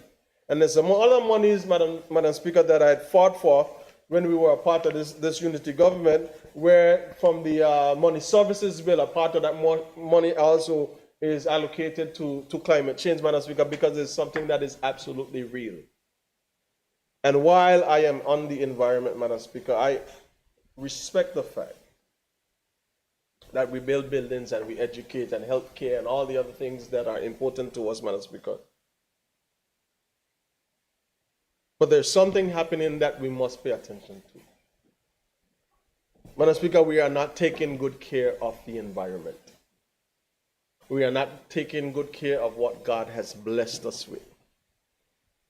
We find ourselves, Madam Speaker, chasing revenue, chasing money. So we're bringing in more people to our shows, but we have to protect what we have. We have to preserve what we have, and we have to ensure that we form it up, Madam Speaker.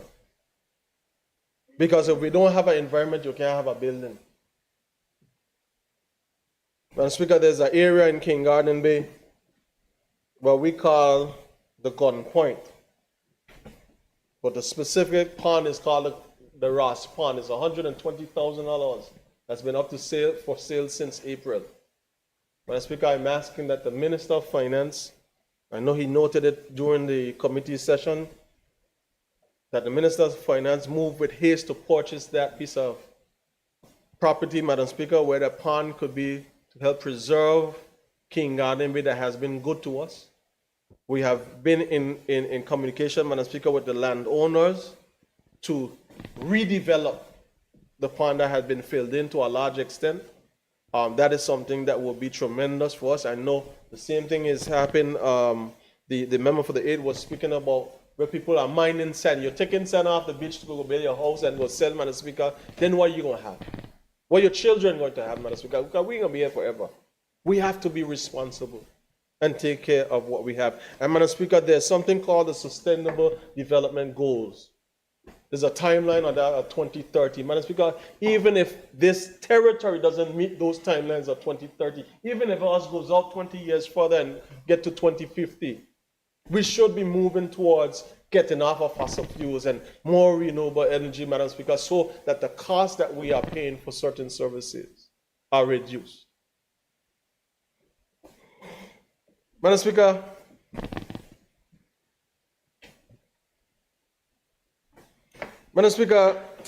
water and sewage.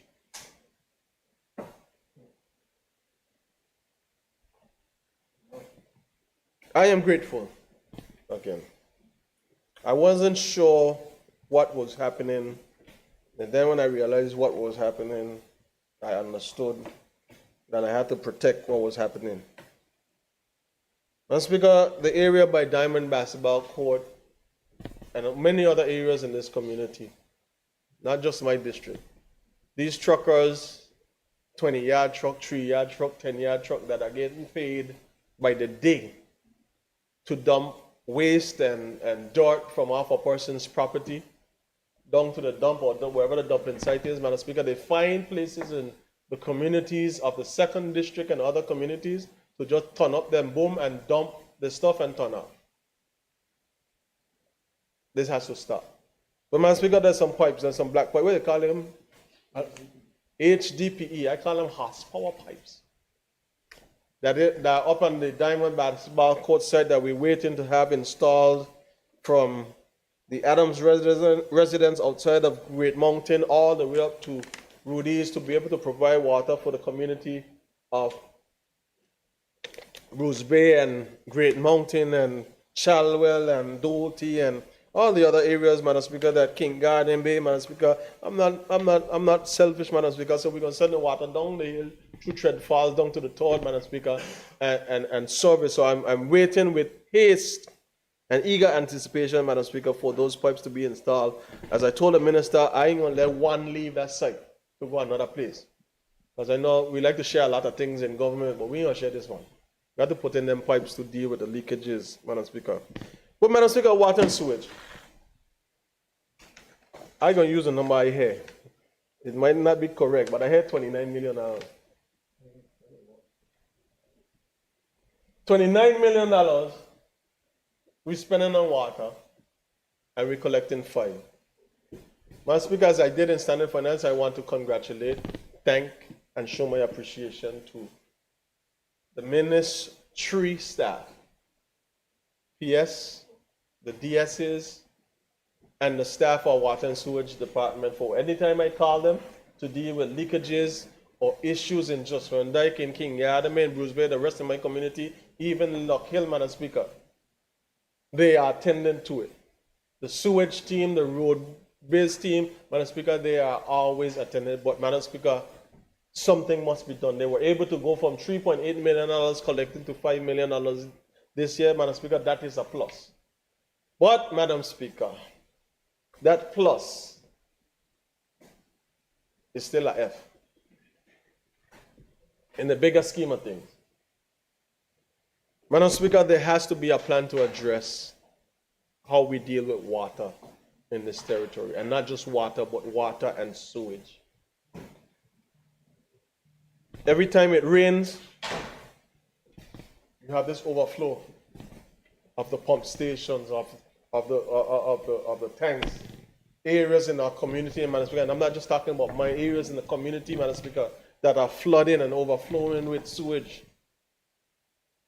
Remember for the 8th, I saw his pictures at one point in the graveyard, just overflowing, Madam Speaker. Madam Speaker, these are things that are health. Chase money and you're gonna health, Madam Speaker, and you're gonna environment, you're dead. Madam Speaker, this is the territory of the Virgin Islands. And Madam Speaker, the minister and I spoke about this, and I heard a member for the 6th say it, and I'm going to say it again. Madam Speaker, in my humble view, there is no way that putting water and sewage together in its state now with the BVI Electricity Corporation will work. Madam Speaker, this is how I would coin it. BVI Electricity has the potential to continue to earn revenues once government pays them. Because government is the biggest payee to the BVI Electricity Corporation. So BVI Electricity, let's use a limping man. It's limping along. And then you're going to take water and sewage that is crawling to get from 3.8 to 5 and hitch it on to BVI Electricity back. Madam Speaker, ain't bottom up you want to turn on? Madam Speaker, you got to fix systems. If you need to shell out, shell out. If you need to adjust, you need the human resources. If you need the further training, Madam Speaker, you have these guys crying. for resources. Just Van Dyke, Madam Speaker, has been without water since July of 2024. Every single month for 7 days at a time, from July to December.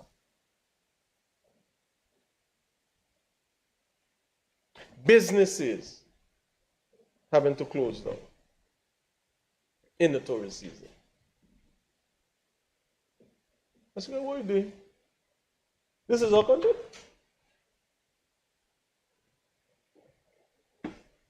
Madam Speaker, the staffing, water and sewage, and I'm merging water and sewage now with public works for this.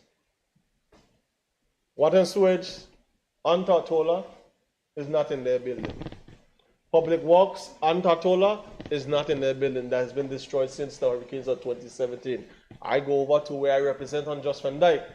Between Water and Sewage Department and Public Works Department, Madam Speaker, they are sharing a Toyota Hilux truck. No backhoe, no 3-yard truck, no equipment, no nothing, no building, no nothing. 2 staff to each one for a population of 325 people.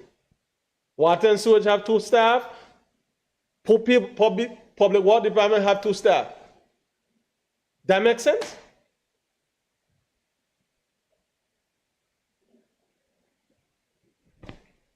Let's look at backhoe.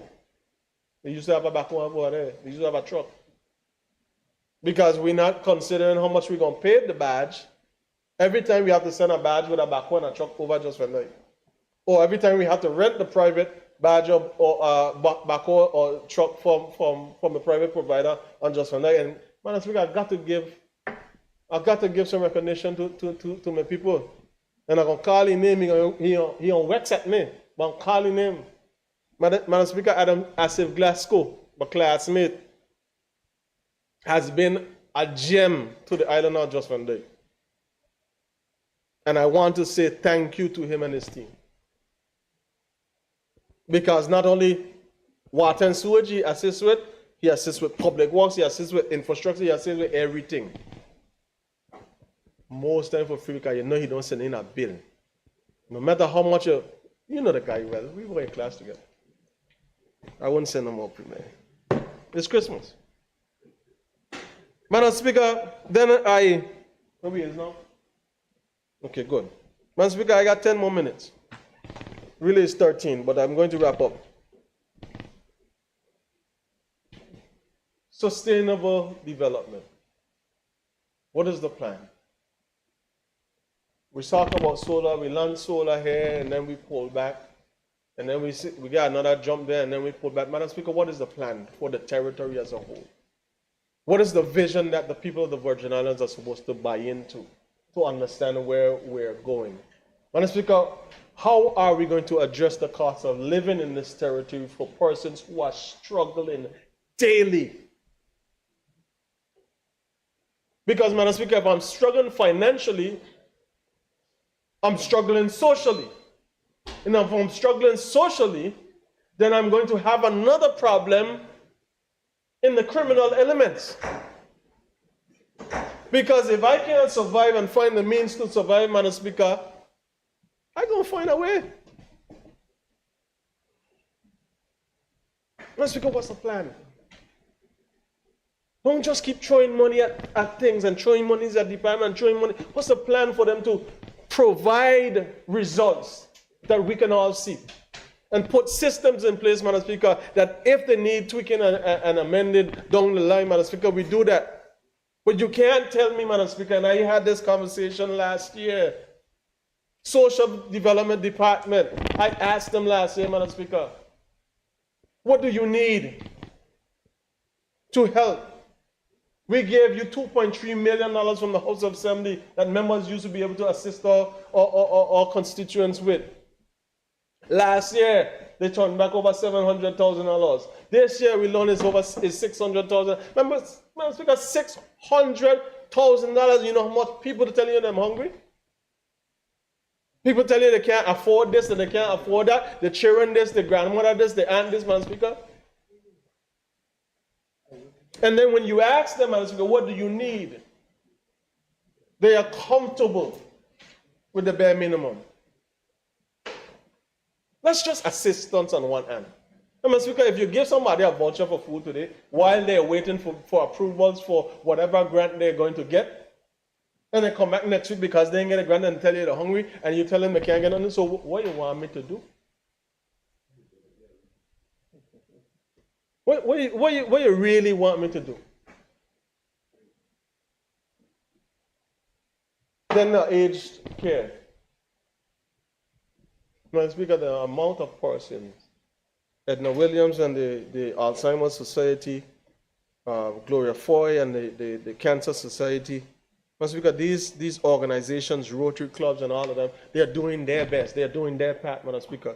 But if we don't provide in the system, last year I asked for 12 aged care professionals to be added to the system to help the persons that are the seniors in our community, Madam Speaker, that are dealing with dementia, that are dealing with illnesses, that they need somebody to care. Madam Speaker, while the families of some of these people worthless and willful, that's their responsibility. Let God deal with them. But as a government, Madam Speaker, we have a responsibility to take care of our people. Increase the capacity. Aged care services, Madam Speaker, for somebody living in a house to take care of elder or somebody who can take is between $8,000 and $10,000 a month. The average social security benefit that a senior is receiving now is between $200 and $350 a month. Where do you find the money from? Madam Speaker, what we could have get away with 10 years ago, we can't get away. We are building a country, Madam Speaker, but some people just become comfortable with doing nothing. We can't sit and do nothing, Madam Speaker. Those seniors are the ones that paved the way for us. They sacrificed for us, Madam Speaker. We just treating them like dog. They're in the hospital, they're in the Adina Donovan home, Madam Speaker. That needs tremendous work. What are we doing? Madam Speaker, I love all people, but I love the people of the 2nd District. So as I wrap up, Madam Speaker, in the words of my dear departed friend, a close friend of mine, more like a brother, sent a video around on social media last week. And it said, Mitch, did you get the rundown from Alvin that we do ham and turkey in the 2nd District? And that brought so much joy and happiness to see him in that video, but it was a sobering moment, Madam Speaker, because that voice is no longer here. But Madam Speaker, I want to let the people of the 2nd District know, for the seniors, we have about 220 baskets that we're going to be giving out to them. That's going to start tomorrow. And over the weekend, Madam Speaker, we're going to be giving ham and turkey to the families in the 2nd District community. I want to express my gratitude to Honorable Stacey Mehta and Honorable Rodney Skelton for their assistance in being able to achieve these two great outreach programs, Madam Speaker.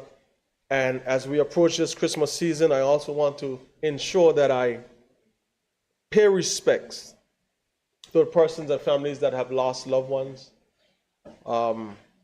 It seems like every time we get down to the Christmas season, we're losing more and more persons, Madam Speaker. And it's never an easy feeling sitting around your family table or in your house and that spot is missing with the person that you are lost. So, Madam Speaker, my prayers, support, and love what goes out to all those families, Madam Speaker. Madam Speaker, as well to the persons that are in the hospitals, in the prison, I want to also remember them, let them know, don't give up hope. There is a God and He indeed does care, Madam Speaker. To all the persons that have got involved in rated program, in the cleaning program through Tourist Board, Madam Speaker, through the different activities, the green VIs, Madam Speaker, and all the other persons that have contributed in some way over the years towards the people of the 2nd District, my teachers in the 6 schools that I have in the 2nd District, Madam Speaker, principal and teachers, I want to congratulate them and the students for for the work. The Minister of Education, Madam Speaker, I said it earlier, but she here now, so I'm going to reinforce it, Madam Speaker, for when I call her with an issue on one of the schools or something that I have a concern about, she would answer me. I don't know if it's because we're cousin, but she would answer me, Madam Speaker, and I'd come through, Madam Speaker. I just need that little $80,000 there for Diamond Basketball Court. Madam Speaker, Premier noted it for Diamond Basketball Court to finish that facility that was started in 2012. Madam Speaker, infrastructure, tourism, healthcare, this is our territory, Madam Speaker. I don't know why the roads from Carrot Bay to Windy Hill still blocked. I don't know why the road in Parham Tongue going from Pat Hawks Bay is still unrepaired. I don't know why the country looks like this from a road perspective, Madam Speaker, but this is some things that belong to we. Nobody else own. Madam Speaker, we got to fix it and we got to fix it quick. But in order to fix it, Madam Speaker, we need a plan. Thank you, Madam Speaker. Thank you, Honorable. Honorable members, let's take a brief recess.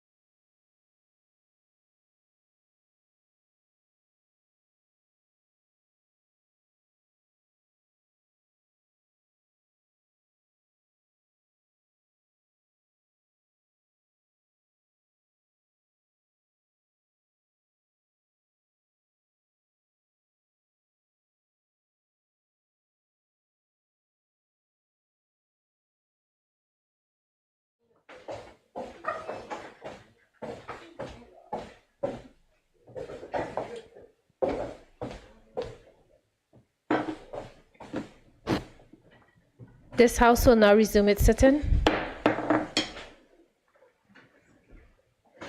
Members, the floor is still open for debate. Any member wish to debate?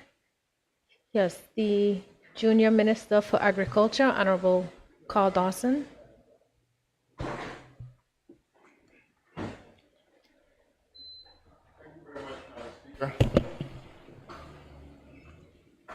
For the opportunity to make contribution to the debate as we consider the spending for 2025.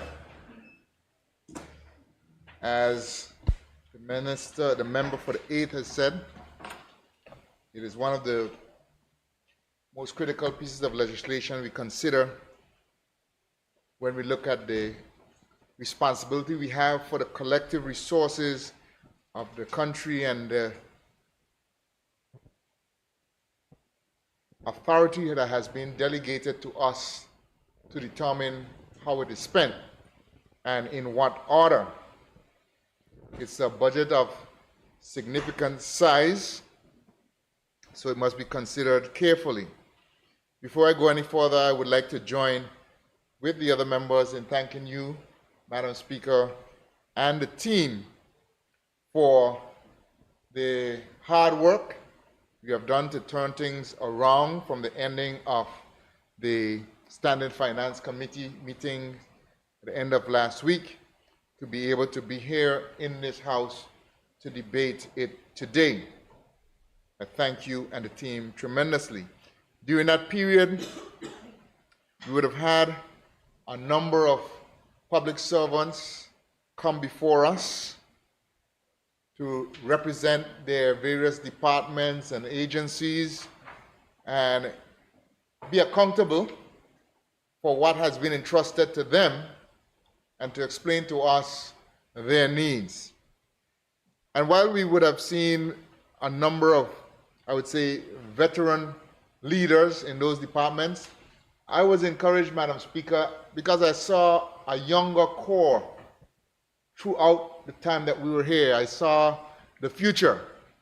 In some places where I frankly was surprised, I did not know some of those individuals personally, I did not know them professionally, but there were some persons that came before us, Madam Speaker, that caused me to say, okay, when X goes off the scene, I can see where the leadership goes, and I hope that in turn they would continue to build as we go along. It really encouraged me. Madam Speaker, the budget, as I said, is of significant size and has its obligations, but when I see in it, though, that we continue to meet our obligations as far as debt is concerned, being able to service the debt, that is always encouraging. It says that the budget and the finances are robust enough to meet our obligations, and even as we had to go into the market to gain more funds for particularly capital projects in the main, we were in a position enough to be able to do so and move forward. And I know that there are efforts on the way towards sovereign ratings and so on, which I think will position us even better going forward in the future. As we were here, and even as I listened to my colleagues, sometimes we want to move as quickly as we can, but sometimes I say, it takes time, Madam Speaker, to get things going and get things right. We would have been here last year, Madam Speaker, when even some members of the team were on this side, when we were just trying to set up the Ministry of Tourism. And this year now, we were in a position where we can see much more clearly the way forward for them as far as staffing. And I believe that that will pay dividends for us as far as a tourism product is concerned, by having a team that is more focused on planning, more focused on implementation outside of the work of the BVI Tourist Board. And I say that to Madam Speaker because I do believe that there are better days ahead for tourism. As I listened to some speakers this afternoon, it seemed as if though we were in a downward slide. And even one member pointed to some statistics, and he spoke of some anecdotal references going down to the Craft Alive and everybody bawling. So I had to get up from here. I said, but that's not what I'm hearing. I'm not saying that everybody is doing well, but I had to go myself, Madam Speaker, and make a few calls myself. I call a rental car company. I said, well, tell me how 2024 was, and tell me what 2025 looking like. He said, 2024 was good, you know. For 2025, he said, I'm booked until June. Solid. That ain't sounding too bad to me, member for the 8th. I'm not saying, don't misquote me and say as if though everybody out there is doing well. But I'm saying that there are some small businesses through tourism are benefit. I called 2 persons who are involved in the management of several villas. And I don't know if we're doing good in the West. It happened to be people in the West. I ain't calling a name right now, but I could come and talk, and I could tell you, these persons, Madam Speaker, just like your anecdotal people, your people, Madam Speaker, these are persons managing several villas.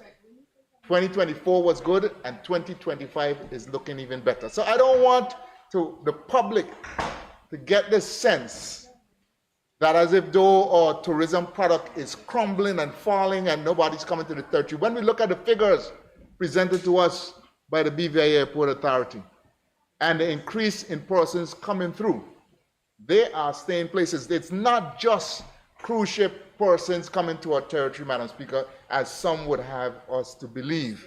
There are persons who, in the yachts, in the villas, in the hotels, and the word is clear that there are people coming to the territory, and we should be grateful, we should be glad. So the glass is even a question as a half full, it's more than half full as far as the tourism sector is concerned. And I just couldn't leave that just like that, Madam Speaker. And as we say too, Madam Speaker, the member got ahead, which was a good strategy, and said, well, I know you're gonna come up and talk about Norman Island and Beef Island and Joma and Prospect Reef, and so it gets ahead, and I like that as a strategy. If I was over there, that's the same thing I would have done. But I'm over here. And I have to tell you, yes, these things are happening. Yes, we've been talking about them, but yes, they are happening. And it speaks to, and I forgot to mention the King Andrew Beach Hotel, because it speaks to the confidence that there is a place called the Virgin Islands where you can do business. I'm not saying that just for 1 second to say certain things can be improved, but you can do business, and it's worth investing your money because you will get a good return. And that's what I believe we should all be in here fighting for, and when we see those positive signs, that we can be pleased. Madam Speaker, another area we've been talking about for a while, as far as, again, confidence in the economy and what's happening here in the Virgin Islands, it's gone a little quiet, but we are actually in 2025, it seems we're absolutely sure, Madam Speaker, that the medical school will open here in the Virgin Islands. They have already started to advertise, they're recruiting students, they are making arrangements for housing arrangements and so on. And Madam Speaker, yes, it's taken a while, but just as it took that time, we are sure that in 2025, we'll see it manifested. And that will have positive effects. I'm sure that the member for the A could tell us, based on his career in health as a leader, that it will have some positive effects on our health system here in the Virgin Islands, and it will also have, as we anticipate, positive economic effects as well. So, Madam Speaker, there is some confidence as far as this economy is concerned. There is some sense of hope for a brighter future in the territory. Madam Speaker, the area that I have been charged with responsibility is agriculture and fisheries. And this has been an area that has had its challenges in various ways, including funding. But I was glad to see when I looked there at the bottom line that we had a 24% increase in resources, and some of it is tied up in emoluments, but we also have more money that we will be able to spend on training, and there's also a portion of fundings there that will be available for grants. So this is one area that I see us moving forward for and having a greater capacity to help farmers and fishers in 2025. Perhaps I'd love to see even more, but I'm glad for the amounts that have been put there that we did not necessarily have last year to help us in these areas. And Madam Speaker, we also see funding that would be available to ensure that there is more land available for farming. On Anegada, where work has already begun, and on Virgin Gorda, where there's funding to develop lots, to put in roads in the agricultural lands, as well as fencing. Puts us in a position to move forward. We will be working on areas to make sure that all the inputs that are necessary will be made available to farmers in those areas. Of course, the other long-standing projects, such as the reservoir at Paraquita Bay, as well as the agriculture and fisheries complex, those are expected to break ground in 2025. And they will be guided by the soon-to-be official, but the draft agriculture and fisheries plan that will be guiding our development and advancement in this area in the years to come. Madam Speaker, in the area of agriculture and fisheries, again, I was glad to see the funding for training, because there are quite a number of young persons with interest in this field, and we must be able to support them, their development, and incentivize their further advancement in the fields of agriculture and fisheries. Madam Speaker, I get a bit selfish now as I look to some of the projects happening in the 1st District. And again, a number of things we have been talking of for some time, but the Western Ferry Terminal, we finally have the go-ahead from the Caribbean Development Bank. We have everything lined up. The final bid from those authorized to bid should be coming in on January 17th. And we expect that at the end of the 1st quarter or early in the 2nd quarter, that project will actually get underway. Madam Speaker, as far as, again, our tourism product is concerned, that's a key gateway, and we expect that we will have a quality product at the end of it that we can be proud of, and that would reflect the level of tourism that we want to, and the level of tourists that we want to encourage to our shores. So I'm glad to see the fund in place there and the necessary approvals from CDB to go ahead. There's also funding and a contract awarded for the North Coast, next phase of the North Coast Sea Defense Project. So that is expected to get underway again here in the 1st quarter. Fortune Cut contract for that area of road again has been awarded. So we expect that work to begin. I would like to say, Madam Speaker, that we have mentioned a lot about the challenges with implementation. And the thing I like about this government is to say, if there are challenges, we start to say, well, how can we fix them? Because it's not satisfactory to come back year and year and having the same problems when in fact you are the government. So I would like to recognize the Minister for Communication Works for his work in developing the civil mitigation policy, which gives us, I would say, better guidance, more flexibility as to how to spend the civil mitigation vote. So the amounts of money that would have returned to the Treasury last year, certainly as far as civil mitigation, and I can say I was sorely disappointed last year when I had projects and site visits with the Public Works Department, and I felt that, yes, we're going to get something done, and then at the end of the year, money is going back. But because of the flexibility embedded in this civil mitigation policy, as a result of that, some of the same project has now resulted the people in Fortune Hill can get up easier. The people as soon as the wall was collapsed after the rains at Windy Hill, the next week work began to get it back up. People going up to Romney Park are going to be able to go up more comfortably because we were able to get these projects going. So I commend the minister for the policy, and we too must continue to say, if this is a problem this year, how can we ensure that it's not a problem next year? And I do hear the cries that one of the members, member for the second, related to NHI. And I know the minister here is listening, because we cannot talk about the same problem year after year after year. And this is a government that intends to not continue kicking the can down the road. Madam Speaker, I received a document where we showed the things requested to be added into the budget, and some were added and some were not. But Madam Speaker, there's a one there that I wouldn't say it's not added. I would say they have yet to put added onto it. And that is the emergency signal for Long Bay, the tsunami warning. That is something that is present in just about every community across the Virgin Islands. But there are one or two pockets remaining. And one of those pockets is Long Bay in the 1st District.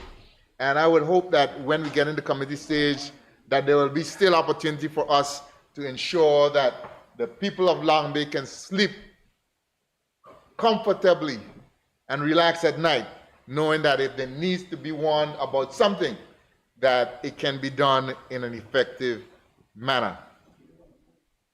Madam Speaker,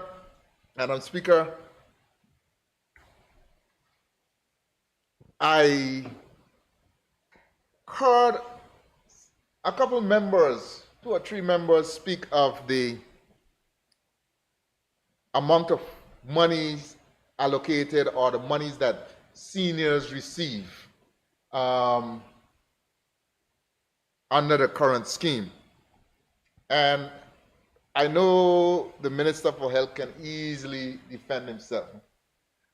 But just in case he gets to speak tomorrow, and that there's somebody who's listening today and would not be listening tomorrow, I want to make sure that it's clear that all of us spent time in this house this year reviewing those very levels that we would have for persons to be given for the various areas of beneficiaries in the area of social assistance. And those figures have been improved. Have they gone to the level that we would absolutely love? Not necessarily, but they're significantly better than they were. And I commend the Minister of Health and Social Development for that effort. And I commend all the members of this House, because you were here when we did increase those rates. Yes, member. You were here when I'll allow the Minister for Health to give greater detail, but we have improved and we have increased those, and they will be kicked in this 2025 budget. They will be. Madam Speaker, I will shortly take my seat, but I always want to see an area where I consider us to be moving forward. And that area is, because it's dear to my heart, the area of related to recycling and reusing waste management. And I want to commend the department for their work in that area. As a member of the forest, of course, we have not seen fire and smoke for a very long time. Pardon? All right. We have not seen fire and smoke for quite some time. We see that there is a process for recycling waste oil, for glass, for organic waste, and we're starting to move higher up the chain as far as waste management is concerned. So that is one area on a national scale. Next year, I look forward to us pursuing more composting with our organic waste, which is something that would in turn benefit farmers, as the output of waste can then be the input for the agricultural sector. As I close, Madam Speaker, just in case I don't have the opportunity before Christmas, I offer season's greetings to the residents of the 1st District in the first instance, and then further afield to Virgin Islanders, wherever you may find yourself. May God bless you, and may you have and enjoy the blessings of this season in this year. One person who will not be would be a member of our district and a member of a group called the 1st District Social Action Group, who look after vulnerable persons in the district. And this young lady, Miss Milano Smith, who was a member of the 1st District Social Action Group, a primary caretaker for her brother, primary caretaker for a lady who was not even a relative to her, but really gave of her best. And she will be laid to rest tomorrow, and I pray God's comfort to her family and all of us who will miss her. Madam Speaker, I thank you. Thank you, Honorable. I recognize the Junior Minister for Tourism and Culture, Honorable Luce Hodgson. Thank you, Madam Speaker. I too would like to express, like my colleagues, thanks to you for allowing me to have this opportunity to make my contribution to the budget debate for 2025 budget.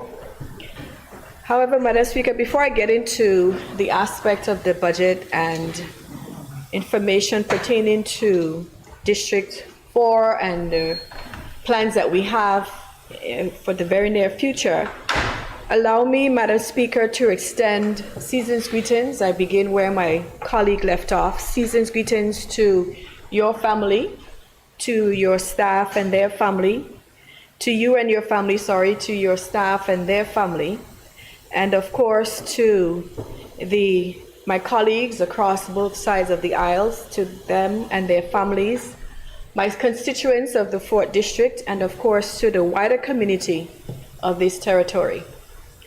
I also, Madam Speaker, like to extend condolences to the many families who have lost loved ones during this year, 2024, which we know is a leap year. And we've had quite a bit of deaths, some very unexpected ones, but who am I or who are we to question God's plans when it comes to life and death? However, through the pain that I know that these persons or individuals that are suffering because of the loss of their loved one, I'd just like to encourage them to remain strong, be faithful, and continue to trust in God. We are assured that He knows best. He knows our beginning and our end. And also like to take this opportunity to extend sincere condolences to the family of the recently passing of Mr. Jeremiah Hopkins, known as Chad. We all know him, very jovial person. Hopkins. We all know him in his days. He was very jovial, always had a joke to tell and made you laugh, and one of our good and well-respected truck drivers here in the truckers, I should say, in the district and the community. So I'd like to take that opportunity to extend sincere condolences to that family. Madam Speaker, as we reflect a little bit like everyone else on the year 2024, which will come to an end in less than 2 weeks, through my lens, Madam Speaker, I would say it's been a very successful year, despite the many challenges that we've faced or encountered, and not just here in the territory, but the challenges and that we faced throughout the world that had an effect on us. And for whatever reason, whatever happens in the world, we like to think that we are protected, but we are part of a global community. And sometimes the things that happen throughout the world that negatively affects the world somehow indirectly affects us as well. But despite these challenges, Madam Speaker, I would like to say, and based on the budget speech that was read by our Honorable Premier, we've had some good results.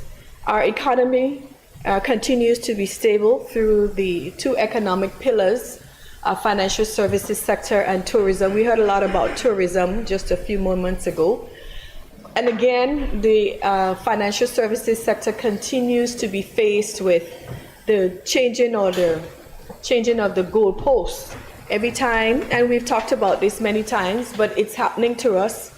We're going through it now with the mutual evaluation report, and there are certain things that we have to have in place in order for us to get a green light when this report is being resubmitted. But, you know, we face the challenges with the economic crisis and the financial services, I should say. Every time we have to address concerns, come to the House to bring bills, amendments, and we have to immediately address these so that we will be on the right footing when it comes to our financial services sector, protecting it, safeguarding it, and doing all that we need to do to have it among us as part of one of our economic pillars. But despite having these challenges, the sector is doing well, and the tourism sector as well. We continue to see increase in air access. Just recently, we welcome back LIAT.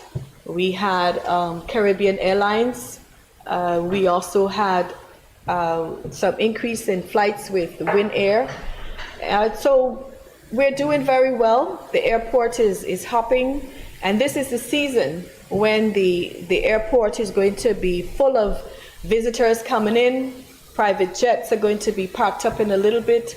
So the season is there in terms of our tourism sector, and I believe that all of this contributes to the growth of our economy, as I said before, despite our challenges. In addition to those particular successes, we've had the passage of 15 pieces of legislation to bring the conclusion to the implementation of the 48 recommendations of the 2022 Commission of Inquiry report. Now, 15 legislations or pieces of legislation being passed in a short space of time is a mammoth task. And it required us to be in this honorable house for many, many hours. And, you know, sometimes you felt like that was all that you were here for, and you kind of felt a little guilty. I know I did, because you weren't able to get into your districts and do the things that were required for you to do to really push the projects that you had in mind for your districts and to address the needs of your constituents. But it was a requirement for us to be here and to give the attention that we needed to give to these pieces of legislation to ensure that they passed so that we will meet the requirements of the COI report. So I don't hesitate in saying that it was time well spent. It was a learning education for me, of course, but I'm grateful that we have come to the conclusion in the month of September, and it was a relief to have, or a release to have these legislations passed, so that we can now have the time to move forward with other projects and concerns of our district and the community. And this is where our 2025 budget estimates come in, Madam Speaker, because we are moving forward from 2025 beyond that to move our country forward and really get the things that we need to get done. Because we really now have the time. We can't say that we don't have the time. We put the things that we've done for 2024 behind us, and we move forward. Madam Speaker, each ministry that we have in this honorable house here, they have accomplished quite a bit of achievements, and I'm sure the ministers will expound on the achievements a little bit more than I would. But I believe, Madam Speaker, that the list will go unnoticed because they're listed, but no one is going to take the time to read them. And in this honorable house at this moment, we don't have time to list all of them. But there were some major achievements aimed at improving not only the residents' lives, but our businesses and our students in particular through the Ministry of Education, aimed at improving the experience of our students while at play at the school. And they were able to accomplish and achieve 5 new playgrounds, were installed by that particular ministry, with the assistance, of course, with others. And through the Ministry of Health and Social Development, we saw 8 new social homes being handed over to residents throughout our territory and making their lives a little better, increasing their quality of life. The Ministry of Communications and Works undertook the rehabilitation of some roads throughout the territory, which is a vexing topic, and we understand why. But the fact of the matter is, the works were done, and things are a little bit easier in terms of accessing the roads because the work has been completed. It did inconvenience us as citizens and residents for a bit, but the fact of the matter is efforts were made to ensure the roads were safe and for us to be able to drive on them a little better. And things will get better, Madam Speaker. Recognizing that our natural environment is one of our greatest assets, the Ministry of Environment, Natural Resources and Climate Change launched the Long Bay Beef Island Beach Management Project, a project that has been in topic talked about for quite some time. It's not complete, but it was actually started and it's ongoing, and we look forward to those projects being completed and making that particular area and that environment more, again, environmental friendly, and visitors and residents alike will definitely be appreciative of those efforts. And again, through my lens, Madam Speaker, looking at my particular district that I'm responsible for, District 4, it looks bright. Despite the fact that it is dubbed one of the dirtiest areas, not only in the territory, but in the world, I beg to differ. It is no messier or no unclean or dirtier than anywhere else. As a matter of fact, I would like to say that it is not dirty, as we wanted to make it feel like it is, because there are efforts to clean it. We have two organizations that are making an effort, a conscious effort, to keep the capital clean, and that is the city manager's office, where their officers come out from 5 a.m. to 12 noon, and then through the solid waste department, their officers come out from 6 a.m. to 1 p.m. So between these two organizations, efforts are being made to keep the capital clean. And we are recognizing that more work could be done and more will be done when we are able to implement some of our plans for 2025. And some of these plans were highlighted during the standing finance sessions from the various related ministries and departments. But just, Madam Speaker, just to give you a list of ideas of some of the projects that we were able to complete for 2024, we were able to get some of the guts cleaned, some of the drains cleaned, and this is through the assistance from the Ministry of Communications and Works, through the Department of Public Works. Yes, we had bush cutting. Now, the bush cutting was another sore point because it was a public outcry that we needed to have this done. So we did what we could to get the bush clean. And now that we got it clean is an issue because it's saying that all we're doing is bush cutting. So you do and then you don't do, or you don't do and then you don't get recognized. So, Madam Speaker, the bush cutting is a temporary, and we're hoping that at some point we will be able to get a full team to maintain the bush cutting, and not just the 4th District, but throughout the community or the territory when we bring on board the Beautification Committee, which has been a committee in existence, but it was dormant for a while, and we're now reactivating this Beautification Committee so that we will have continuous projects to clean up and beautify our territory throughout the years. Now, we're going to be collaborating, we had some collaboration, with the Ministry or the Department of Waste Management.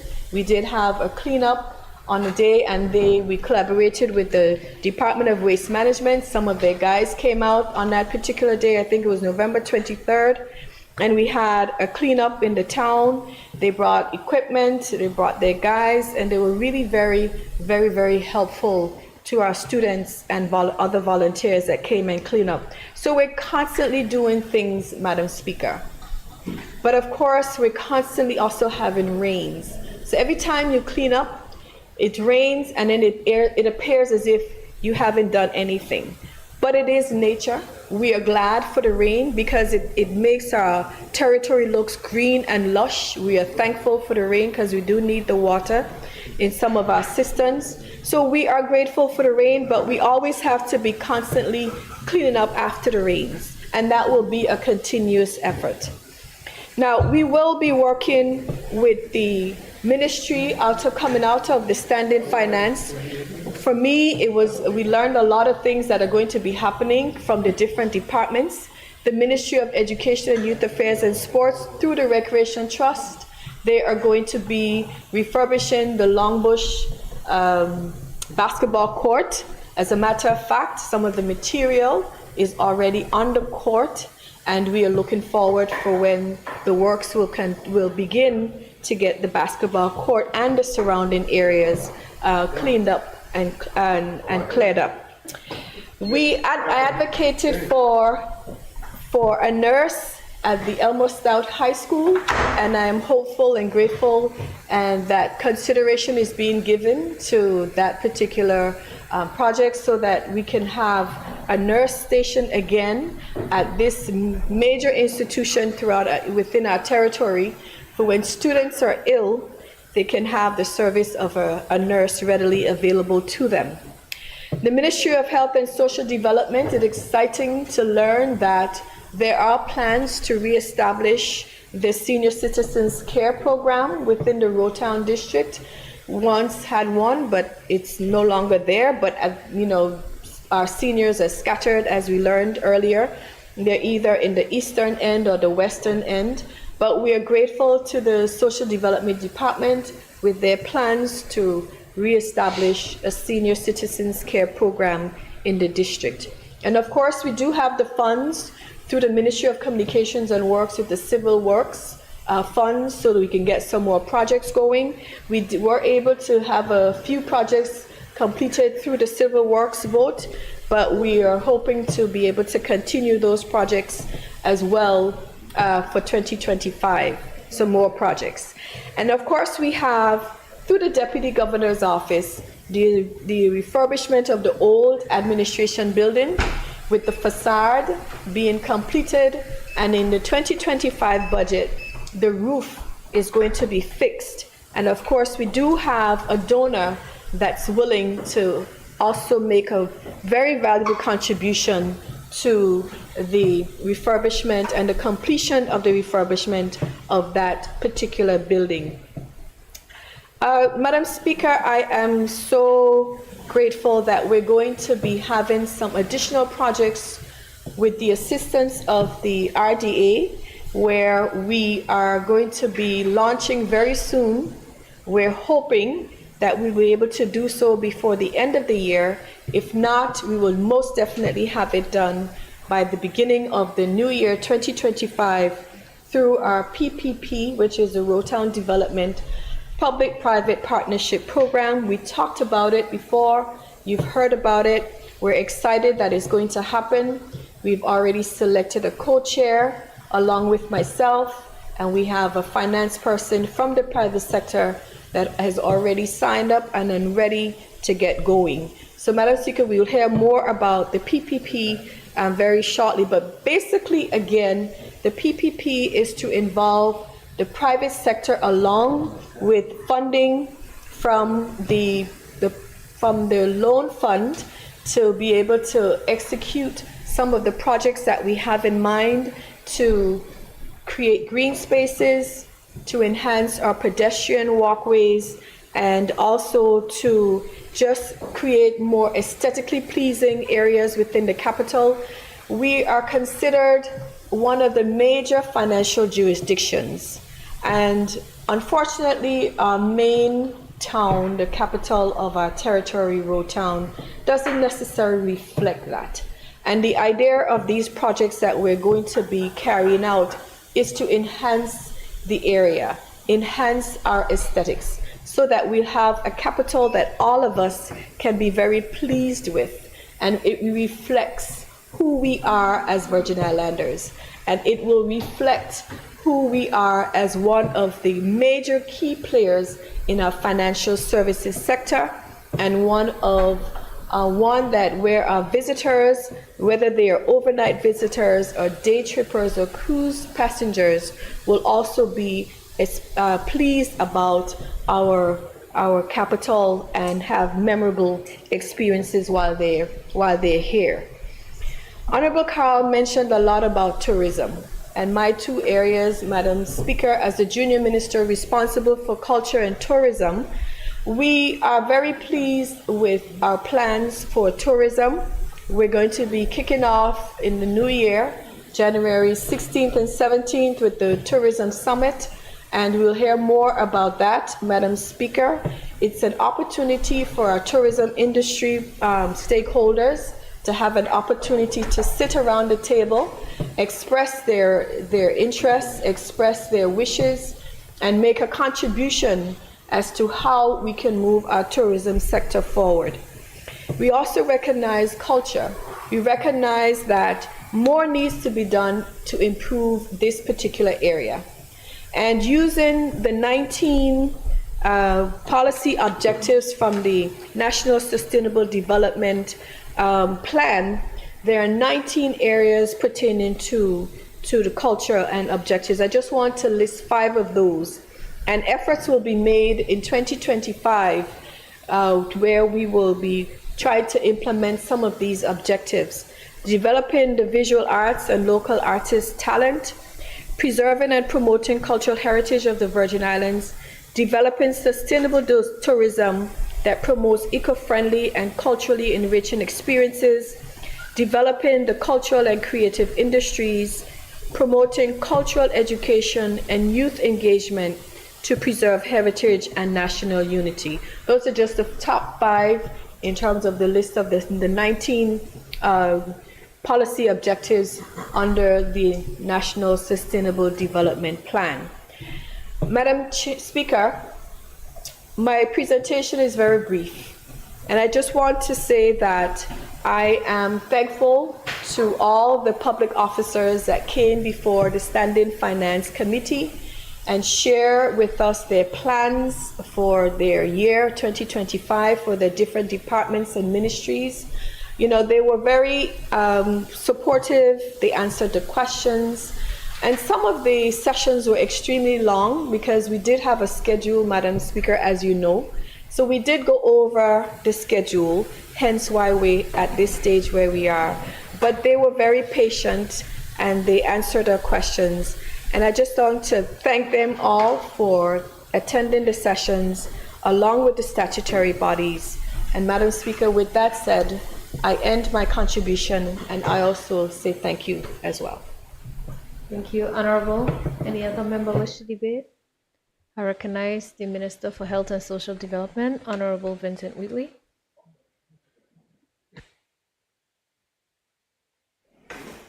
Thank you, Madam Speaker, for the opportunity to make my contribution on this historic budget. Yes, the largest one to date. Not the biggest one that will ever happen, but is the largest one to date, and that ought to be celebrated.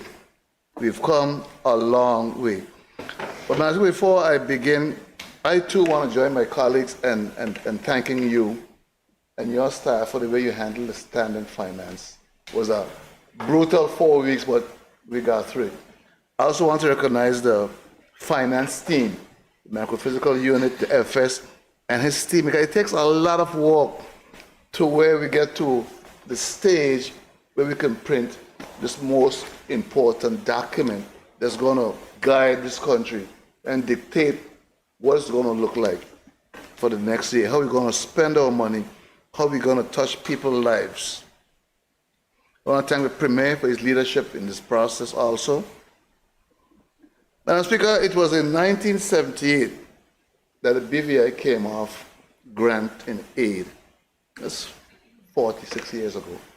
I was trying to find out what the budget was at that time, but I was unable to find the budget. But I know it wasn't nowhere close to where it is today.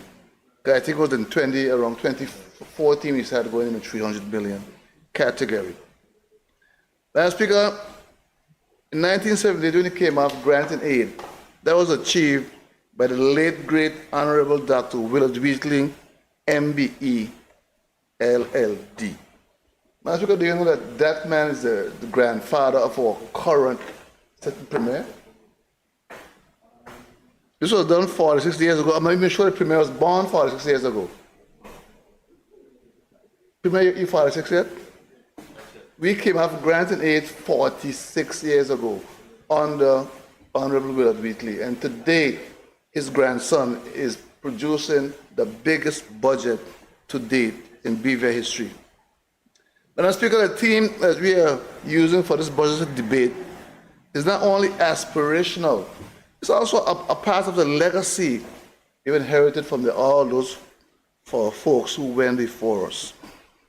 It's not only aspirational, it's also insightful.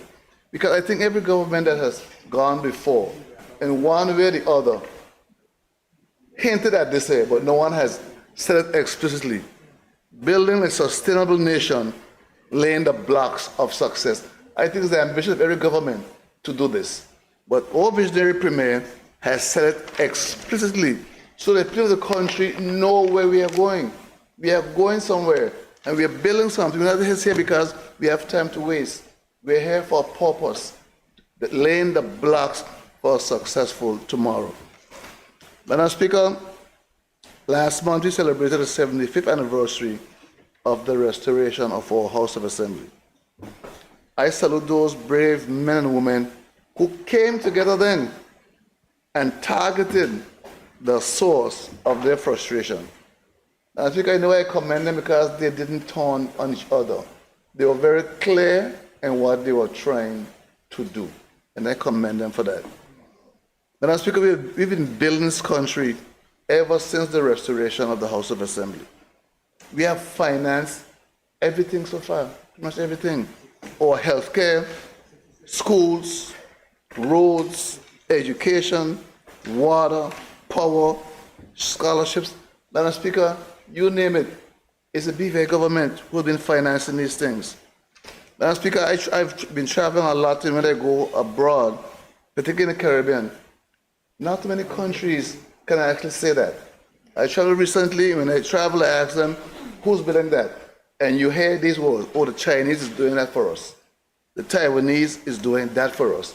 The UK gave us this grant. America gave us that grant. Madam Speaker, we have been doing this on our own, and I must commend those agencies who have helped us along the way, like PAHO, WHO, UNICEF, Direct Relief, Expertise France.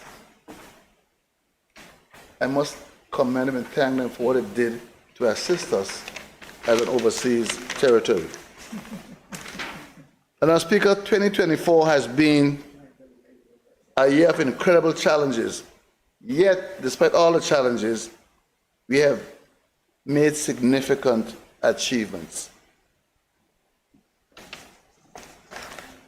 However, Madam Speaker, we live in an age of social media that brings information to the public fast and furious. Unfortunately, the good news, the successes, the victories and achievements, the hard work of the ministries and departments often sit quietly behind closed doors, while the bad news, the failures, the shortcomings and mistakes are out parading with loudspeakers instantly. Madam Speaker, life and death lie in the power of the tongue. And there's a lot of doom and gloom spoken sometimes. I urge all members to speak life and prosperity over this territory. Madam Speaker, the reason why I say this is that a lot of countries are referencing here. This country going to leave the BVI, the other country eating the BVI lunch, that one have their dinner. And look at some of these countries, and the reason why it's possible because they have challenges too, but they have chosen not to publicize and broadcast their challenges. Madam Speaker, I'm going to read a little sentence here. Oh, looking at, because some of the same countries that people are saying, I eat no lunch, the crime rate would drive you mad, but they keep it quiet. Madam Speaker, listen here. The South American and Caribbean region exhibits the highest homicide rates globally, with crime-related activities constituting the predominant cause of these homicides. The region contains 3 of the most lethal countries globally. No, I'm not going to say. The point I am making is these countries who have the challenges don't get up and broadcast them to the world. Madam Speaker, it was referenced earlier, the 4 report. In fact, I know 4 didn't send an investigative reporter to the BVA to do a report. They did one, I didn't see him anywhere. 4 simply repeated what they heard us saying, and some right this honorable house. They may send about it here. Some people spoke about there's no plan. 4 say, well, they ain't got a plan. We say the place dirty. 4 say the place dirty. 4 say we destroy the environment. We say we destroy the environment. 4 say, well, what is what we say? They didn't come in here with no new story. Madam Speaker, I've always said we have to be very careful what we say in this honorable house because the world is listening. Yes, we have our challenges, but we don't have to broadcast our challenges anyway. Madam Speaker, 2024, as the year comes to an end, and we look back, the ministry has been busy from Jost van Dyke to Anegada, building social homes, preparing community centers, upgrading our cemetery so people can live to rest in a dignified place, social homes, you name it. We have been there doing it. And Madam Speaker, the work will continue. It's all gloom and doom in the future. In 2025, we plan to facilitate and repair and upgrade of key health and social infrastructure, such as the Dr. D. Orlando Smith Hospital. That was mentioned a lot earlier. Community centers and social units. These things will continue, Madam Speaker.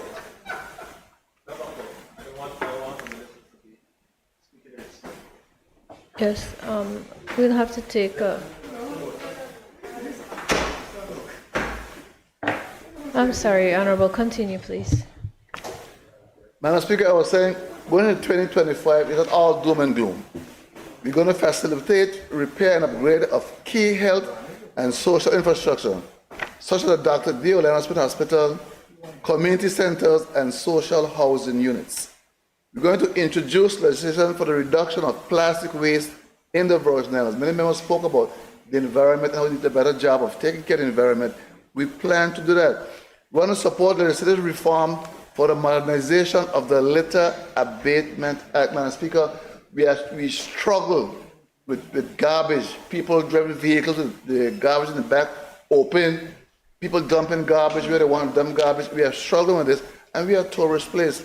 Madam Speaker, the other day I was driving from North Song, enjoying a beautiful road, and a gentleman was going to the dump with a bunch of boxes. And as he passed me, at least 3 boxes floated. I blew my hand to stop him. He never stopped. So I got out my car and put those 3 empty boxes into my vehicle and then took them to the closest bin. Madam Speaker, we want to develop, implement, and revise key health and social assistance and environmental policies to ensure alignment with Vision 2036. We also want to focus on legislation such as the Social Protection Act and Housing Assistance Policy. Now, so these 2 things, again, were spoken a lot today, but in parts. We know persons have challenges with housing. We have to help persons. Some persons cannot do it on their own. Apart from just building a social home, helping persons to build their homes, help them to do some part of it, a roof or a floor or something, or helping persons to simply get over that little hump. Madam Speaker, Social Protection Act is a wide umbrella thing that captures all the social programs that we have, such as NHI, such as social development, such as whatever things we do to help persons socially. We have to tighten those things. Can I look at NHI in a vacuum? It is part of a bigger umbrella of stuff, and we're going to bring that in. We're going to enhance partnership with the UN agencies such as UNICEF and local entities for effective delivery of Health and Social Services.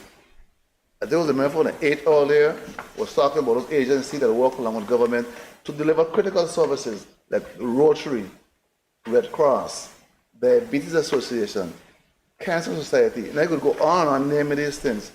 Win.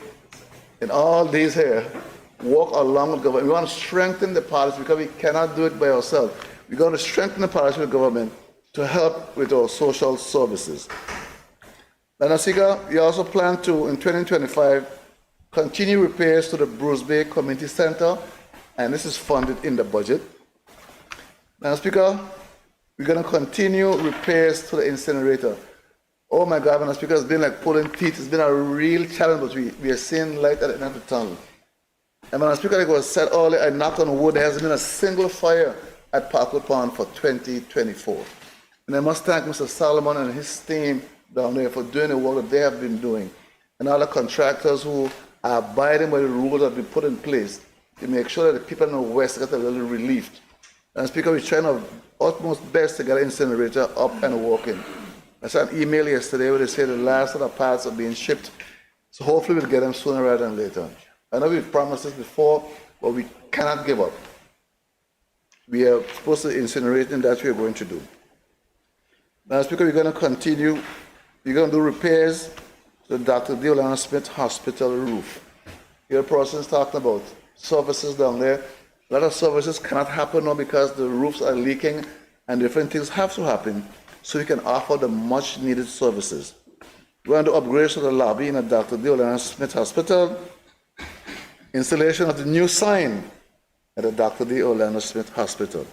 Now, I've heard at least 2 minutes for the day gave their opinion on whether the sign should go up or not. Or maybe they didn't say that. They say they prefer, as if we have a choice, to fix inside and leave the sign alone. But because we have to do both. And there's funding to do both. You can't have a building named after a man like Dr. Smith and the building looking the way it is with not a correct name on it. You want to give that building the dignity it deserves. It must look like success because we're going to make it successful. We're going to make HSA successful. And it starts with a look. The look of the building is important to us. It must look like what it's supposed to be. It should look like success. It should look like healing. It should look like wellness. It should look like bringing joy to the people, healing people. Madam Speaker, we want to connect the main generator in the hospital to the old sections of the hospital. Madam Speaker, right now, it runs on two systems. You have the general power in the big building and generators in the old building, including dialysis. And they are very old generators that at times give a lot of trouble. So we figure the best thing to do is to connect the whole building to the main power supply.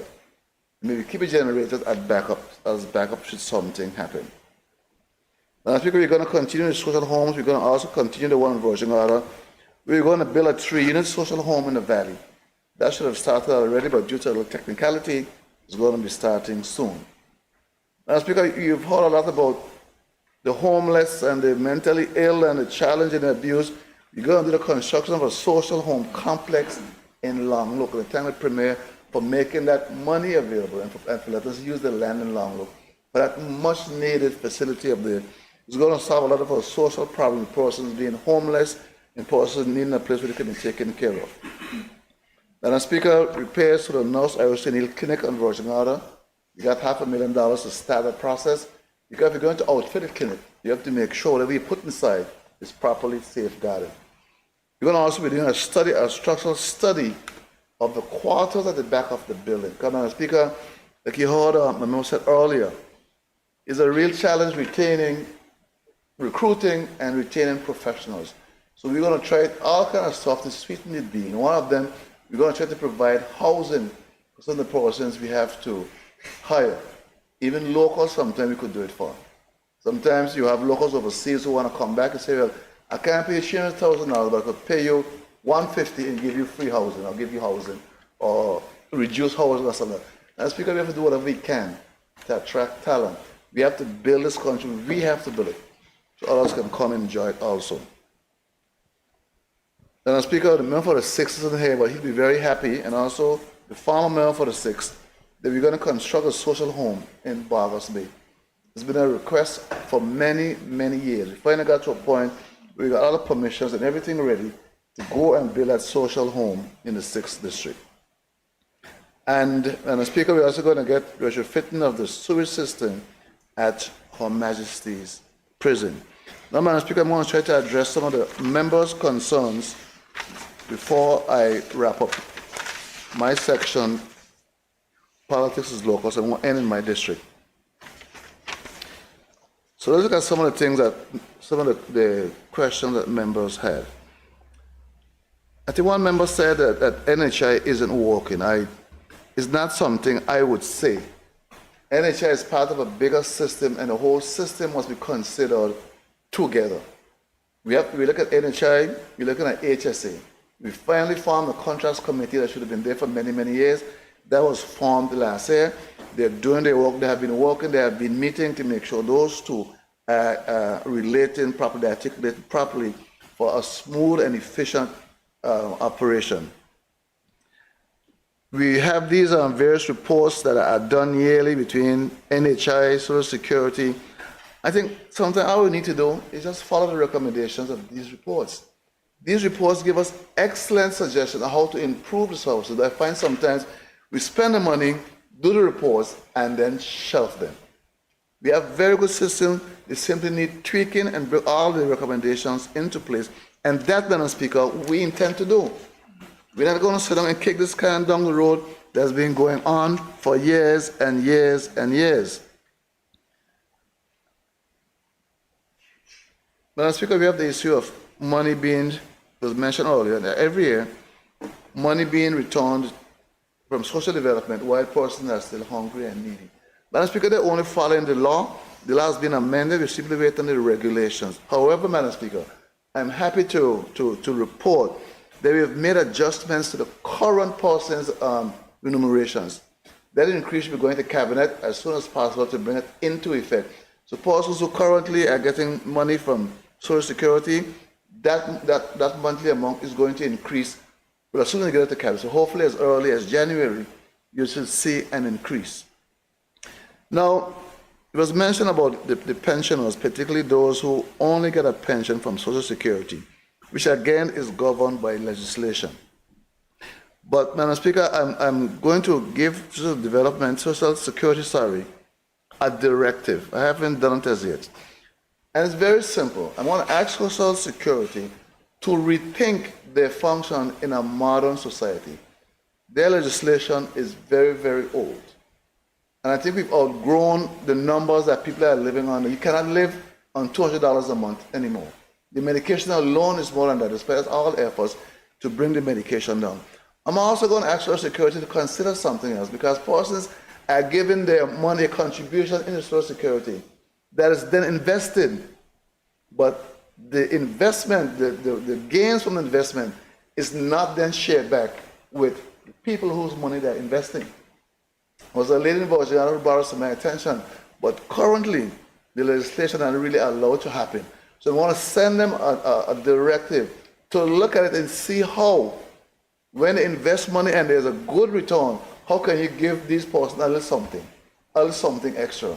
You know, we invested in so and so, we made 50 million, you know, we're going to take our 5 million, and we're going to give back to you or base. We're exploring that possibility.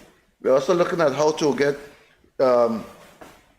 unemployment insurance in place. Now, I speak, all these things are in the pipe works. These, if they were easy, it would happen a long time ago. But we're going to bring these things into place. And the member for 8 also mentioned dialysis. It is true.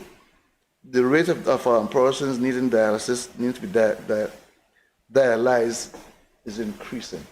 We've pretty much outgrown the space. It's sad, but we have outgrown the current place. However, Madam Speaker, we've already started to reform the unit. We already have the money to start buying new machines, a new water system, and to expand the space that we can accommodate more persons, unfortunately.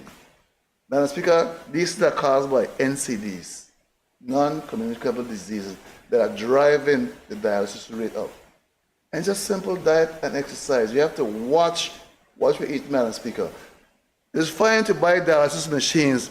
It is better to do the preventative part of it. I'd ask one lady in my district, I say, you're very good at posting. Sometimes before I open in the morning, she don't post 4 or 5 times. I say, use your platform to encourage persons to be proactive.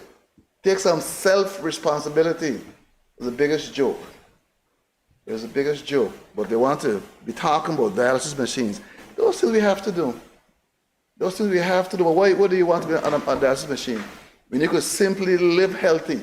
Remember for 872, preventative medicine, exercise, proper diet, and so forth. Walk in the morning. Watch what you eat. Watch your monks eat. Read your labels. NCDs, we're seeing juvenile diabetes on the rise. Young children, 4 or 5 years diabetes. The numbers are increasing. We used to have probably 50 persons, probably 60. And there's a whole set of other persons there, very close, showing early signs of diabetes, a lot. And until we change our lifestyle, we'll be buying machines until thy kingdom come. You don't have to. The man 46 runs every single morning, up the hill, down the hill. Why can't we all do that? Why can't we all do that? Eat fresh, grow stuff in your yard. You tell me so. You don't lie. On simple things. On simple things. Then the Speaker also said that about the presentations, particularly HSA, because he spoke a lot for the 8 about HSA, and the need for more money. Yes. Any amount of money could give our health services. This is all over the world. They can spend it. But let's get it right. Let's make sure we're spending the money on the right things. Let's work in a systematic way. It's good to come in and want to promise me, like when you're out dating, you promise to get all kind of things. Let's start with the very basic things. Mail a ride home, And these things that people want to do cost money, but we're not really sure if we're doing the right thing. We're going to bring in a financial expert in medical to help us navigate this situation we're in. Because it'll be 20 million this year, but it'll be 40 million next year, and you'll always find more money, more things to spend more money on. But as for the issue of it was raised earlier, we have to find this money. The persons who didn't get their pensions paid. We have to do it. We have to fix that. You can't take persons' pension money. It's the same like everything else. Persons can't work for you. You deduct Social Security, you deduct NHI, you deduct so and so, and then you don't pay it in. It's really stealing. You don't know what to call it. You could say what circumstances may have led you to not pay it in. But at the end of the day, it's still stealing. You have taken something from somebody and kept it, doesn't belong to you. You're supposed to deduct it and give it in. But again, that speaks to a bigger problem. Again, you heard it earlier, I wouldn't get into that right now, of business protection. We have to help our businesses to survive. So moving right along, Public Assistance Act already, Honorable Smith, for those report. I'll leave that for now. I'm glad to see that again, we passed the money for Anegada Lands Committee a long time ago. I'm not sure what's taking so long. We're trying to get the titles out, but I don't know what's taking so long. We've spoken to all agencies involved. All we keep hearing is soon, but we can't do people this way. We have to, they've worked, please give them their money and get the titles out.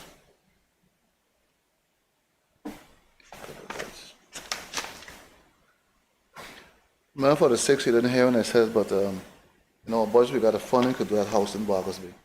It's in the budget this year. So I know you'll be very pleased. You and a former member have been doing this for a very long time.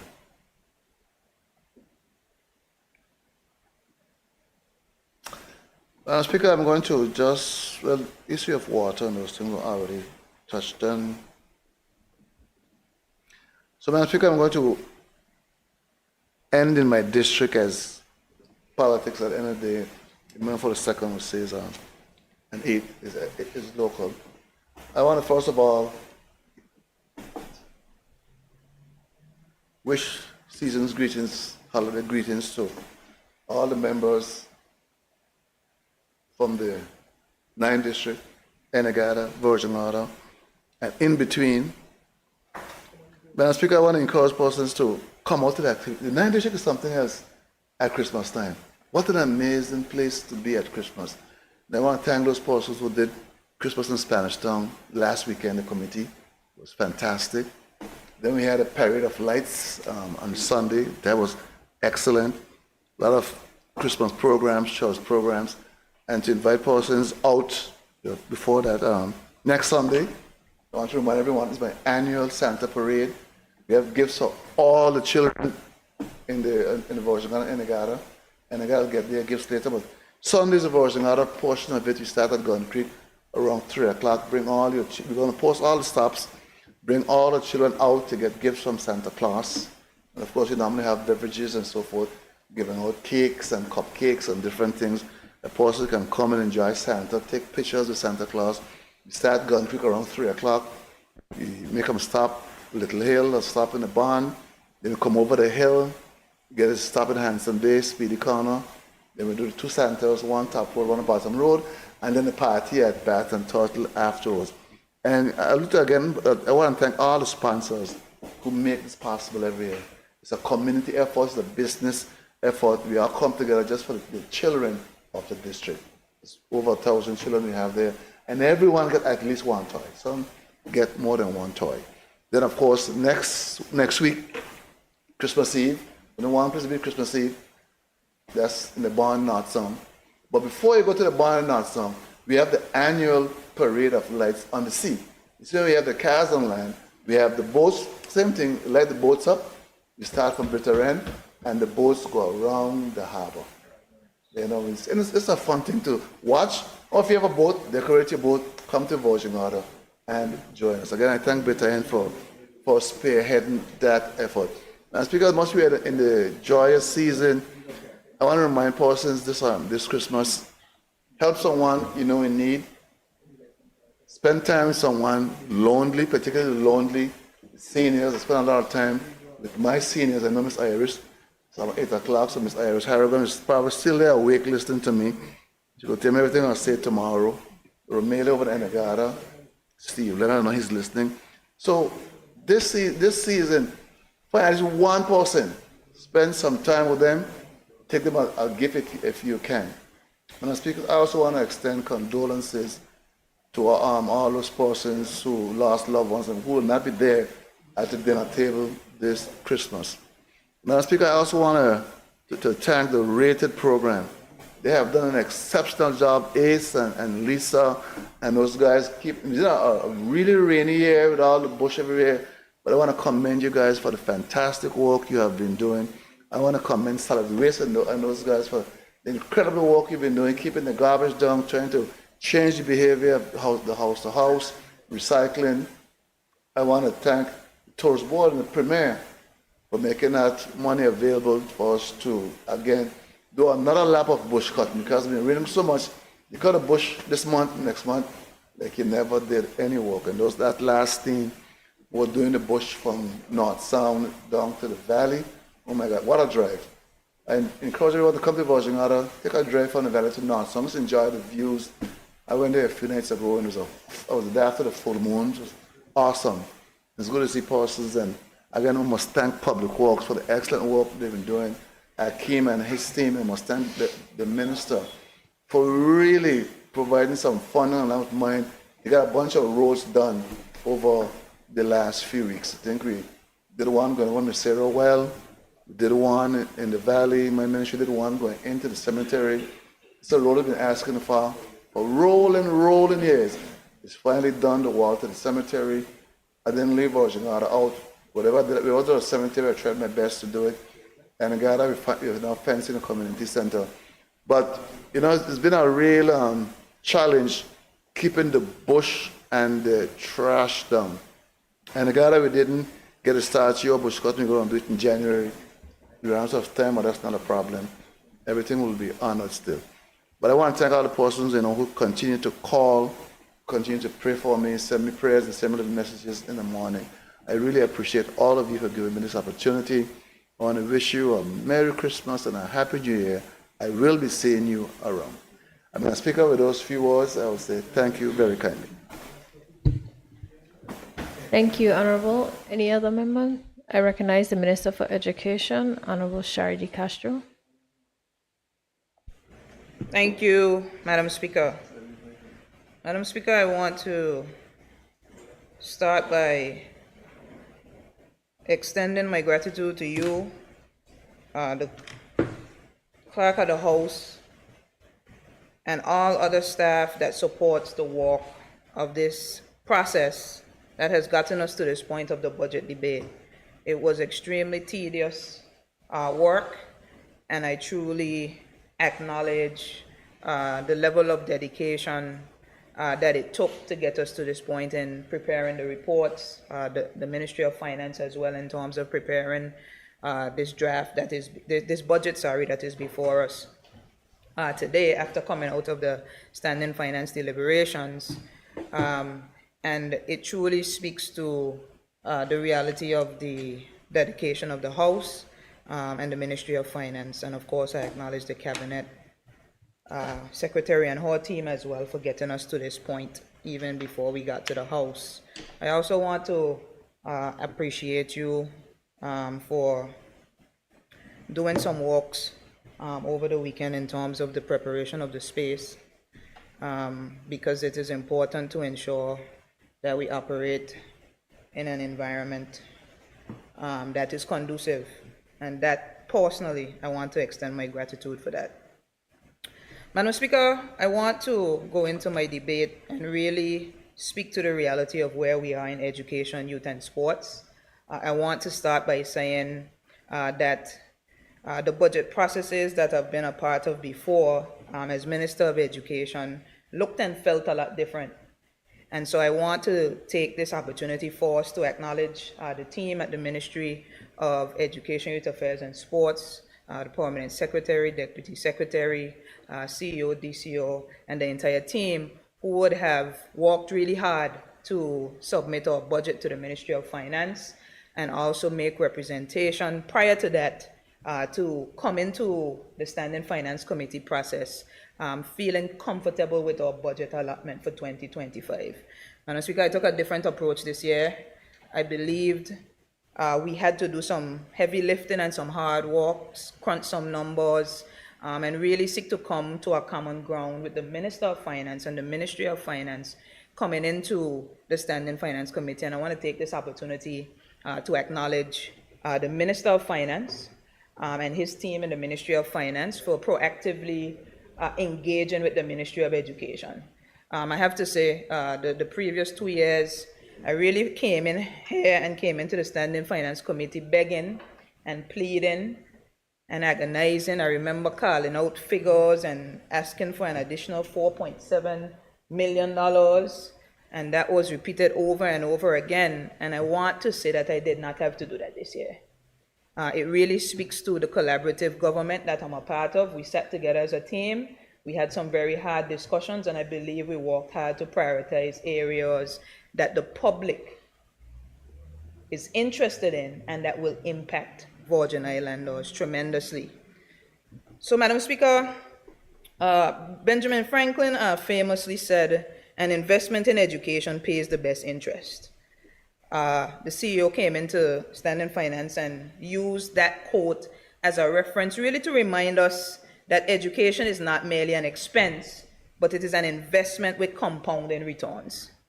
The ministry really has sought to implement a phased approach to the work that we're doing to make sure that it generates the best interest in preparing our students for a future of innovation, critical thinking, and creativity. And I stress that it's a phased approach because, of course, as much as we will want to do everything one time, the funding just does not allow it. However, I believe if we take things in a very phased and constructive approach, if we plan appropriately, we'll be able to build as the years progress, and we'll be able to give persons realistic expectations that we could actually accomplish over that period of time. Madam Speaker, I want to go into the three critical areas that the Ministry of Education, Youth Affairs, and Sports have been focusing on critical to education and our mandate to move full steam ahead and reimagine education in the Virgin Islands. The first, Madam Speaker, would be infrastructure. It's important to build strong foundations for learning. It is said that education is the most powerful weapon which you can use to change the world. Nelson Mandela said that. And we firmly believe, after consultations with all educators, that a secure, comfortable learning environment is the foundation of effective education. And that's why we have taken steps to really look at school infrastructure specifically to make sure we address the concerns raised. Madam Speaker, we have, through our partnership and the MOU with Unite BVI, been able to complete structural assessments on our public schools in the territory. And from that information, thankfully, we were able to have the quantities, the amount of funds that we need to be able to remediate some of the pressing challenges on that list. And Madam Speaker, I want to say that I am extremely grateful that for the first time in a while, the ministry has some funds up front under capital, under school rehabilitation and reconstruction in the amount of $2.5 million at the start of the year that allows us to go into the summer months and actually complete works. The 2 months in summer is the largest time period that students are not in school. It's the time that we must do work on schools. Previously, we would have had less funding and had to seek funding in SAPs that, of course, project closer to the middle of the year, which literally canceled out our attempts over the last 2 years.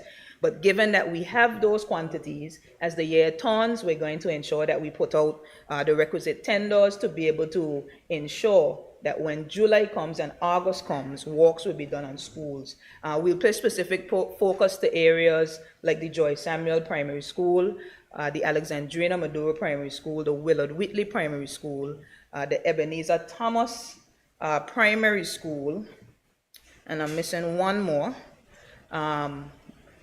We will also do some additional works at the Leonora Delville Primary School, the Enid Scatliff Primary School. But those four that I called, given the challenges that exist there, we will be paying some specific attention to those areas.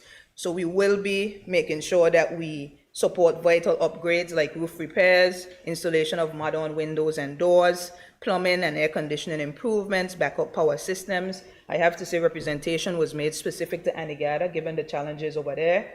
And I am certain that my team has finalized the arrangements to be able to get that generator over to Anegada. I understand that the connections, given some of the procurement, would be done early in January, but we're very grateful. It's a very hard thing when you get a call and the minister has to close school because there's no electricity, or close school because there's no water. And so that's why we're being very strategic. We're watertight in schools to ensure that we also don't have challenges with mold and air quality, and we're also ensuring that we put up backup systems in terms of plumbing so that we have water supply as well as electrical supply.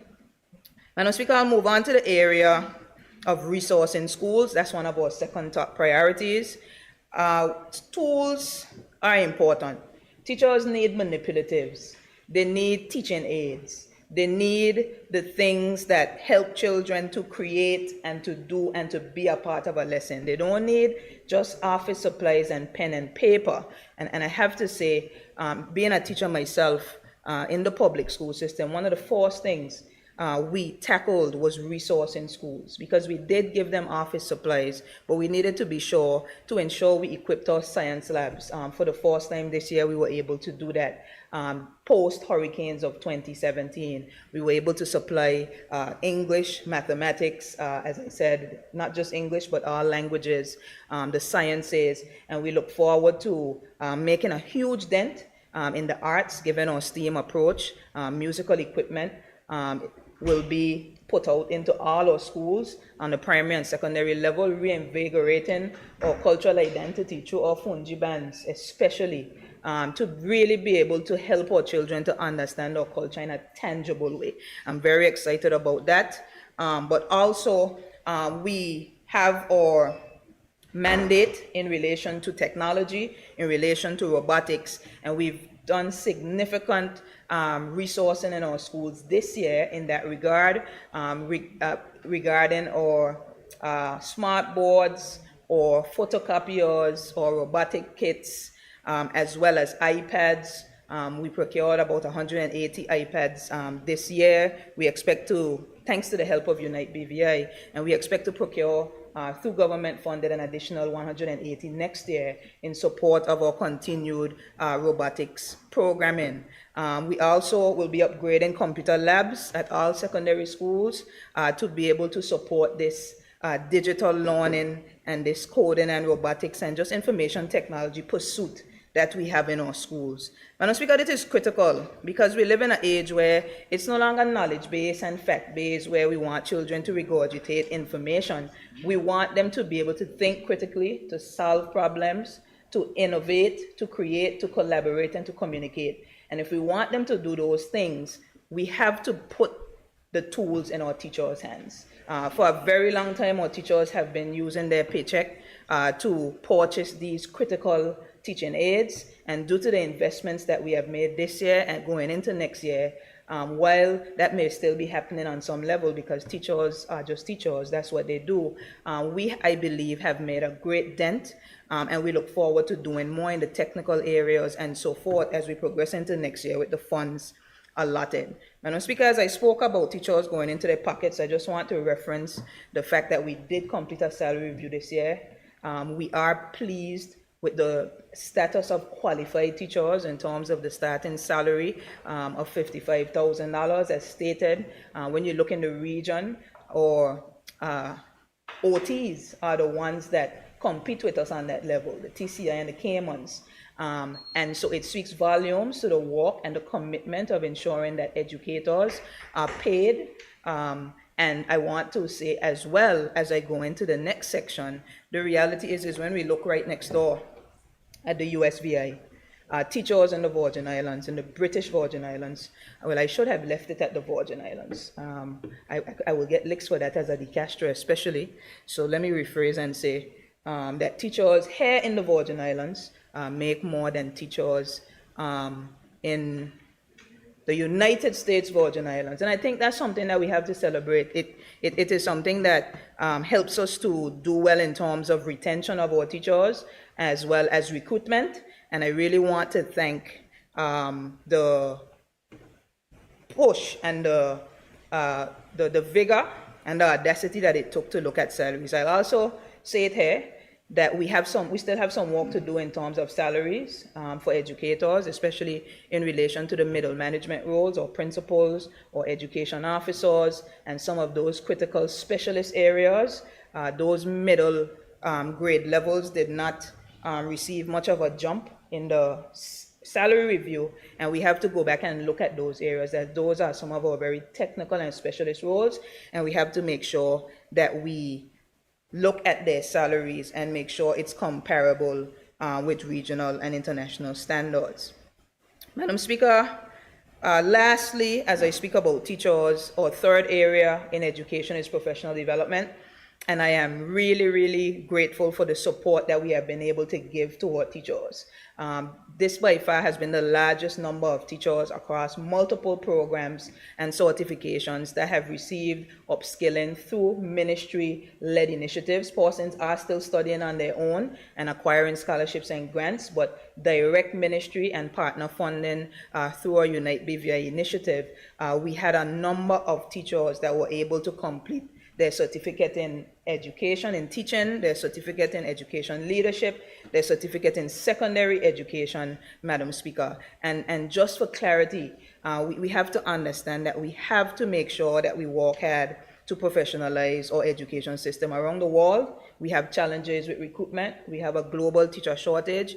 And while we want to welcome people into the profession, we have to welcome qualified persons into the profession. And the persons that are in the profession already, we have to do what we can to upskill them to make sure that they're interested and understanding of new literacies and the new trends in education. And it means that they have a mandate to upskill themselves. And the investment that we make in professional development for teachers impacts student outcomes in terms of the grades and the achievements of students, because instructional quality is impacted by professional development.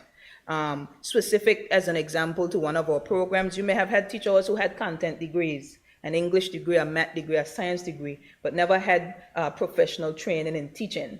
These programs that we would have done gave them that ability to be able to say, I am a qualified teacher. I understand measurement and evaluation. I understand assessment. I understand lesson planning. And I understand classroom management and these areas that ultimately allow you to not just know content, but to deliver and teach it in a way that's impactful to students. Madam Speaker, I want to speak about the area of youth and sports. These areas, Madam Speaker, have been really powerful in terms of the ministry's interest in ensuring that we really reinvigorate the Department of Youth Affairs and Sports.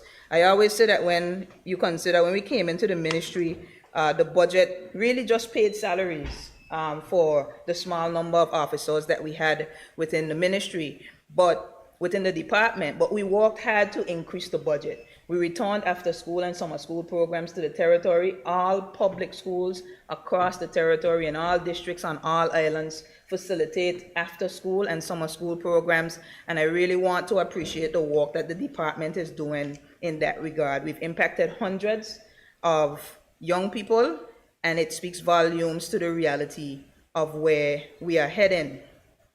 Madam Speaker, also specific to the department, you would notice that we have done a lot in support of our athletes.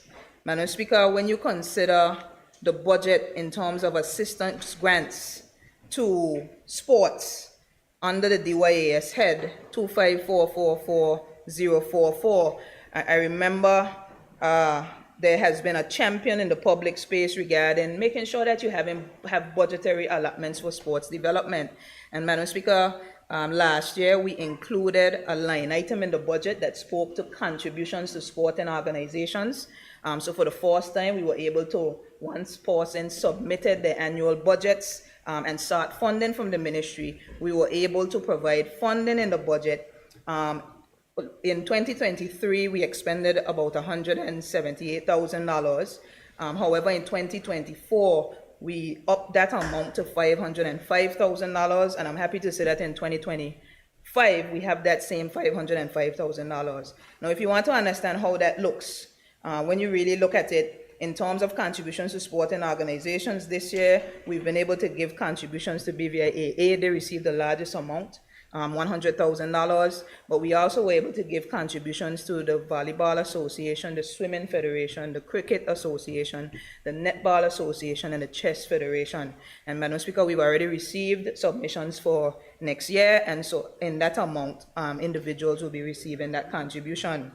Madam Speaker, we also created, for the first time, an elite athlete program, and the $205,000 of that money went to 8 elite athletes who, based on cabinet approval, has a tier 1 and a tier 2 standing as qualifications where you must meet these standards in order to receive an annual contribution from the government.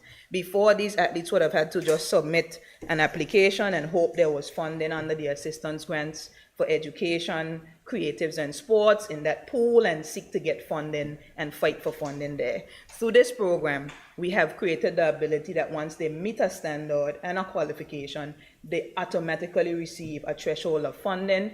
Tier 1 is up to $45,000, Tier 2 up to $25,000. So we would have had 8 athletes benefit from that this year, 4 of which made it to the Olympics, and next year we will be also giving that annual contributions to the persons that qualify. The associations and federations submit a validated list based on the criteria to the ministry, and then funding is dispersed to the athletes. So I am really, really grateful for that support. Separate to that, we have prioritized grants for student athletes. So student athletes have been receiving grants to be able to assist them as they pursue their studies and as they seek to get themselves ready for regional and international competition as they compete on the undergraduate level. Madam Speaker, I want to address a few areas that have come up as we have gone through the debate. So, Madam Speaker, let me go straight to school nurses. It has been referenced a few times. The member for the 4th District and the Junior Minister of Tourism would have brought it up during the debate. The ministry has been seeking funding to fill these positions over the last 2 years. We have been unsuccessful. What I can say is we do have a dedicated space currently at the Elmore Stout High School to be able to facilitate nurses, and I am pleased to say in this setting that we have, through the support of the Premier and the ministry, allotted the funding for the 2 school positions, the 2 school nurse positions that we have under the Ministry of Education, and I am extremely grateful for that. That will go a very long way in ensuring health and safety on our school campuses, as we know that we have had some challenges, and with Elmore Stout being the largest school with just about 1,500 students and staff and teachers, I believe, of course, we'll prioritize, after we go through the requisite advertisement and onboarding process, ensuring that we have somebody stationed at the Elmore Stout High School. Madam Speaker, in relation to ensuring that we have apprenticeship programs for young persons, I want to say that the ministry has prioritized that. When you consider, in one instance, in relation to the Elmore Stout High School, we do have a special education pathway for students, and based on the IEPs, and a huge part of that is an apprenticeship program where, while the students do have academic credentials that they must attain, they also spend hours in apprenticeships with businesses, which I want to take this opportunity to thank for their support of the ministry's initiative. Also, the ministry this year, just now in September, created a new program at the Virgin Islands School of Technical Studies called the Career Skills Academy. It is a 3-year program that has been designed to provide vocational opportunities for at-risk students. Students will develop their skills in one of the 3 areas currently offered at the Virgin Islands School of Technical Studies. And Madam Speaker, I'm pleased to say that during the final 2 years of the program, the students will accumulate 500 apprenticeship hours towards their certificate when they graduate. And so this is a program that has been purpose-built for at-risk young persons who are interested in pursuing a technical vocational direction. I want to say that I unequivocally denounce the narrative of students seeking to pursue non-academic pathways. I think it's the reason, when we use that kind of language, I think it's the very reason why we are in the position that we are in currently, where technical vocational studies is unattractive to students. It is a very negative connotation. Technical vocational studies, contrary to this notion of non-academic consideration, is very much academic. When you consider mechanics, auto mechanics as an example, the kind of physics that goes into that area, the kind of equations that they must solve in order to really be able to remedy the issues in vehicles, we just have to be very careful how we are using these types of connotations. There's no such thing as anything being non-academic. It is all a part of an academic pathway. What we have to be in agreement on is the fact that children learn differently. And we have not been teaching children the way that they learn. And that is where we have lost so many students. That's why the ministry is reimagining education. That's why we're moving full steam ahead. That's why we're ensuring that we have project-based learning, experiential learning, where children don't just regurgitate facts on exams just to get a grade, but they internalize and they learn through experience, and they're able to foster literacy skills in a way that they naturally would not be able to, because when we just give them an exam and ask them to spit out computations versus giving them a robotics kit and asking them to look at it and build it and create it, and you have to look at angles and you have to look at all of these different distance and this and that and the code, and that's a different language. These are the things that really embed learning and make learning fun, because it's transferable skills that they're learning. So while we keep speaking about innovation and creation and collaboration and critical thinking and problem solving, I see persons trying to isolate robotics as if it's something that we are paying too much attention to. But just to explain to persons, it is a multidisciplinary approach that allows us to use the skill sets that students are learning in robotics, that students are learning in chess, with the strategy, with the thinking 10 moves ahead to figure out how you outsmart your opponent.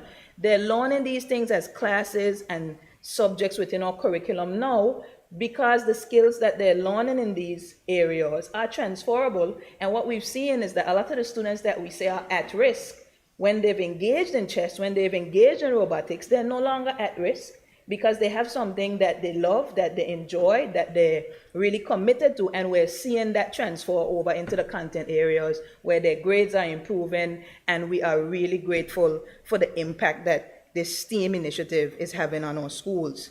So, Madam Speaker, I really wanted to say that because I think we have to, like I said, be very careful and ensure that we explain the realities of technical vocational education to our students. Madam Speaker, just lastly, in this regard, it was stated regarding the fact that this only starts at 7th grade. As stated, we started a program earlier this year in September that facilitates more students, but the intent is to start the technical school from 7th grade. That's why I'm happy that in the budget under capital, we have $500,000 allocated to begin the designs of a purpose-built facility for technical vocational education in the Virgin Islands. I am excited about that. We only are able currently to do 3 areas. We want to get into AC repairs. We want to get into the marine industry, marine technology, construction technology. These are areas that we want to get into, but without a facility to be able to ensure that students have the machinery and the resources, and we also have the human capital to be able to deliver these subjects. This is why we have this funding in the budget this year, so that we can ensure that we imagine a space that facilitates the type of learning that will attract students to the technical field, so that when the Minister of Communication and Works is looking for engineers and architects and auto mechanics and all of these things, he'll have a pool of students that the Virgin Islands would have brought it through our education system, ready and willing to be able to operate in these industries and ultimately be the solution bearers and the thinkers that will come up with the, fix the sewage issues and fix the infrastructural issues that we have in the Virgin Islands. So I am confident that with this capital budget investment that we have here, we'll be able to accomplish that. Madam Speaker, on the area of recreational facilities, I want to just respond to that. Representation has been made over and over regarding the Bellevue Gym. And I want to say, as the member has stated, funding is allocated in this year's budget to ensure that we do the plans to be able to rebirth an recreational facility that is critical, not just to the Bellevue and the 6th District community, but to the entire Virgin Islands. And I'm looking forward to engaging with the member for the 6th and the community in Bellevue, and by extension the 6th District, to be able to bring that project to reality. Member, I'm a woman of my word, so as I said, when we go through the budget process and we do what's necessary, we're going to work to make sure that we not only design it, but that we build it in the near future. And I remember you were talking some time ago, and you said if I rebuild the gym, I might get a vote out of you. So I just reminding you, I might have to play the tape, like the old VIP used to say, and good thing. So let's keep the communication lines open so we could. I mean, I'm a large representative, right? And I want to say very clearly, it is not the truth when people try to perpetuate that the government only works for districts in the government. This is categorically false. And I think the Ministry of Education has proven that with the playgrounds that we have seen in all schools, in all of the members' opposite districts, none of the members on my side's schools. Well, actually, I have to fix that. The member for the 3rd is now on my side, and his school would have been impacted by the playgrounds. But, Madam Speaker, this isn't about politics. It's about need. When we assess situations and we understand which schools need the most help or which recreational facilities need the most help, that is where the funding will go. So I want to say that that facility is coming in reference to the member for the 8th position in terms of the Eastern Park. We have engaged phase 2 of that park. We did phase 1 last year, so that is on its way to ensure that the playground, the basketball court, and all additional areas are fixed with that. The Greenland field, it was mentioned that the lights and bathrooms should hopefully be addressed next year. That is not fully the case. The lights have been addressed. The contract has been signed. We expect works to commence and be finalized regarding those lights at the Eastern Field, which is one of the largest recreational facilities in terms of usage. So we are happy about that, and the member for the 8th, Sorton, and his constituents, and all constituents, let me fix that, will be very happy to hear that. And we'll work on the additional walks next year. I see my dear honorable cousin here, like he's probing me, and I wish I was in a position to say that I have the funds for the Diamond Estate basketball court. I know the member is asking for $80,000, and Premier, I want to say that I fully support it. So member, what I can commit to you here today is that we are going to go ahead and cast what the project looks like in terms of what is feasible for us to do. And in the 4th step, Premier, I'll be making representation to ensure that the Diamond basketball court is finally completed, as it has been in that state for a few years. So member, I look forward to addressing that. As stated, the the Longbush court in the coming weeks should be finalized with a new surface, rims, and we're going to move on to the bleachers and stuff as we progress into next year, and the bathroom facilities as well. Honorable Lusard Smith. And finally, in terms of Virgin Gorda, the lights, they should be installed in the coming weeks. We've already started that out on the ministry level, and going into next year, we have some walks planned for the facility, the recreation grounds in the Valley Virgin Gorda. So we're really looking forward to that. Next year, walks will also be done on the A.O. Shorley Recreational Grounds, the Multipurpose Sports Complex, the E. Walwyn Brewery softball field, as well as we will be prioritizing a recreational facility in Just Van Dyke, member for the 2nd District. So I did help you. I didn't get Diamond, but we have Just Van Dyke, so we have prioritized funding to make sure that we have a recreational facility in Just Van Dyke. So, Madam Speaker, I think I've addressed all the concerns raised by the members opposite and the members on my side regarding education, as well as facilities, recreational facilities across the territory. Let me end by saying that the Premier is not here, and I really want to end by acknowledging his leadership. I know that he has a passion for education, being an educator himself, and I believe that the funding that we see here allocated, both under the recurrent side and under the capital side, speaks volumes to this government's commitment to education, youth, and sports in the territory. Persons may have questioned commitments in various areas, but I want to say, and because the Minister of Communication and Works is not going to say it, because he's sort of a humble guy, and so I want to say that I want to acknowledge the leadership of the Premier in terms of how he has dealt with his ministers through this budget process in 2025. And the Minister of Communication and Works now has a very large piggy bank to expend this year. It's over $30 million, and I am certain that he will do what he needs to do to execute it. So we will no longer be in a position to hear that the Premier isn't supporting the Minister of Communication and Works, and he's deliberately, he's holding him back, and that categorically false. We have to go through processes. The loan funding was something that we had to secure, and when you consider the funding that is allotted now, it is clear that the government is committed to infrastructural development in the territory. It took longer than we wanted it to take, but it is here. And I'm certain that with the support of the team in Communication and Works, the Minister will be able to deliver. So, Madam Speaker, thank you for the opportunity to contribute to this debate. I'm hopeful that over the coming weeks and months, we will be able to start to see the fruit of the works that we would have done over the last 4 to 5 weeks in terms of the implementation. As January hits, we will be running a sprint, not a marathon, to get as much work as we can do as we go into 2025. So, Madam Speaker, thank you so much for the opportunity to speak, and let us all remember that the areas of education, youth, and sports are extremely critical to the future of the Virgin Islands. Our young people are the future, and I believe with this budget that we have here, they're not the future in terms of tomorrow.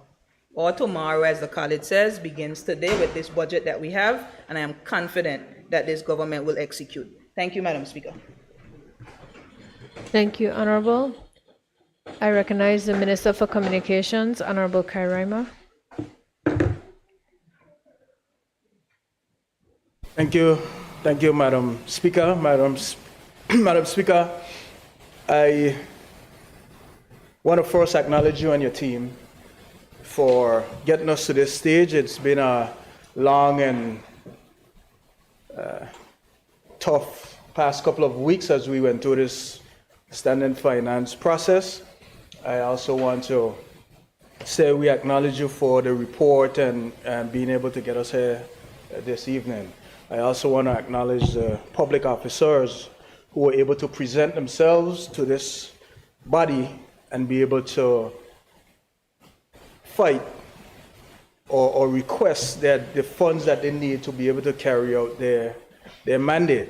Madam Speaker, this budget is is our largest budget in our territory's history, and we must acknowledge the Premier and his team for bringing this forward and being able to address some of those critical issues.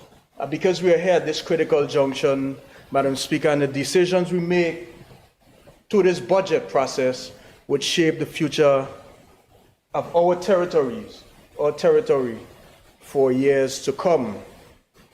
Madam Speaker, you know, we're in a democratic society, and I must acknowledge the opposition for their presentation today.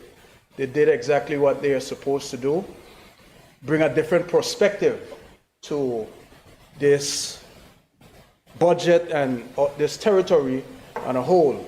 And, you know, at times they say some things that may be a bit hard to swallow, but their job is to highlight all the things that are not going right, all the things that are issues within our territory. But I must acknowledge they did say a few little things here and there as to give thanks to some of the things that they're achieving throughout their communities.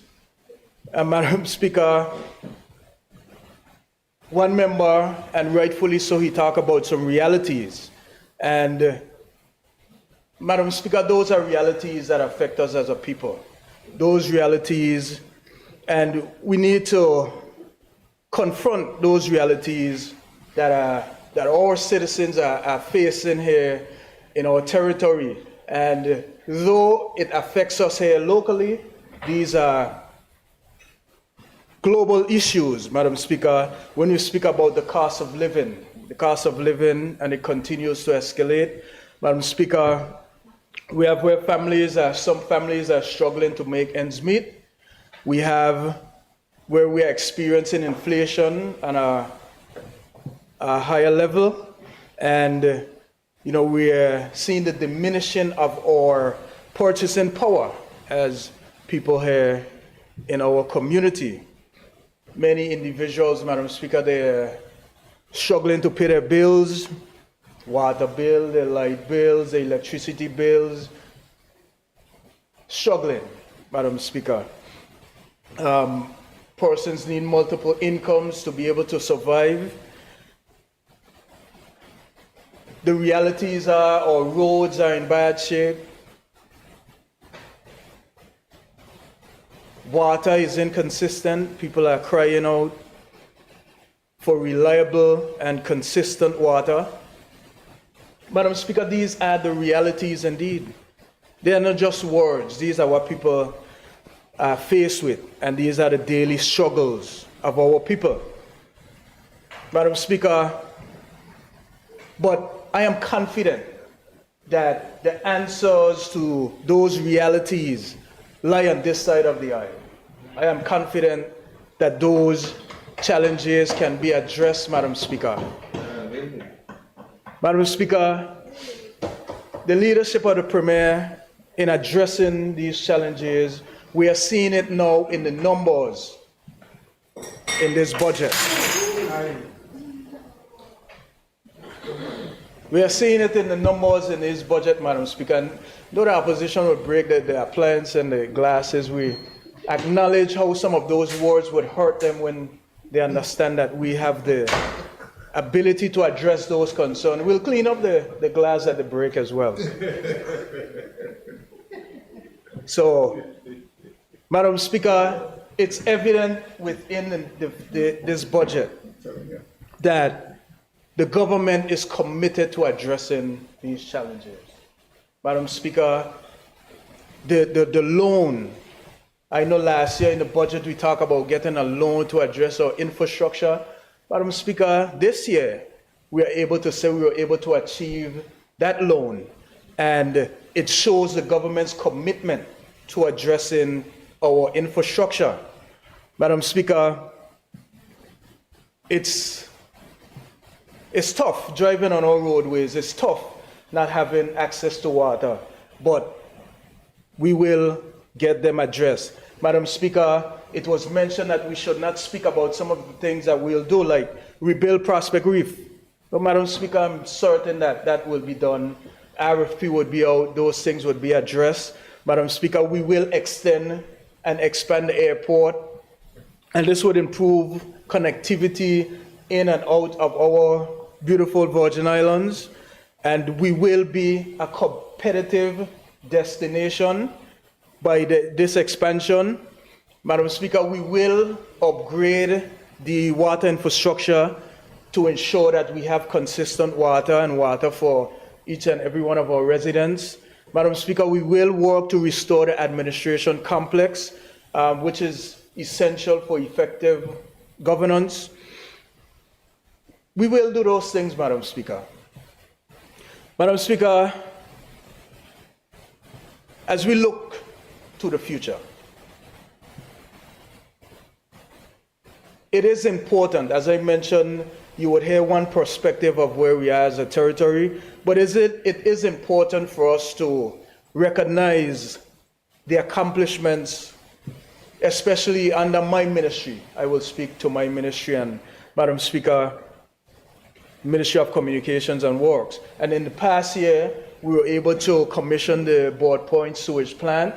That has been done for quite some time. Madam Speaker, we were able to purchase the wet wells, the manholes for the sewage project, and in King Garden Bay, Eastern Long Loop, and even in Road Town, we were able to purchase about 12,000 feet of HDPE pipes that would be able to upgrade our water lines.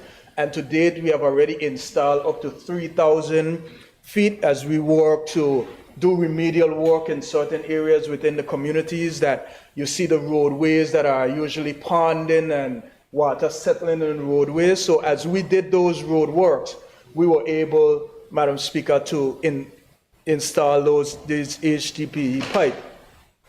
Madam Speaker, we are working on the Rotong Fire Station. We are addressing the Tender Bay and doing some other remedial work. We started, we did works where we did some road rehabilitation, especially on Joe's Hill. The representative from the 4th District complained about how terrible the road was there, and we did some, and we continue to do some road works there going up Joe's Hill. Madam Speaker, we were able to successfully host the meteorology conference here in our territory, the 67th meteorology conference, and we were able to have me nominated as the chairman for the year. Madam Speaker, we were able to see increased airlines coming to our shores. We saw the inauguration of the Caribbean Airlines. We saw where Winair purchased additional appliance, and they were able to add the ATR 42 to this destination. Liat came on board. Madam Speaker, the demand for this territory is so high that now American Airlines on certain days, they have up to 5 flights coming in full to capacity to our territories. Madam Speaker, we talk about water and sewage, seeing nearly a record number of revenue collection. I think the last time we saw 5 million was in 2014, and we must acknowledge them for that. They also launched the online payment where it would be easy for persons to go and pay their bills. Madam Speaker, DMV, they were able to launch the 70th Festival plate. I think that was a hit. They sold out in short time. At the port, we were able to relocate back to their main office there. They did some dredging also on Anegada, Virgin Gorda, and some works are happening on Jos Van Dyke. facility management, they continue to carry out their major repair works on all government facilities. Madam Speaker, at the BVI Electricity Corporation, we were able to launch the Solar Technology Energy Program, STEP. We were able to also host a career day. They also started the contributory pension system, and they did continuous work on their generators. Public Works continue to do remedial works. Quite a lot of road works are happening. We were able to get the asphalt plant up and running to be able to do some road patching. Madam Speaker, the civil aviation, we have started a process where we'll be doing the foreign operators, the foreign operating permits, where that designation would now be with civil aviation and moved away from the airport. At taxi and livery, we're able to do various meetings about the increase or addressing the taxi tariff, along with the demerit point system. Those would be coming on stream together. We are about to start the community bus service that has been dormant for quite some time. Madam Speaker, at the TRC, we did spectrum audit, we did the establishment of the IXP, we hosted a broadcast, a radio forum for radio broadcasting. Madam Speaker, yes, we were able to achieve certain things, but the challenges are there, and we are quite aware of those challenges. Most of the department, you hear about the lack of organizational capacity, the lack of personnel, insufficient resources to be able to carry out their duties, aging infrastructure and facilities. Madam Speaker, I must say that at certain times, for those utilities, it's like you're robbing Peter to pay Paul, because you're within a ceiling and you're choosing to either hire staff or get resources to be able to carry out those works. Madam Speaker, I grew up with my grandfather, and I love him to death. I always wonder what he meant when he would say that, don't judge today by what you've reaped, but judge it by the seeds that you've planted. And Madam Speaker, with this budget, we're about to plant some seeds that will most definitely be seen for a prosperous future for us here in these Virgin Islands. So, Madam Speaker, those seeds would derive from this largest budget that I am quite happy to be about, because it's still never enough, but, it's like you have to work with what you have, all right? Quite a lot of members talk about a plan, and we need a plan, and we don't have a plan. Madam Speaker, I think if there's any government in this world that have plans, it's this government. Because every administration, there are plans, but plan is just a plan. If you don't have the funds to be able to achieve these plans, you will just be a plan sitting. So, Madam Speaker. Members, please. I don't understand why the member of the opposition don't give us a chance to speak. What's the problem? Why? I didn't question yours when you were over there talking. Member for the Madam sixth. Speaker. No, well, let's just be respectful. It's Let always the a problem member when continue, it's always please. a problem when you start to speak. When they speak, Madam Speaker, they rant and rave. We don't say anything over here.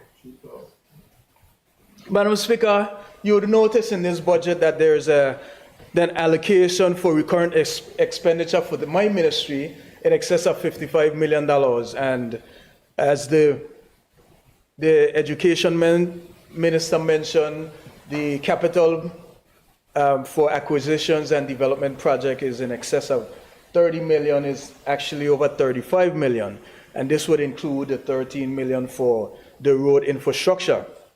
And Madam Speaker, this budgetary allocation is to address the sewage issues, or we would improve on our sewage system. As I mentioned, we are working on getting the contract signed for the Anegada sewage project.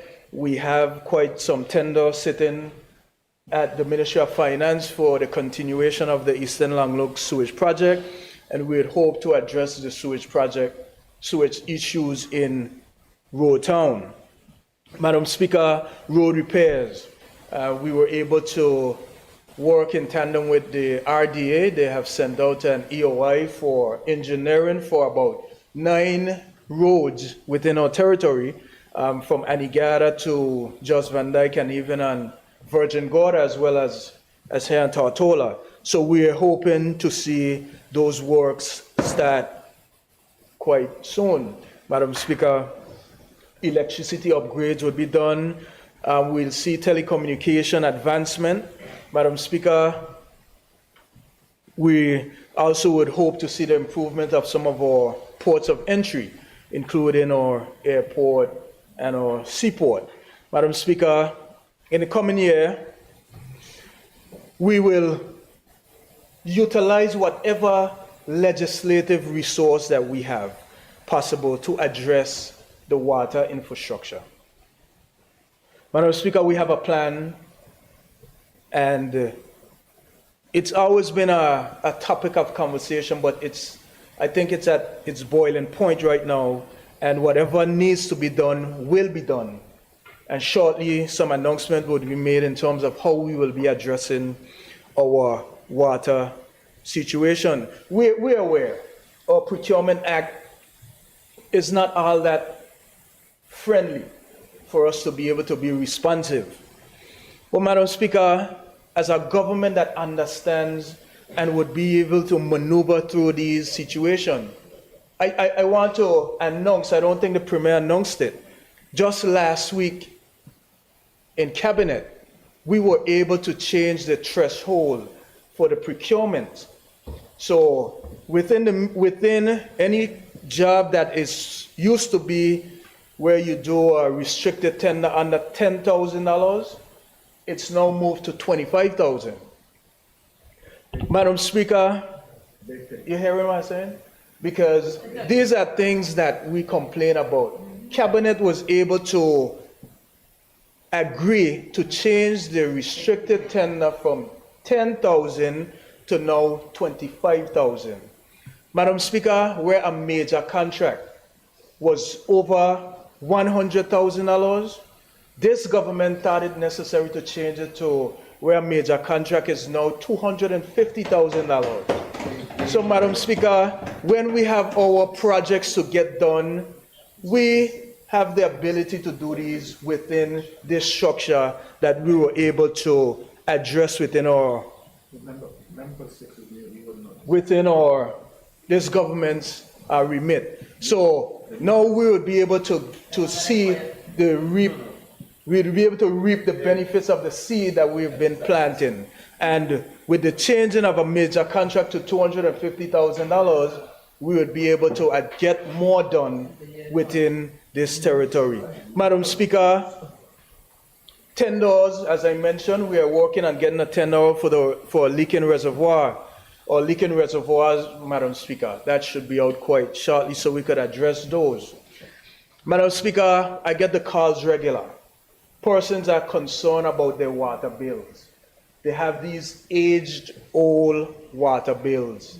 They have leaks that they weren't aware of. Madam Speaker, a policy is drafted within the ministry to forgive those debts, where we'll be able to relieve persons of some of those debts within the policy. And these would also go for bills over a certain amount of years, so that when we move or merge water and sewage, because right now the law has been passed for water and sewage to be a statutory body anyhow. So hearing the opposition speak about the bad idea of moving or merging water and sewage, I respect their opinion. But Madam Speaker, this House already approved water and sewage to be a statutory body. But Madam Speaker, we have noticed where it would be beneficial to merge water and sewage with BVIEC. Madam Speaker, there are synergies within water and electricity. The business of water and electricity, they are similar. Madam Speaker, the experts have already done all the work. They have done the business case. They have draft the policy document. And I will move forward with them because I will trust their judgment. It was said over there that all the brains is not in this house. So we utilize the strength of persons from the outside. Madam Speaker, BVIECs are they have proven business processes. They have the experience and they have a board structure in place. Madam Speaker, with bringing water and sewage into a statutory body, now you have to go and reinvent the wheel, creating a whole new board. But what BVIEC, the merger will do, is you will have two business units within the BVIEC, where water would have their section and electricity would have their section. Madam Speaker, the lights are on and the camera is on right now, so you hear the members speak of certain things. Standing Finance came. Not one question to BVIC about the merger. Not one question how they feel about it. But now they're offering the advice and saying that they don't think it will work. The notes are there. The notes are there. Check it and see. So, Madam Speaker, what I know at BVIEC is that they have strong engineers, that they will be able to use those engineers for electrical and mechanical. You hear persons talk about the PRVs and various issues. This is where we'll utilize the resources of BVIEC to address quite a lot of those concerns.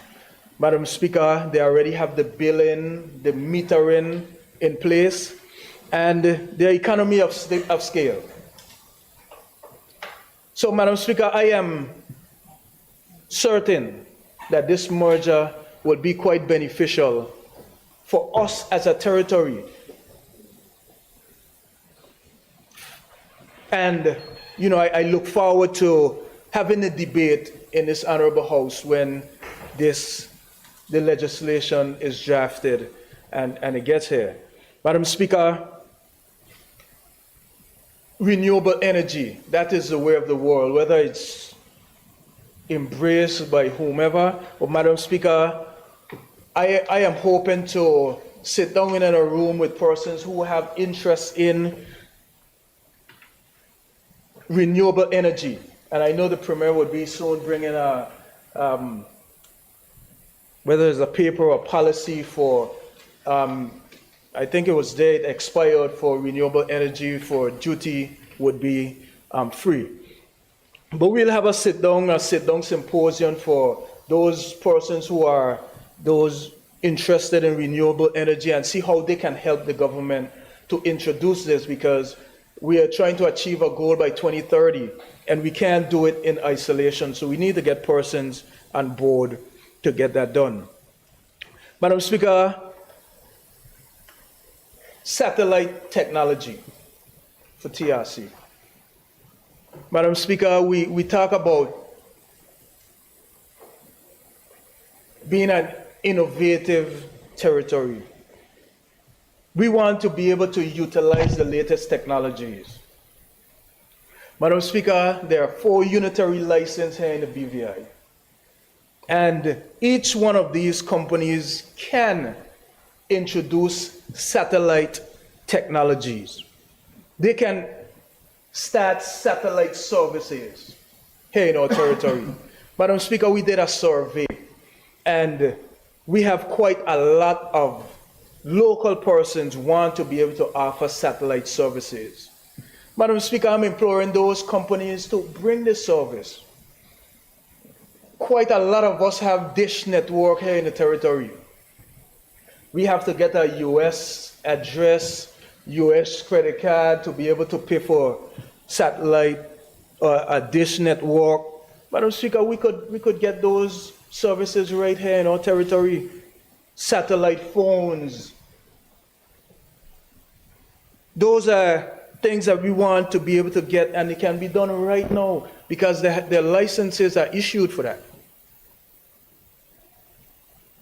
Madam Speaker, I move on to the airport. We're winding down with the business case, this Green Book business case. We have, I think it would be completed late January, I think it is. We look forward to that. We know, like I mentioned, it's something that is necessary for us as a country.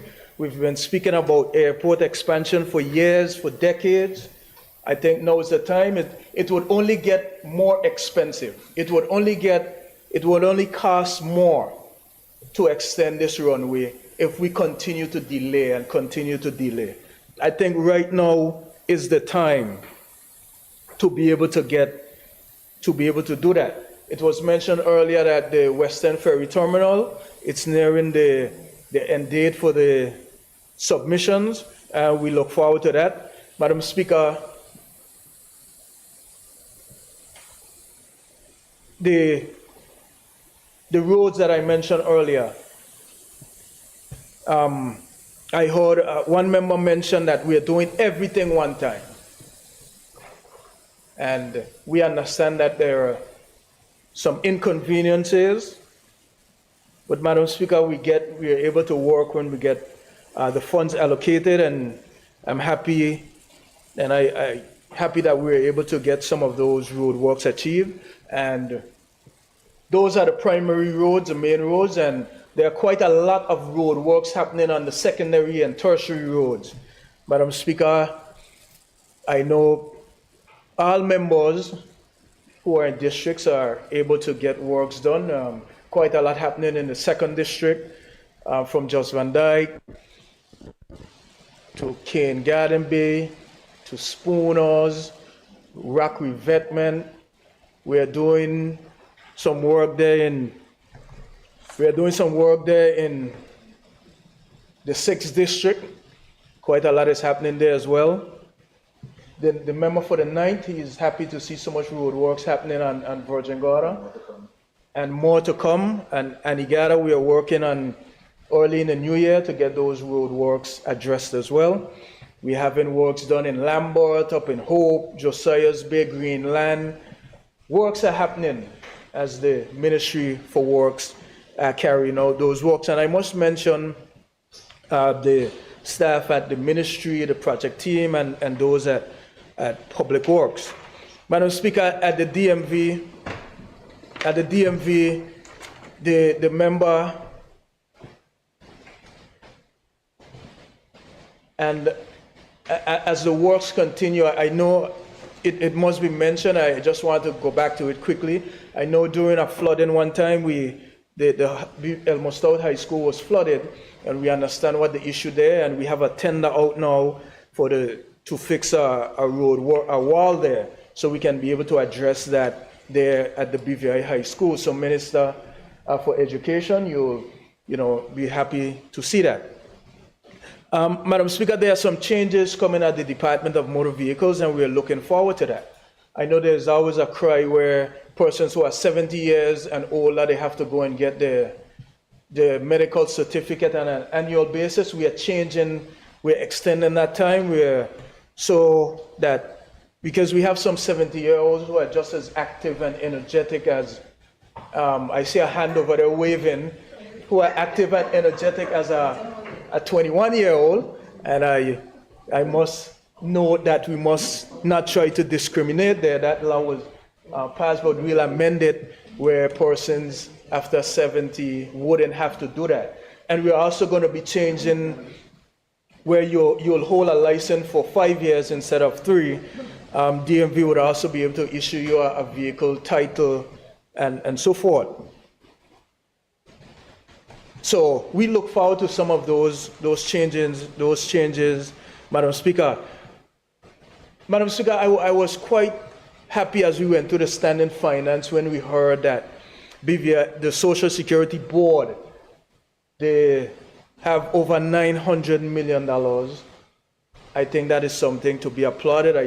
Premier, I think whether our Ministry of Finance need to mimic whatever they're doing there so that they can do investment on some of the money that we have sitting in the bank as well, because in 2022, I heard the member spoke about the 40 million that was taken and the 20 million that it would have turned over.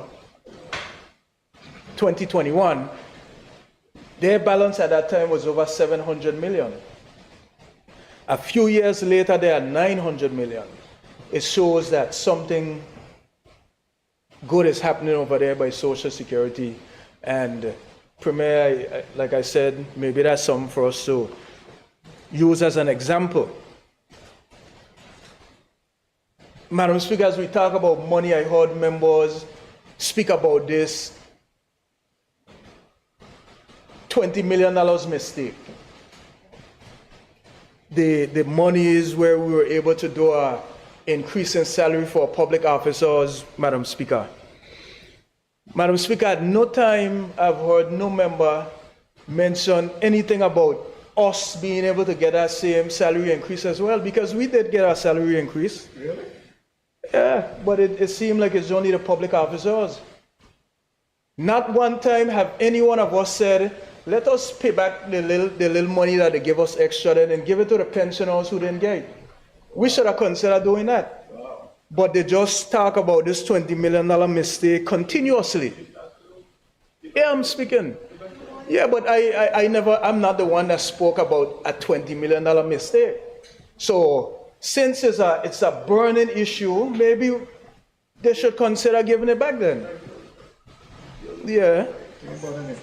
So, because it seemed like after the process is what is the topic of conversation, we are a little too duplicitous in here. That's what I think we are. We come in here, we just talk a bunch of Sorry, Madam Speaker. Madam Speaker, I think rhetoric. Yeah. Madam Speaker, I hear all the things that needs to be done. Besides the Deputy Speaker, almost everybody over there sat as ministers. Even my colleague, she was nearly a proxy minister for quite some time, being the wife of a premier. So I understand. Well, I mean, I'm not proxy, but you would, yeah, proxy premier, whatever you call it. But Madam Speaker, everybody know everything what needs to be done, but they were here and they didn't get it done. But I am confident that it will be done through this premier and this team. And Madam Speaker, I just urge the public to recognize the stakes involved in this debate. Are we to remain mired in politics for politics' sake? Or are we willing to rally, join forces for the sake of this country to enhance the lives of these people, all people of these Virgin Islands? Madam Speaker, I think we should choose dialogue over vitriol,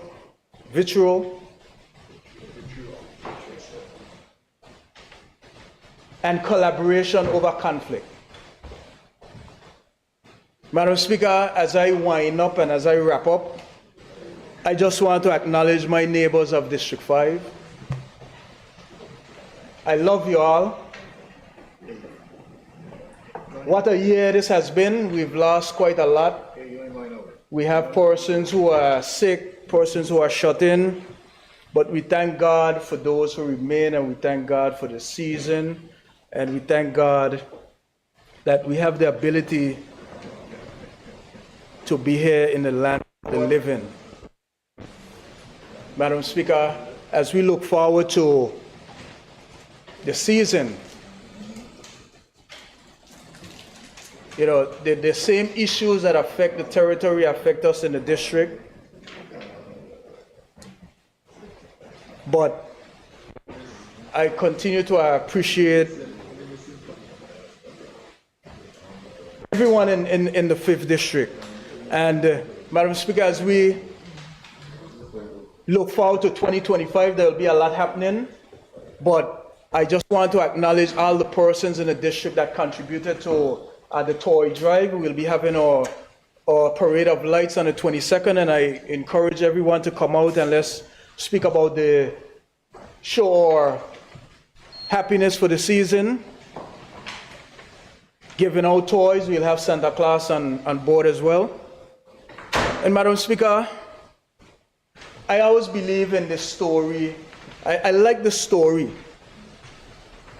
because I talk about this journey, and I ask that for us to remember to strive to please the majority, right? Because we know that there will be dissenting voice, because it's just life. I remember, and I like to reference the story of Jesus entering into Jerusalem on Palm Sunday. He was celebrated. Hooray, hurrah.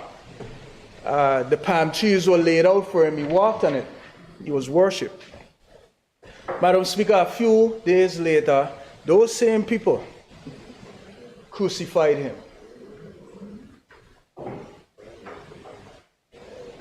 It reminds me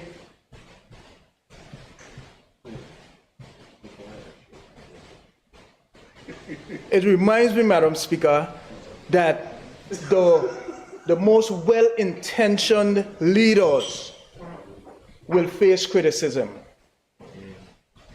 But Madam Speaker, we are committed to serving the people of these beautiful Virgin Islands with integrity and determination.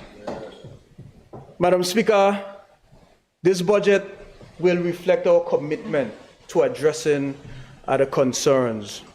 And we are planting the seeds for a brighter tomorrow. So, Madam Speaker, I acknowledge the Premier, his team, this government, as we have the plan afoot to address these concerns. And Madam Speaker, with those few little words, I thank you. Thank you, Honorable. I recognize the Deputy Premier, Honorable Julian Fraser.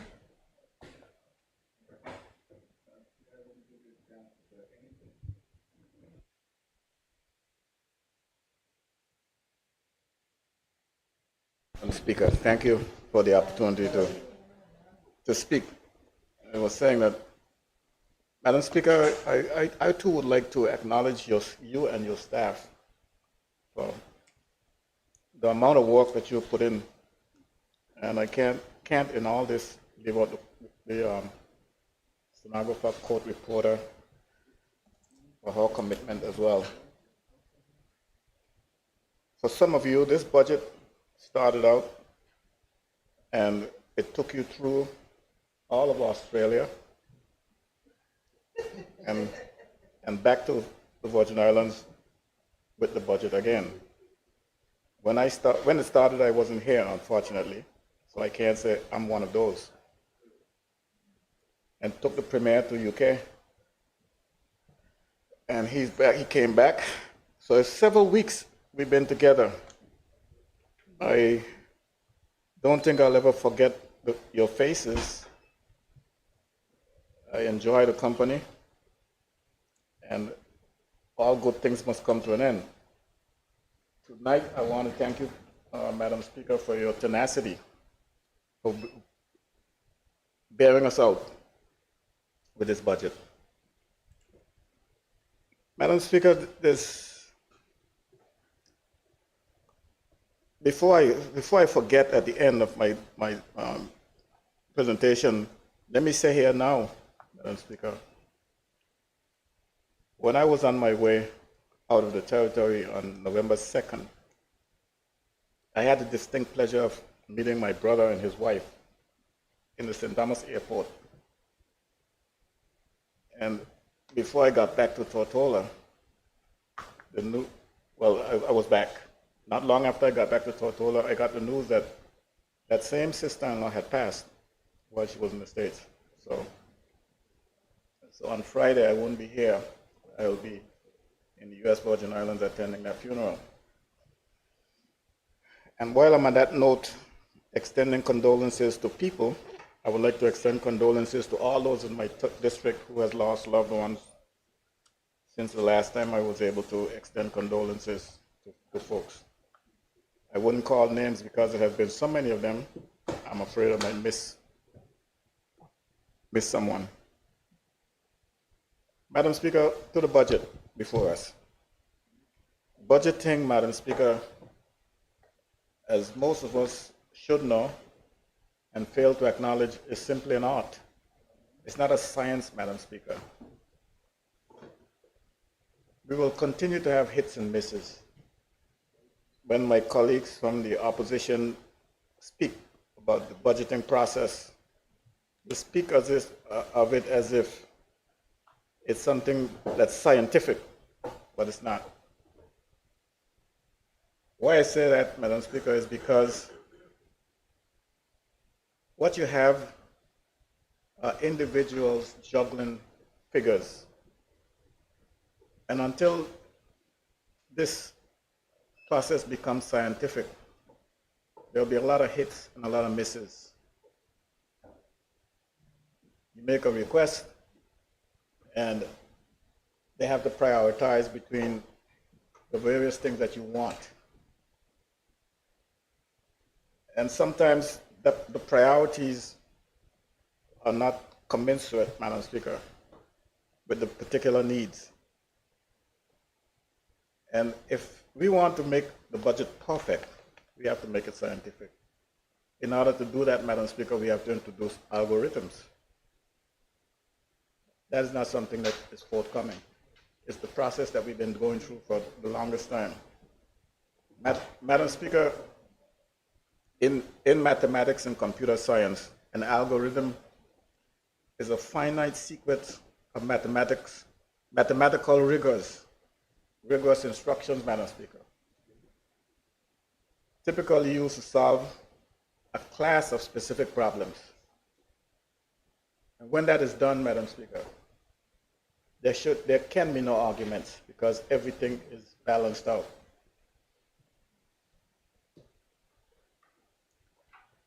Madam Speaker, those things are developed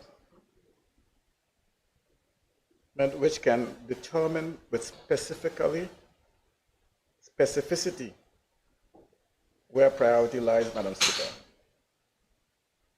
And in so doing, once prioritization is established, we can address every single issue based on its priority. Right now, as I said before, sacrifices are made, and I'm not sure that those sacrifices has to be made if something has a higher priority. If you are talking about budget, Madam Speaker, of maybe $100 million or less, it is okay for us to continue doing it the way we do it. But once you start getting up there where we are right now to $430 million, can't expect a few individuals to come in here, sit with you for hours, and then go home and spend another set of hours to be back here the following day with answers for you. So when they ask for something, they sit and ask for something, and they expect to get a positive answer. And when the Minister for Finance said we'll take it under consideration, nobody wants to hear that. For instance, Madam Speaker, when the Minister for Finance was not here, and the members decided that we should not proceed without him. I have no problems with that, Madam Speaker. And I agree that the Minister of Finance should, indeed, whenever possible, be here when the budget is being discussed.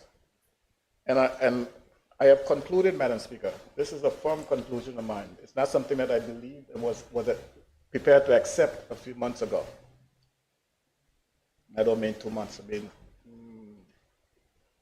that the Premier of the Virgin Islands, should have absolutely no subjects in his portfolio. The first time I heard that was from a member of the Turks and Caicos Assembly, and I couldn't accept it. I thought it was bizarre. But now I understand, Madam Speaker, that the Premier of the Virgin Islands, like all other premiers, is too busy, has too much on his plate to have one single subject in his portfolio. I'm not saying that because I want any of them. I don't want any of them. You got other ministers you could give them to, but he doesn't need to have any subjects. So when you see the Premier is here with us and he has to leave, it's not because he goes out to smoke a cigarette, Madam Speaker. He is busy. He has things to do.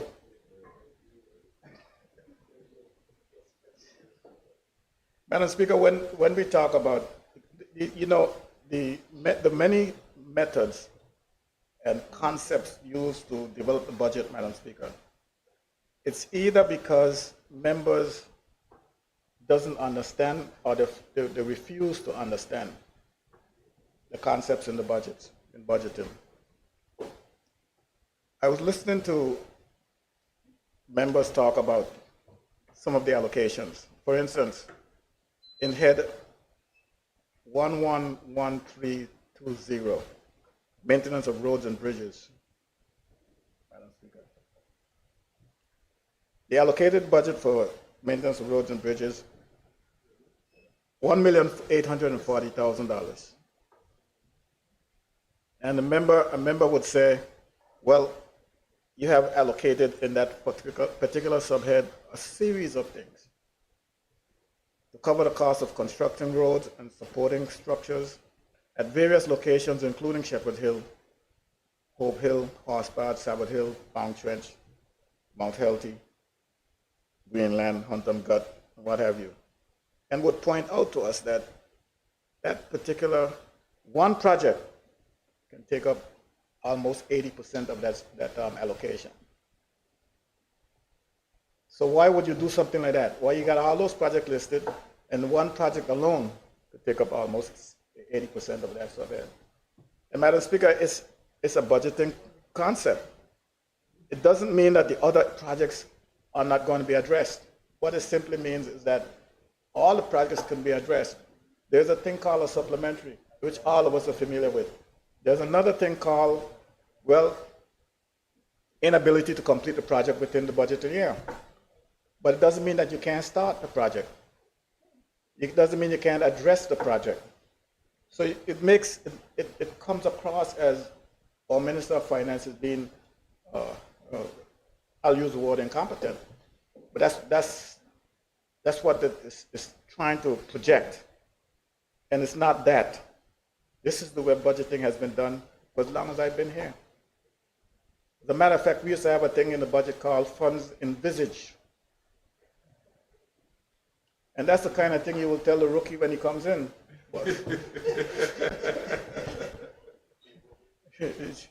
Yeah, he said, Jacko, what are you worrying about? See the money here. That's your project, right? See the money there, $200,000. But it's under funds envisaged. Jacko don't know better. That's what your grandfather would have done to, not would have, he's done it to Anthony when he was in the house. Young fellow just come in. Minister of Finance would tell him that. But this is a real allocation. So we have to be careful how we try to,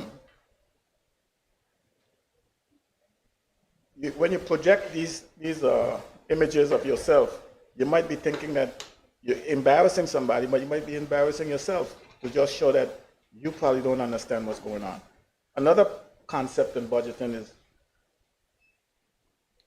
you have a subhead, and you allocate monies towards that subhead, and you list the projects, and it says to also include Balsam Gut.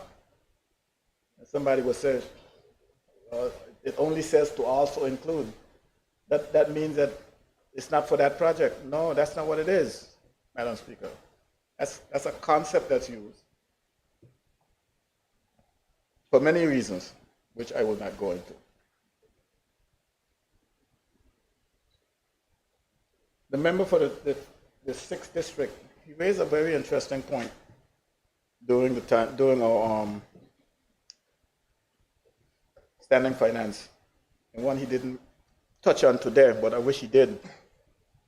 He said that he talked about the restoration of sites, tourism sites, restoration of historical sites. And the one he mentioned was the Taunton House. And I'm not too sure. I said to him, do you know where it is? He knew where it is. But it's a popular name. People talk about it, used to talk about it. And there were many years ago when people talk about it, I used to feel a way, a specific way. I don't feel that way today. What I'm thinking, Madam Speaker, is that it is something that's worth pursuing, and the government should, in fact, look into that restoration of that site. You probably wouldn't find much of it standing, but what you would do, Madam Speaker,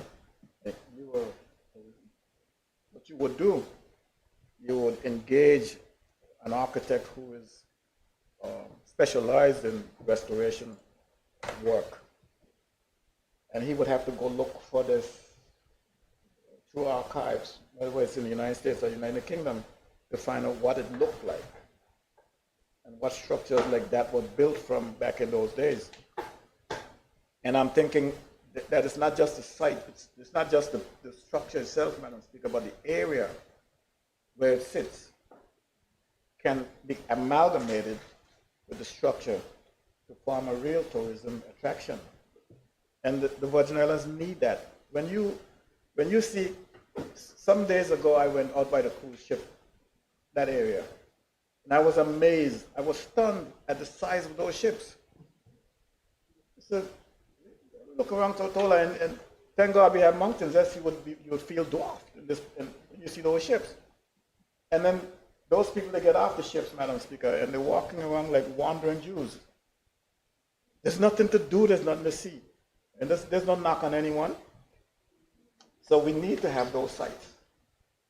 There are things here, because those folks, when they read about the Virgin Islands, a lot of them would read about the Virgin Islands, and they will see the history. And when they come to places like this, they would expect to see these things, and they don't. They get in these safaris, and again, where does a safari take them? The roads in Fiscal are the way they are. Everyone here knows how they are. They're not good. They're not places. It's not a place you want to go. I wouldn't encourage you to go there. You can't, when you're going home, go somewhere else. Yeah. But the roads are there. And I saw a safari bus actually going that way, going west. People got off the ship and they're going west. Why are you going down there? So it's all about having a place to go. We need to have places for these people to go. And I think that we can do it. I heard the minister talking about what he plans on doing. And it's wonderful that he is determined to fix the roads. And Minister, I want to take you off the hook as far as the roads are concerned in Sikaube. I'm going to tell the truth. I'm going to tell the truth. The minister came, he scraped the asphalt off the road. He was intending to resurface the road. And I told the minister, I said, if you make a mistake and resurface that road in the condition that it's in, you will never hear the end of it. He asked me what I was talking about. I said, listen, the drainage situation along the Drake's Highway in Sikaube is atrocious. It's non-functional. All the culverts are blocked. So what are you going to put new surface on the road only to have to rip it up? Well, you wouldn't be ripping it up. It will come up by itself after all the water from the rain has deteriorated the road. It wouldn't last 2 years. So I told you to leave that road alone until you fix the drainage situation. So you're addressing the drainage situation now. You'll hear complaints, everybody talk about this and talk about that. When I was doing the bridge in Sewage by the racetrack, everybody said I'm doing Mount Sage and all kind of stuff. No, it's the best bridge in Tortola. It never blocks when it rains. And you could drive not an excavator, bigger than a bobcat, you could get under there. You could drive a truck under it. So they will get over the stuff, the little hump they got right now. We need the humps in order for someone to be able to clean those culverts when it rains after they get blocked or before they get blocked. They wouldn't get blocked now. Madam Speaker, it's unfortunate that my friends, I have some good friends. The one thing I must say the opposition is going to miss me for is discipline. You would never see the opposition disappear while I was over there. They're going to miss me for that. But, Madam Speaker, I have to sit down? I told you, a guy like me, you can't make me sit down. Yeah.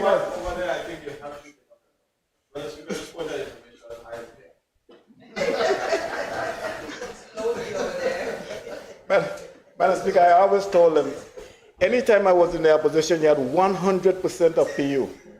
See there? 33%, 0%. So, thank you.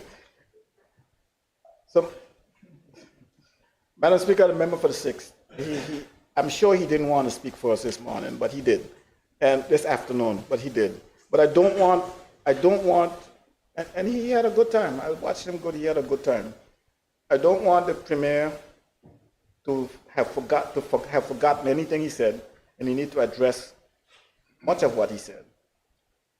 So I'm going to remind the Premier of a lot of things that he said, as I would for every other member in the opposition, Madam Speaker.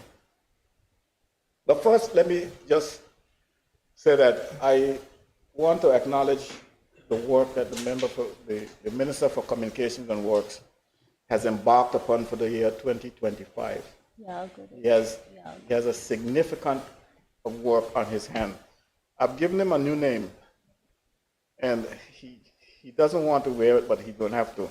I call him the government. I say if anything in the Virgin Islands isn't going right, and you don't know which ministry it's under, just blame him. He has so much on his plate, from airports, which is airlift, to seaports, electricity, water, roads, is him. And I'm committed to seeing that he gets his stuff done, seeing that he gets work done, like I am committed to seeing the Minister for Health and Social Development and every other minister to assist the Premier in getting his agenda out. But he said that he's going to work on the sewage issues. I know that right now he's having a serious problem with sewage in a particular area, and him and I have been talking about it, and I know he's working on it, and the people need to know that he's working on it. The situation with the water, he has new things coming up with water soon, as he mentioned, the pipes that he's going to bury and get water to people. And of course, there's another plant coming soon that people would not be out of water for any period of time like they are now. The Minister for Health, the situation with the health care, BVI Health Services Authority, I think it's just all that's wrong with BVI Health Services Authority is it needs attention, serious attention. And once they get that attention, I think they will turn around. Members of the House has recognized one of the major issues with the health services, and it has to do with their collaboration with NHI. And if the private sector can do it, we are confident that the Health Services Authority can do it as well.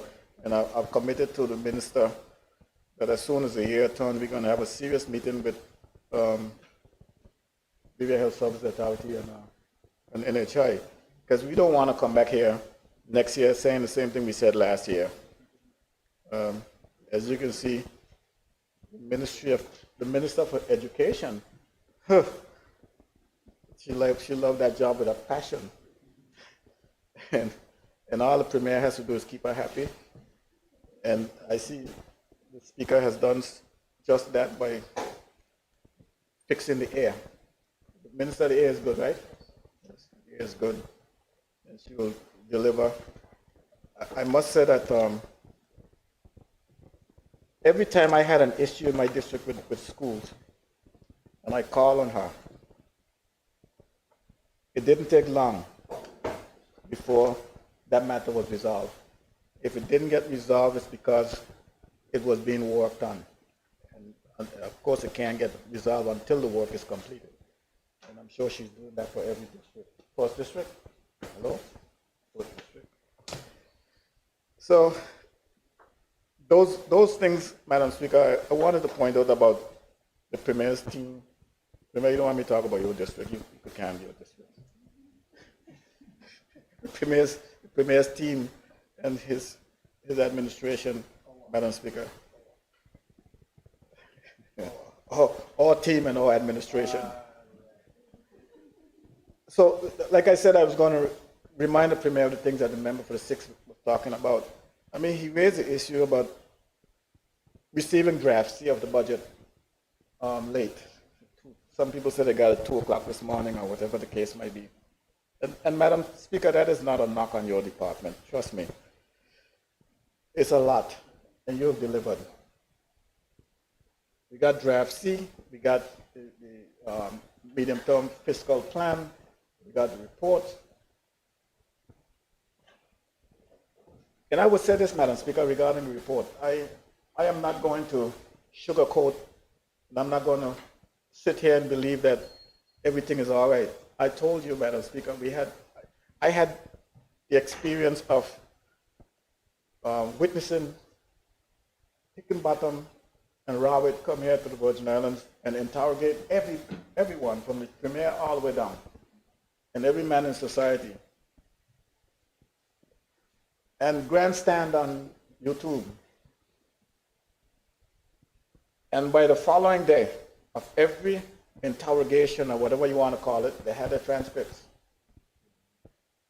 And that's a model I told you that you need to follow.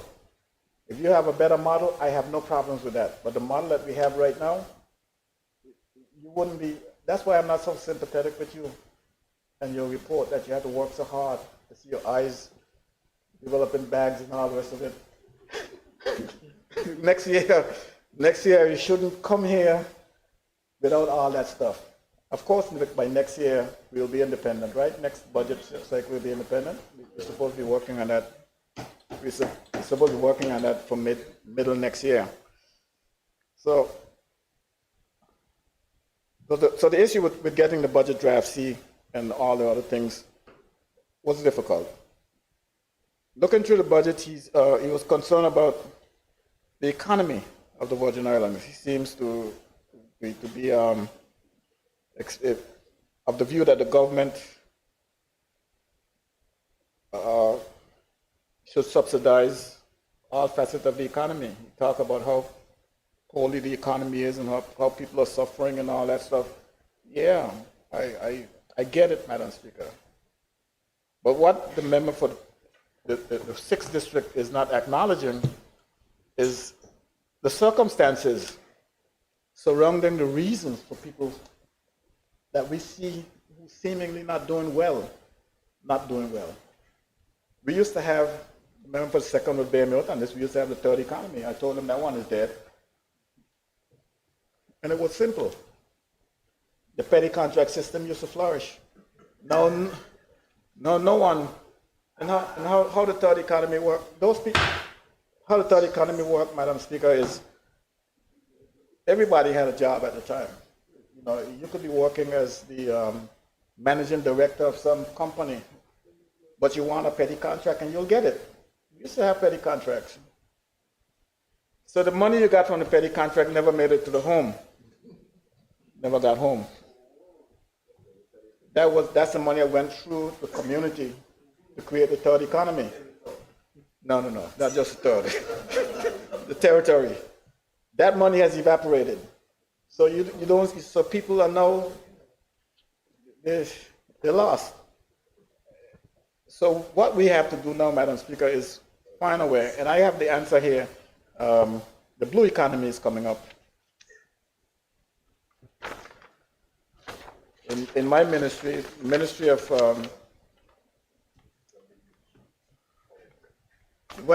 Environment, Natural Resources and Climate Change, we are concentrating now, Madam Speaker, on the blue economy. The blue economy encompasses a wide range of activities, including sustainable fisheries, aquaculture, renewable energy, tourism, marine biotechnology, and ocean conservation. It seeks to ensure that economic growth, environmental sustainability, and social inclusion works hand in hand. For a territory like ours, Madam Speaker, just to show you how dynamic this economy can be, the blue economy. For a territory like ours with 200 square miles of land and over 30,000 square miles of economic, the exclusive economic zone, Madam Speaker. Marine fisheries, the importance of a thriving blue economy cannot be overstated. To this end, the BVI has developed the Virgin Islands Strategic Blue Economy Roadmap and a Blue Economy Implementing Plan to set the foundation for our progress in this vital area. So we have to do whatever we can, Madam Speaker, to grow our economy. We have to diversify, and I'm sure that these are not things that are lost on the Premier. We said tourism, we're losing our competitive edge. The rest of the Caribbean is eating our lunch. But you know, Madam Speaker, when you talk about, I don't want to, these are the things that we as a people has, what we've done is we've gravitated to things that we thought were fashionable at the time, and we have not let them go. Maybe at the time it was fashionable. You know, they talk about nature's little secret. We are a niche country, we are a niche economy and all that stuff. We held on to that too long. This niche that we talk about can't feed our people anymore. Nature's little secret can't feed our people anymore. I remember when I was Minister for Communication and Works, and you know, you see when all those license plates changed, Madam Speaker. Somehow, nature's little secret came off the license plate. Oh my God. Who told me to do that? Came off a taxi license plate. I had to put that back on. You can't take nature's little secret off. When people come here, that's what they're looking for. They expect nature's little secret. Okay, put it back on. That can't feed you, Madam Speaker. We have to be dynamic. Talk about them eating our lunch and talking about the Caribbean. Okay, so you said that places like, there's a Ritz-Carlton going up in St. Kitts. I remember going to St. Kitts in 2011. I stayed at the Marriott. I was very impressed, the kind of hotels that they have down there.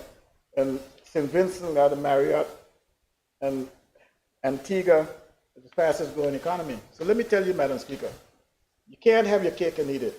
The mentality that we have that says, we don't want Burger King, we don't want Kentucky Fried, but they don't know that Burger King and Kentucky Fried come with the Ritz-Carlton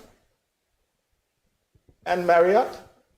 You're not going to get Marriott unless you got a Kentucky Fried. You're not going to get Ritz-Carlton unless you get Burger King. So now you can go out on the street and say he's talking nonsense, he's talking this, he's talking the other. Keep saying that. 10 years from now, you wouldn't have Ritz-Carlton. You're not going to have Marriott. You gotta demonstrate that you're all inclusive. And the other thing that is missing here, you notice the countries that are being mentioned, St. Kitts, St. Vincent and the Grenadines, Antigua. These are all independent countries. You know what you can get when you become independent that you can't get now? You know? You can talk to the Chinese. You could talk to the Taiwanese. You can't do it now. Can't. It takes money to build these things. It takes money to follow money. We don't have any money to be followed. So when you're going to look at these places and start talking about what they have, you got to see who they are in order for you to start trying to compare yourself with them, Madam Speaker. Talk about the ratio of cruise tourism to overnight stay. You know, Madam Speaker, you can't have overnight visitors if they can't get here. They can't get here. You know the difficulties the Minister for Communications and Works is going through right now by just going to the public and reintroducing them to the airport runway extension. You know the problems he's having? They don't want them to extend the runway. But how you expect to get overnight passengers, overnight visitors? But you gave them permission to extend the cruise ship pair. What do you expect? The ships are going to come. So you okay, go extend the cruise ship pair, but you still want people to come in at the airport. No, they're going to come on a cruise ship. You have your priorities wrong. Then the member for the sixth spoke about your deficit. When your expenditure exceeds your revenue, you got a problem. That's what he said. You got a problem. I'll leave that for you to fix. You could fix that tonight before you go home. But we're only talking about $1 million. But the truth of the matter is, Madam Speaker, is that this $1 million in expenditure is covered from the consolidated fund. And where does the money in the consolidated fund came from? All that money that we didn't use for 2024 went back into the consolidated fund. And that's why he's covering this $1 million. He could have balanced it out by not putting in by not saying $411 million in expenditure, just say $410 million. By cutting services or goods and services. But he knew where he was getting the money from. So it's not, you can't say that you're taking it from your savings. It's not your savings. Consolidated fund is not savings. That's money to be expended.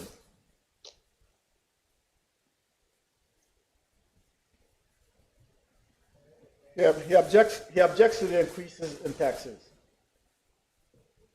If you don't, everybody's talking about raising revenue. The areas that we have available to us to increase revenue, Madam Speaker, is not only taxes, but essentially every dollar the government collects is a tax. You want to call it a tax, but it's not the only way you can do it. I see right now, Madam Speaker, in my ministry, we issue non-belonging landholding licenses. And who's make a ton of money, loads of money is being made through those licenses that we issue. Ton loads. They're being made by the lawyers who prepare the documents for the clients. They're being made by the people who end up selling the properties. What do we make as a government out of it?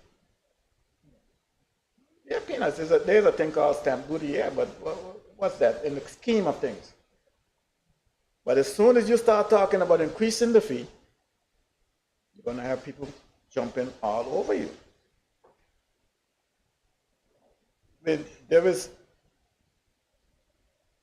as a government, Madam Speaker, the government has to prioritize. And it has to look for creative ways to make money for the country. Not everybody, most people who doesn't understand what the Premier has done when he decided to put a hold on that minimum wage thing. And I'm sure he'll explain it. Most people who don't understand. What they don't understand is what the cost to the country is. They're looking at raising the minimum wage for John, Mary, and Sue. But what they fail to understand is that when you raise the minimum wage, The guy who is paying that person their wages is a businessman. And if I'm selling oranges to pay you your salary, you're getting a raise, those oranges are not going to look the same when you come in Friday as they look Monday. So it's for him. That's why I say he should have no subjects, really. It's for him to look at the big picture and make a decision as to what he needs to do. He'll get criticized. And part of my job is to ease some of those blows off of him. So that's what he's doing, and he's evaluating the situation. He's going to come back with an answer at some point. My friend also talked about the VIP of old. The VIP would never have done that. They would do this, they would do that. Well, exactly, the VIP of old. That's what it was. The BVI Health Services Authority talked about $43 million coming into the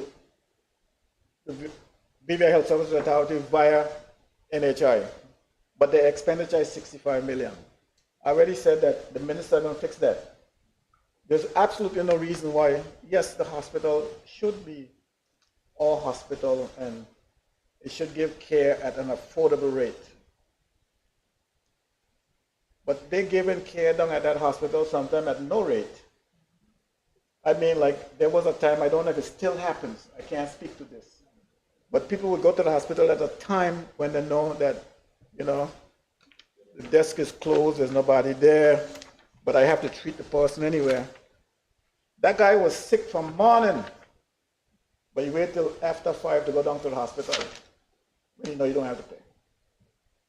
And that's how the hospital was running. I don't know if it still runs that way. I'm not saying this from experience. I've never done it. You know, the word on the street carries a lot.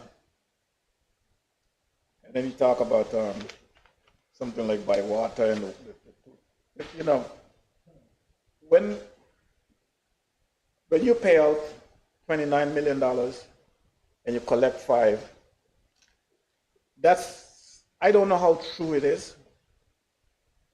But Minister, I have said to you, when I was sitting over there, I asked questions which lead to the figures that are here as to the monies that are being paid for water.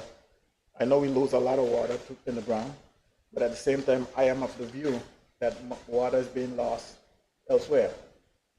So we'll talk about how we're going to fix that, because something has to be done. Some form of an audit needs to be carried out to see where all this stuff is going. That's something that can be fixed. There's nothing that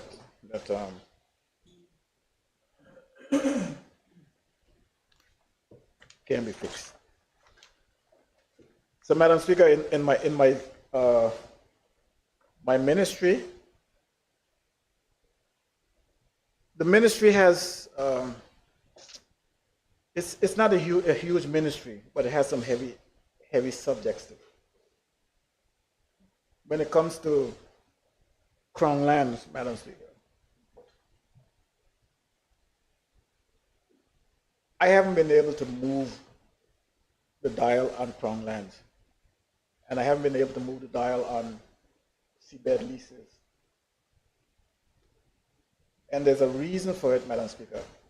There has been some changes made just before the Premier gave it to me, and those changes, they're unsustainable,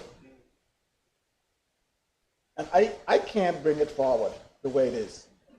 So these discussions have to be had as far as that ministry and its subjects are concerned. If we carry that forward the way it is, Madam Speaker, you would have heard that some people jump out their windows with the shock that they will get. I mean, rates are jumping like 1,000%. And I can't do that. So it's something that has to be looked into. Madam Speaker, the area of the environment is perfect to be married with town and country planning, We spoke about it when we were in standing finance, but that was in camera. People in all this mud that you see on the street, Madam Speaker, it came from somewhere. Rain could fall, but you don't have to see mud, you need to see just water. And the reason you're seeing mud is because people go up in the hillsides and tear it up. And when the rain comes, it just washes the mud down. And we have to stop that. We have to make sure that we do the proper legislation. And as the Chief Fiscal Planner said, we need to extend the legislation to cover contractors as well. Contractors in this case mean the guy who's operating the heavy equipment. You go up and you start tearing down the hill. I'm not going after the landowner. I'm going after you. The first one that gets dragged into court, you would never see another one go up there and do it. That's how you get rid of rats. And I'm not calling them rats. I say that's how you get rid of rats. You kill one, and the rest don't come back. So people do these kind of things, Madam Speaker. They do it willfully and out of spite. They would never start that house Monday morning. It always starts Friday night, Saturday and Sunday. That's when they go up and they start cutting. And that's an environmental degradation. It's an environmental hazard. It's everything to the environment. And this ministry is responsible for the environment. And we have town and country planning, the planning department, to work with. And I think that is something the permanent secretary said to me that he's been advocating for it for years. Well, sometimes you have to be careful what you ask for because you might get it. You got it now. And I want to see them deliver based on that. Madam Speaker, another thing that we want to do at the ministry is we want to turn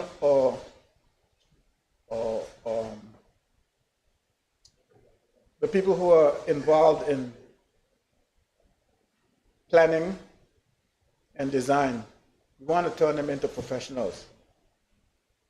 And in order to turn them into professionals, Madam Speaker, they have to be licensed. Once they become licensed, Madam Speaker, they'll be beholden to something. Right now, anyone who can, which is everyone, who can master a computer, can come up with a drawing and give it to you overnight, and you start working on it.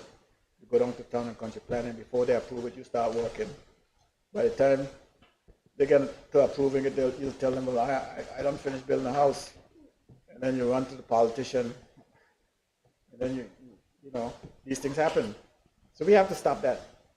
And that's one way of getting some means of control over what is taking place in the community, Madam Speaker. And we have this serious problem with sewage effluent runoff in the streets. That's because people build their houses so close to the road, they don't have a place to put septic tanks and soak ways and all the rest of it. We need to stop it. So these are the kind of things that I'm looking forward to in the years coming. Not many years. For as long as I'm here with the ministry and these wonderful guys. In my district, Madam Speaker, I don't like to go around talking about my district because for so many years I've been over on that side. You know, it wasn't anything to report really.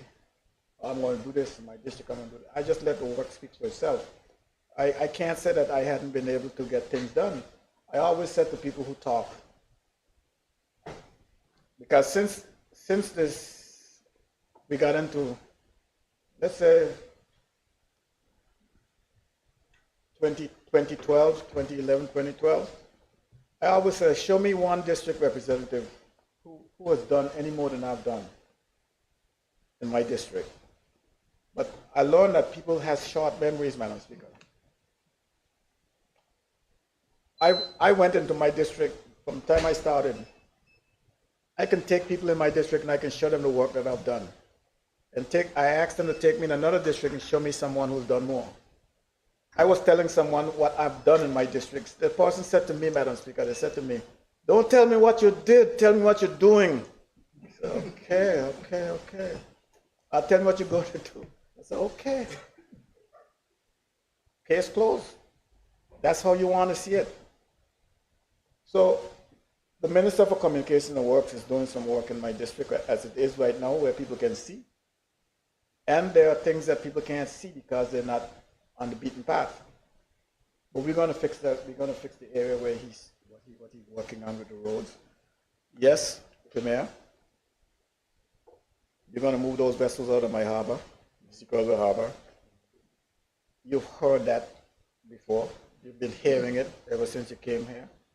I can tell you, in 2017, yes, 2017, those vessels went into the harbor. The government of the day, the election of 2019, when y'all got elected, before that government left, they issued 2 contracts to remove, to dredge the harbor of Fiscal Bay to the tune of, what is it, $1.5 million? $750,000 each, right? To dredge the harbor. How do you dredge a harbor with all those sunken yachts in it? But they went and they said to dredge it. So what you do is suck the sand from between these 2 desks. Does the desk go down a little further? There's wickedness, Madam Speaker. That's what it is. To issue 2 contracts instead of removing those vessels. And I've been bawling ever since to get those vessels removed. They haven't been, nobody listened to me. Now they're going to see. But it's like this, Madam Speaker. When you're nobody talk to you. But I want to see you. But now I guess I just walk the street just like I was a member of the opposition. I still do that. I just go about my business.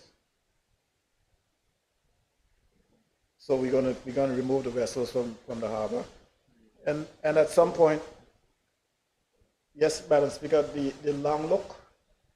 What do you call your harbor? Fat Hog Bay Eastern Harbor. It's a disservice to the people of the Virgin Islands, Madam Speaker. It's a disservice for us to sit and allow these things just to sit there, do nothing. You know how long I've been hearing about that project? Long time. And we can't get it done. I pledge, Premier, I would work with you to get this thing done. You know what that would mean to the community? What would it mean to the Virgin Islands? But yes, we would sit here and allow others to come. Whether they go down Nanny Key and they, oh yeah, the Nanny Key is developing. Why don't we go do our own development for all people? Well, that's something I would work with you on, trying to get that done. And I'm not going to talk about those things that you like to talk about. You and Marlon like to come in here and talk about. I talk about those things at all. You go down to the ministry and tell them what you want. Don't come in here and ask me about them. Talk about them. You get what you want.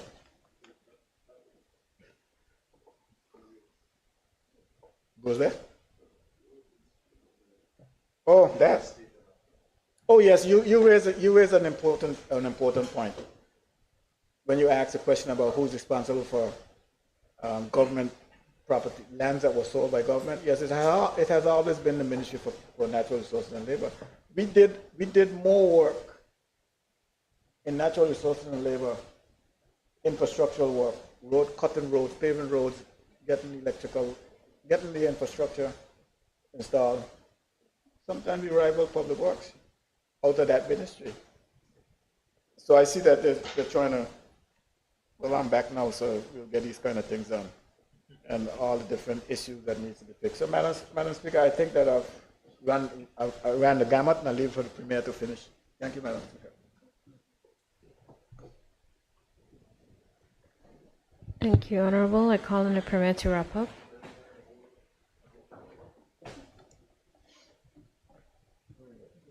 Madam Speaker, energized.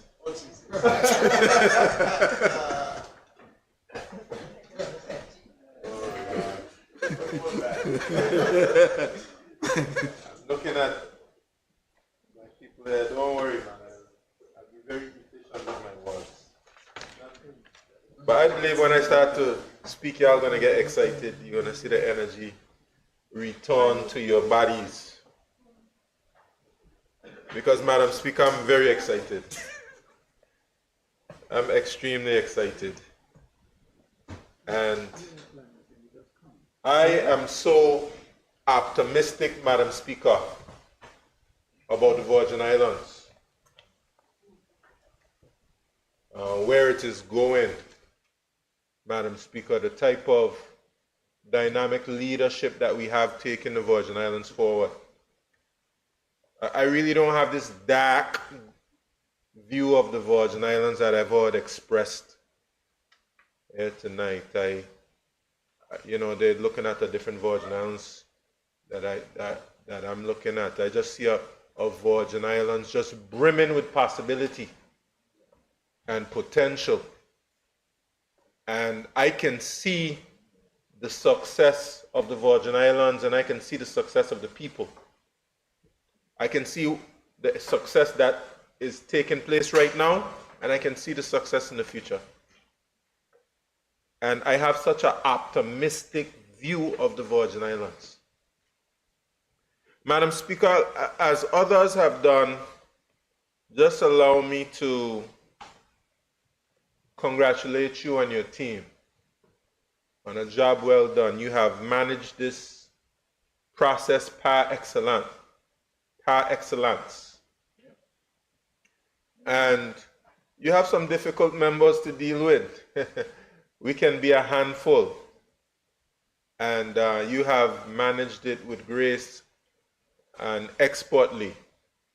And I just want to congratulate your entire team. You have a wonderful team, a very strong team. I want to acknowledge everyone from, the clerk, deputy clerk, sergeant at arms,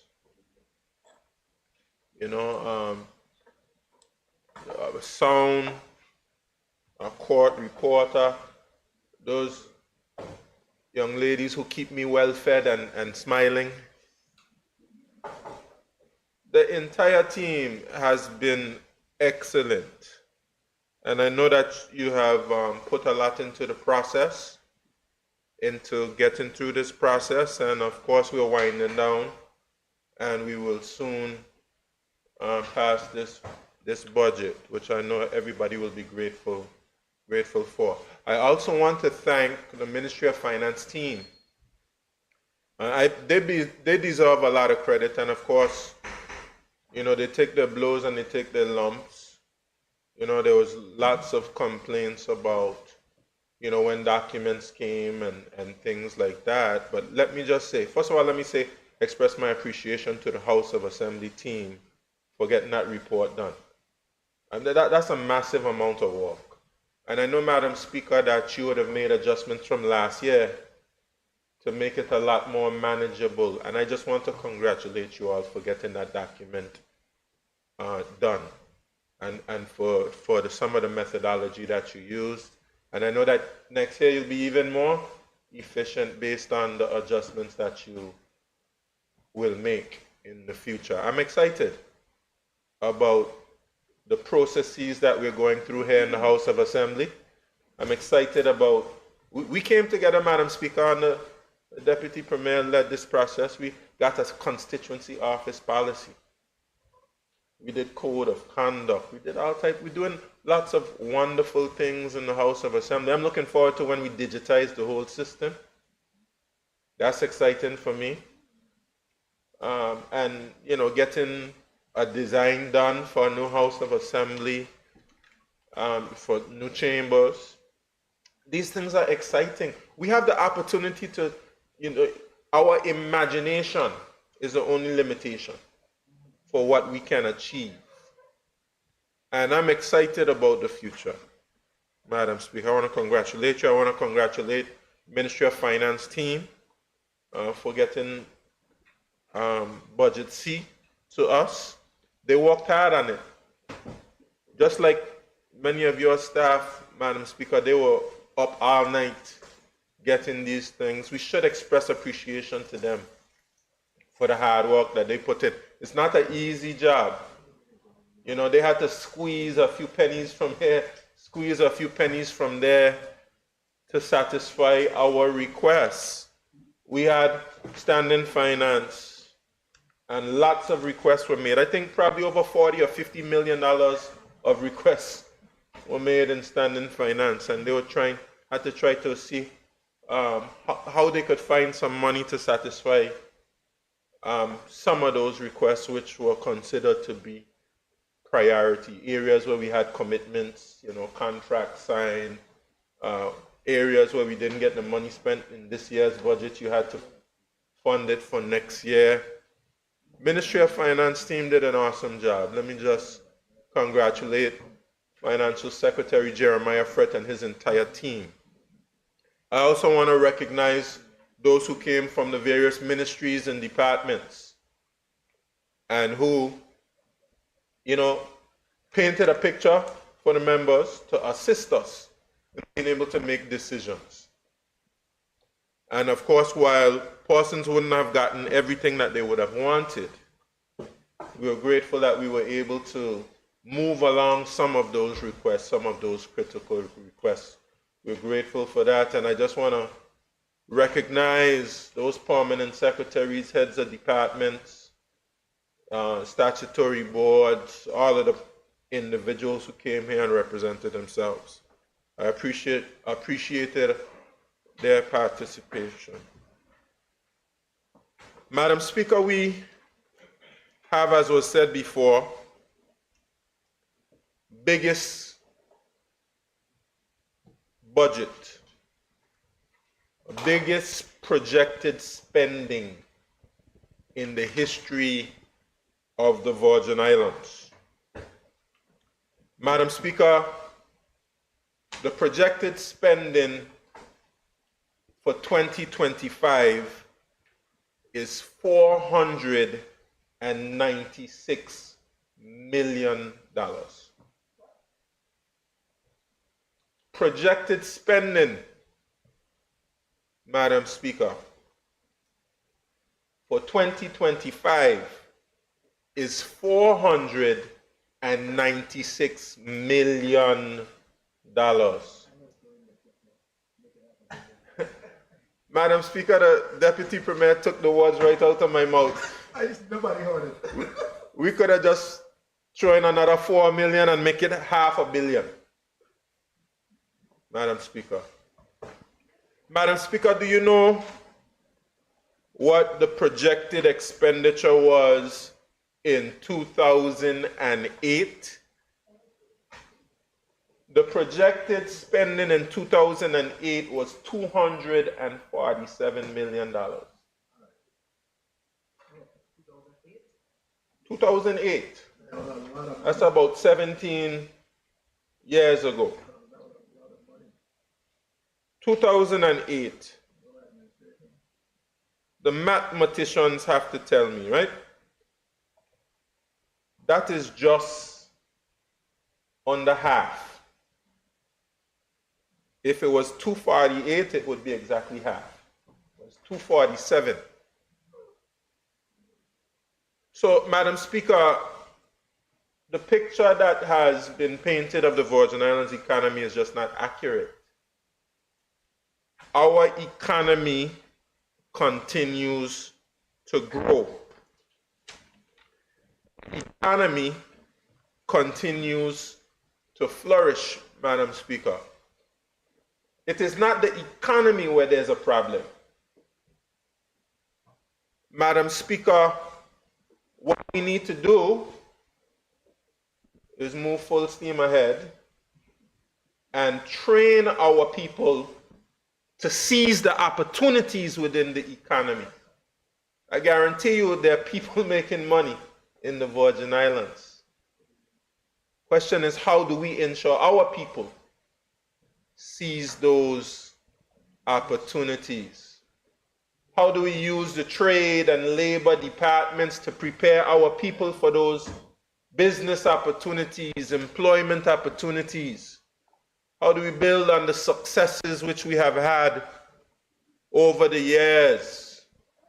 How do we ensure that we protect our environment and ensure that we don't spend all our money on disease care and non-communicable diseases and other things, so we don't lose all our money trying to pay for various ailments? This is the challenge before us. How do you ensure that we have a proper infrastructure to take us safely along the roadways, to provide connectivity between the Virgin Islands and other places in the world? And how we ensure that we have water in our faucets? And these are all things. How do we grow more of the food that we need to eat? How do we ensure that our visitors who come here have a good time and that the persons are entrepreneurs and are cultural artisans and persons like that, how they can benefit from our tourism product? This is the challenge before us. And our ancestors and our foreparents who came before, they did a good job of providing us with a foundation. And it is our task, it is our goal to be able to build on that foundation and build on those successes. Madam Speaker, we have a strong economy. The numbers bear it out. Some of the little anecdotes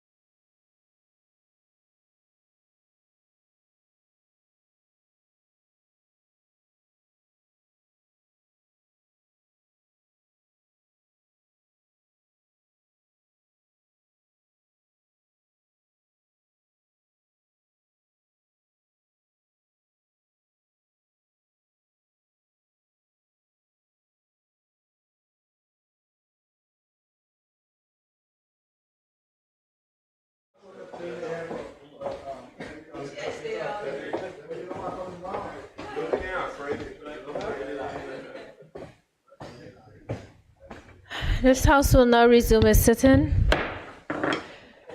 All right, members, given the lateness and given that we're having some technical difficulties, we will recess until tomorrow, where we'll resume at 10 a.m.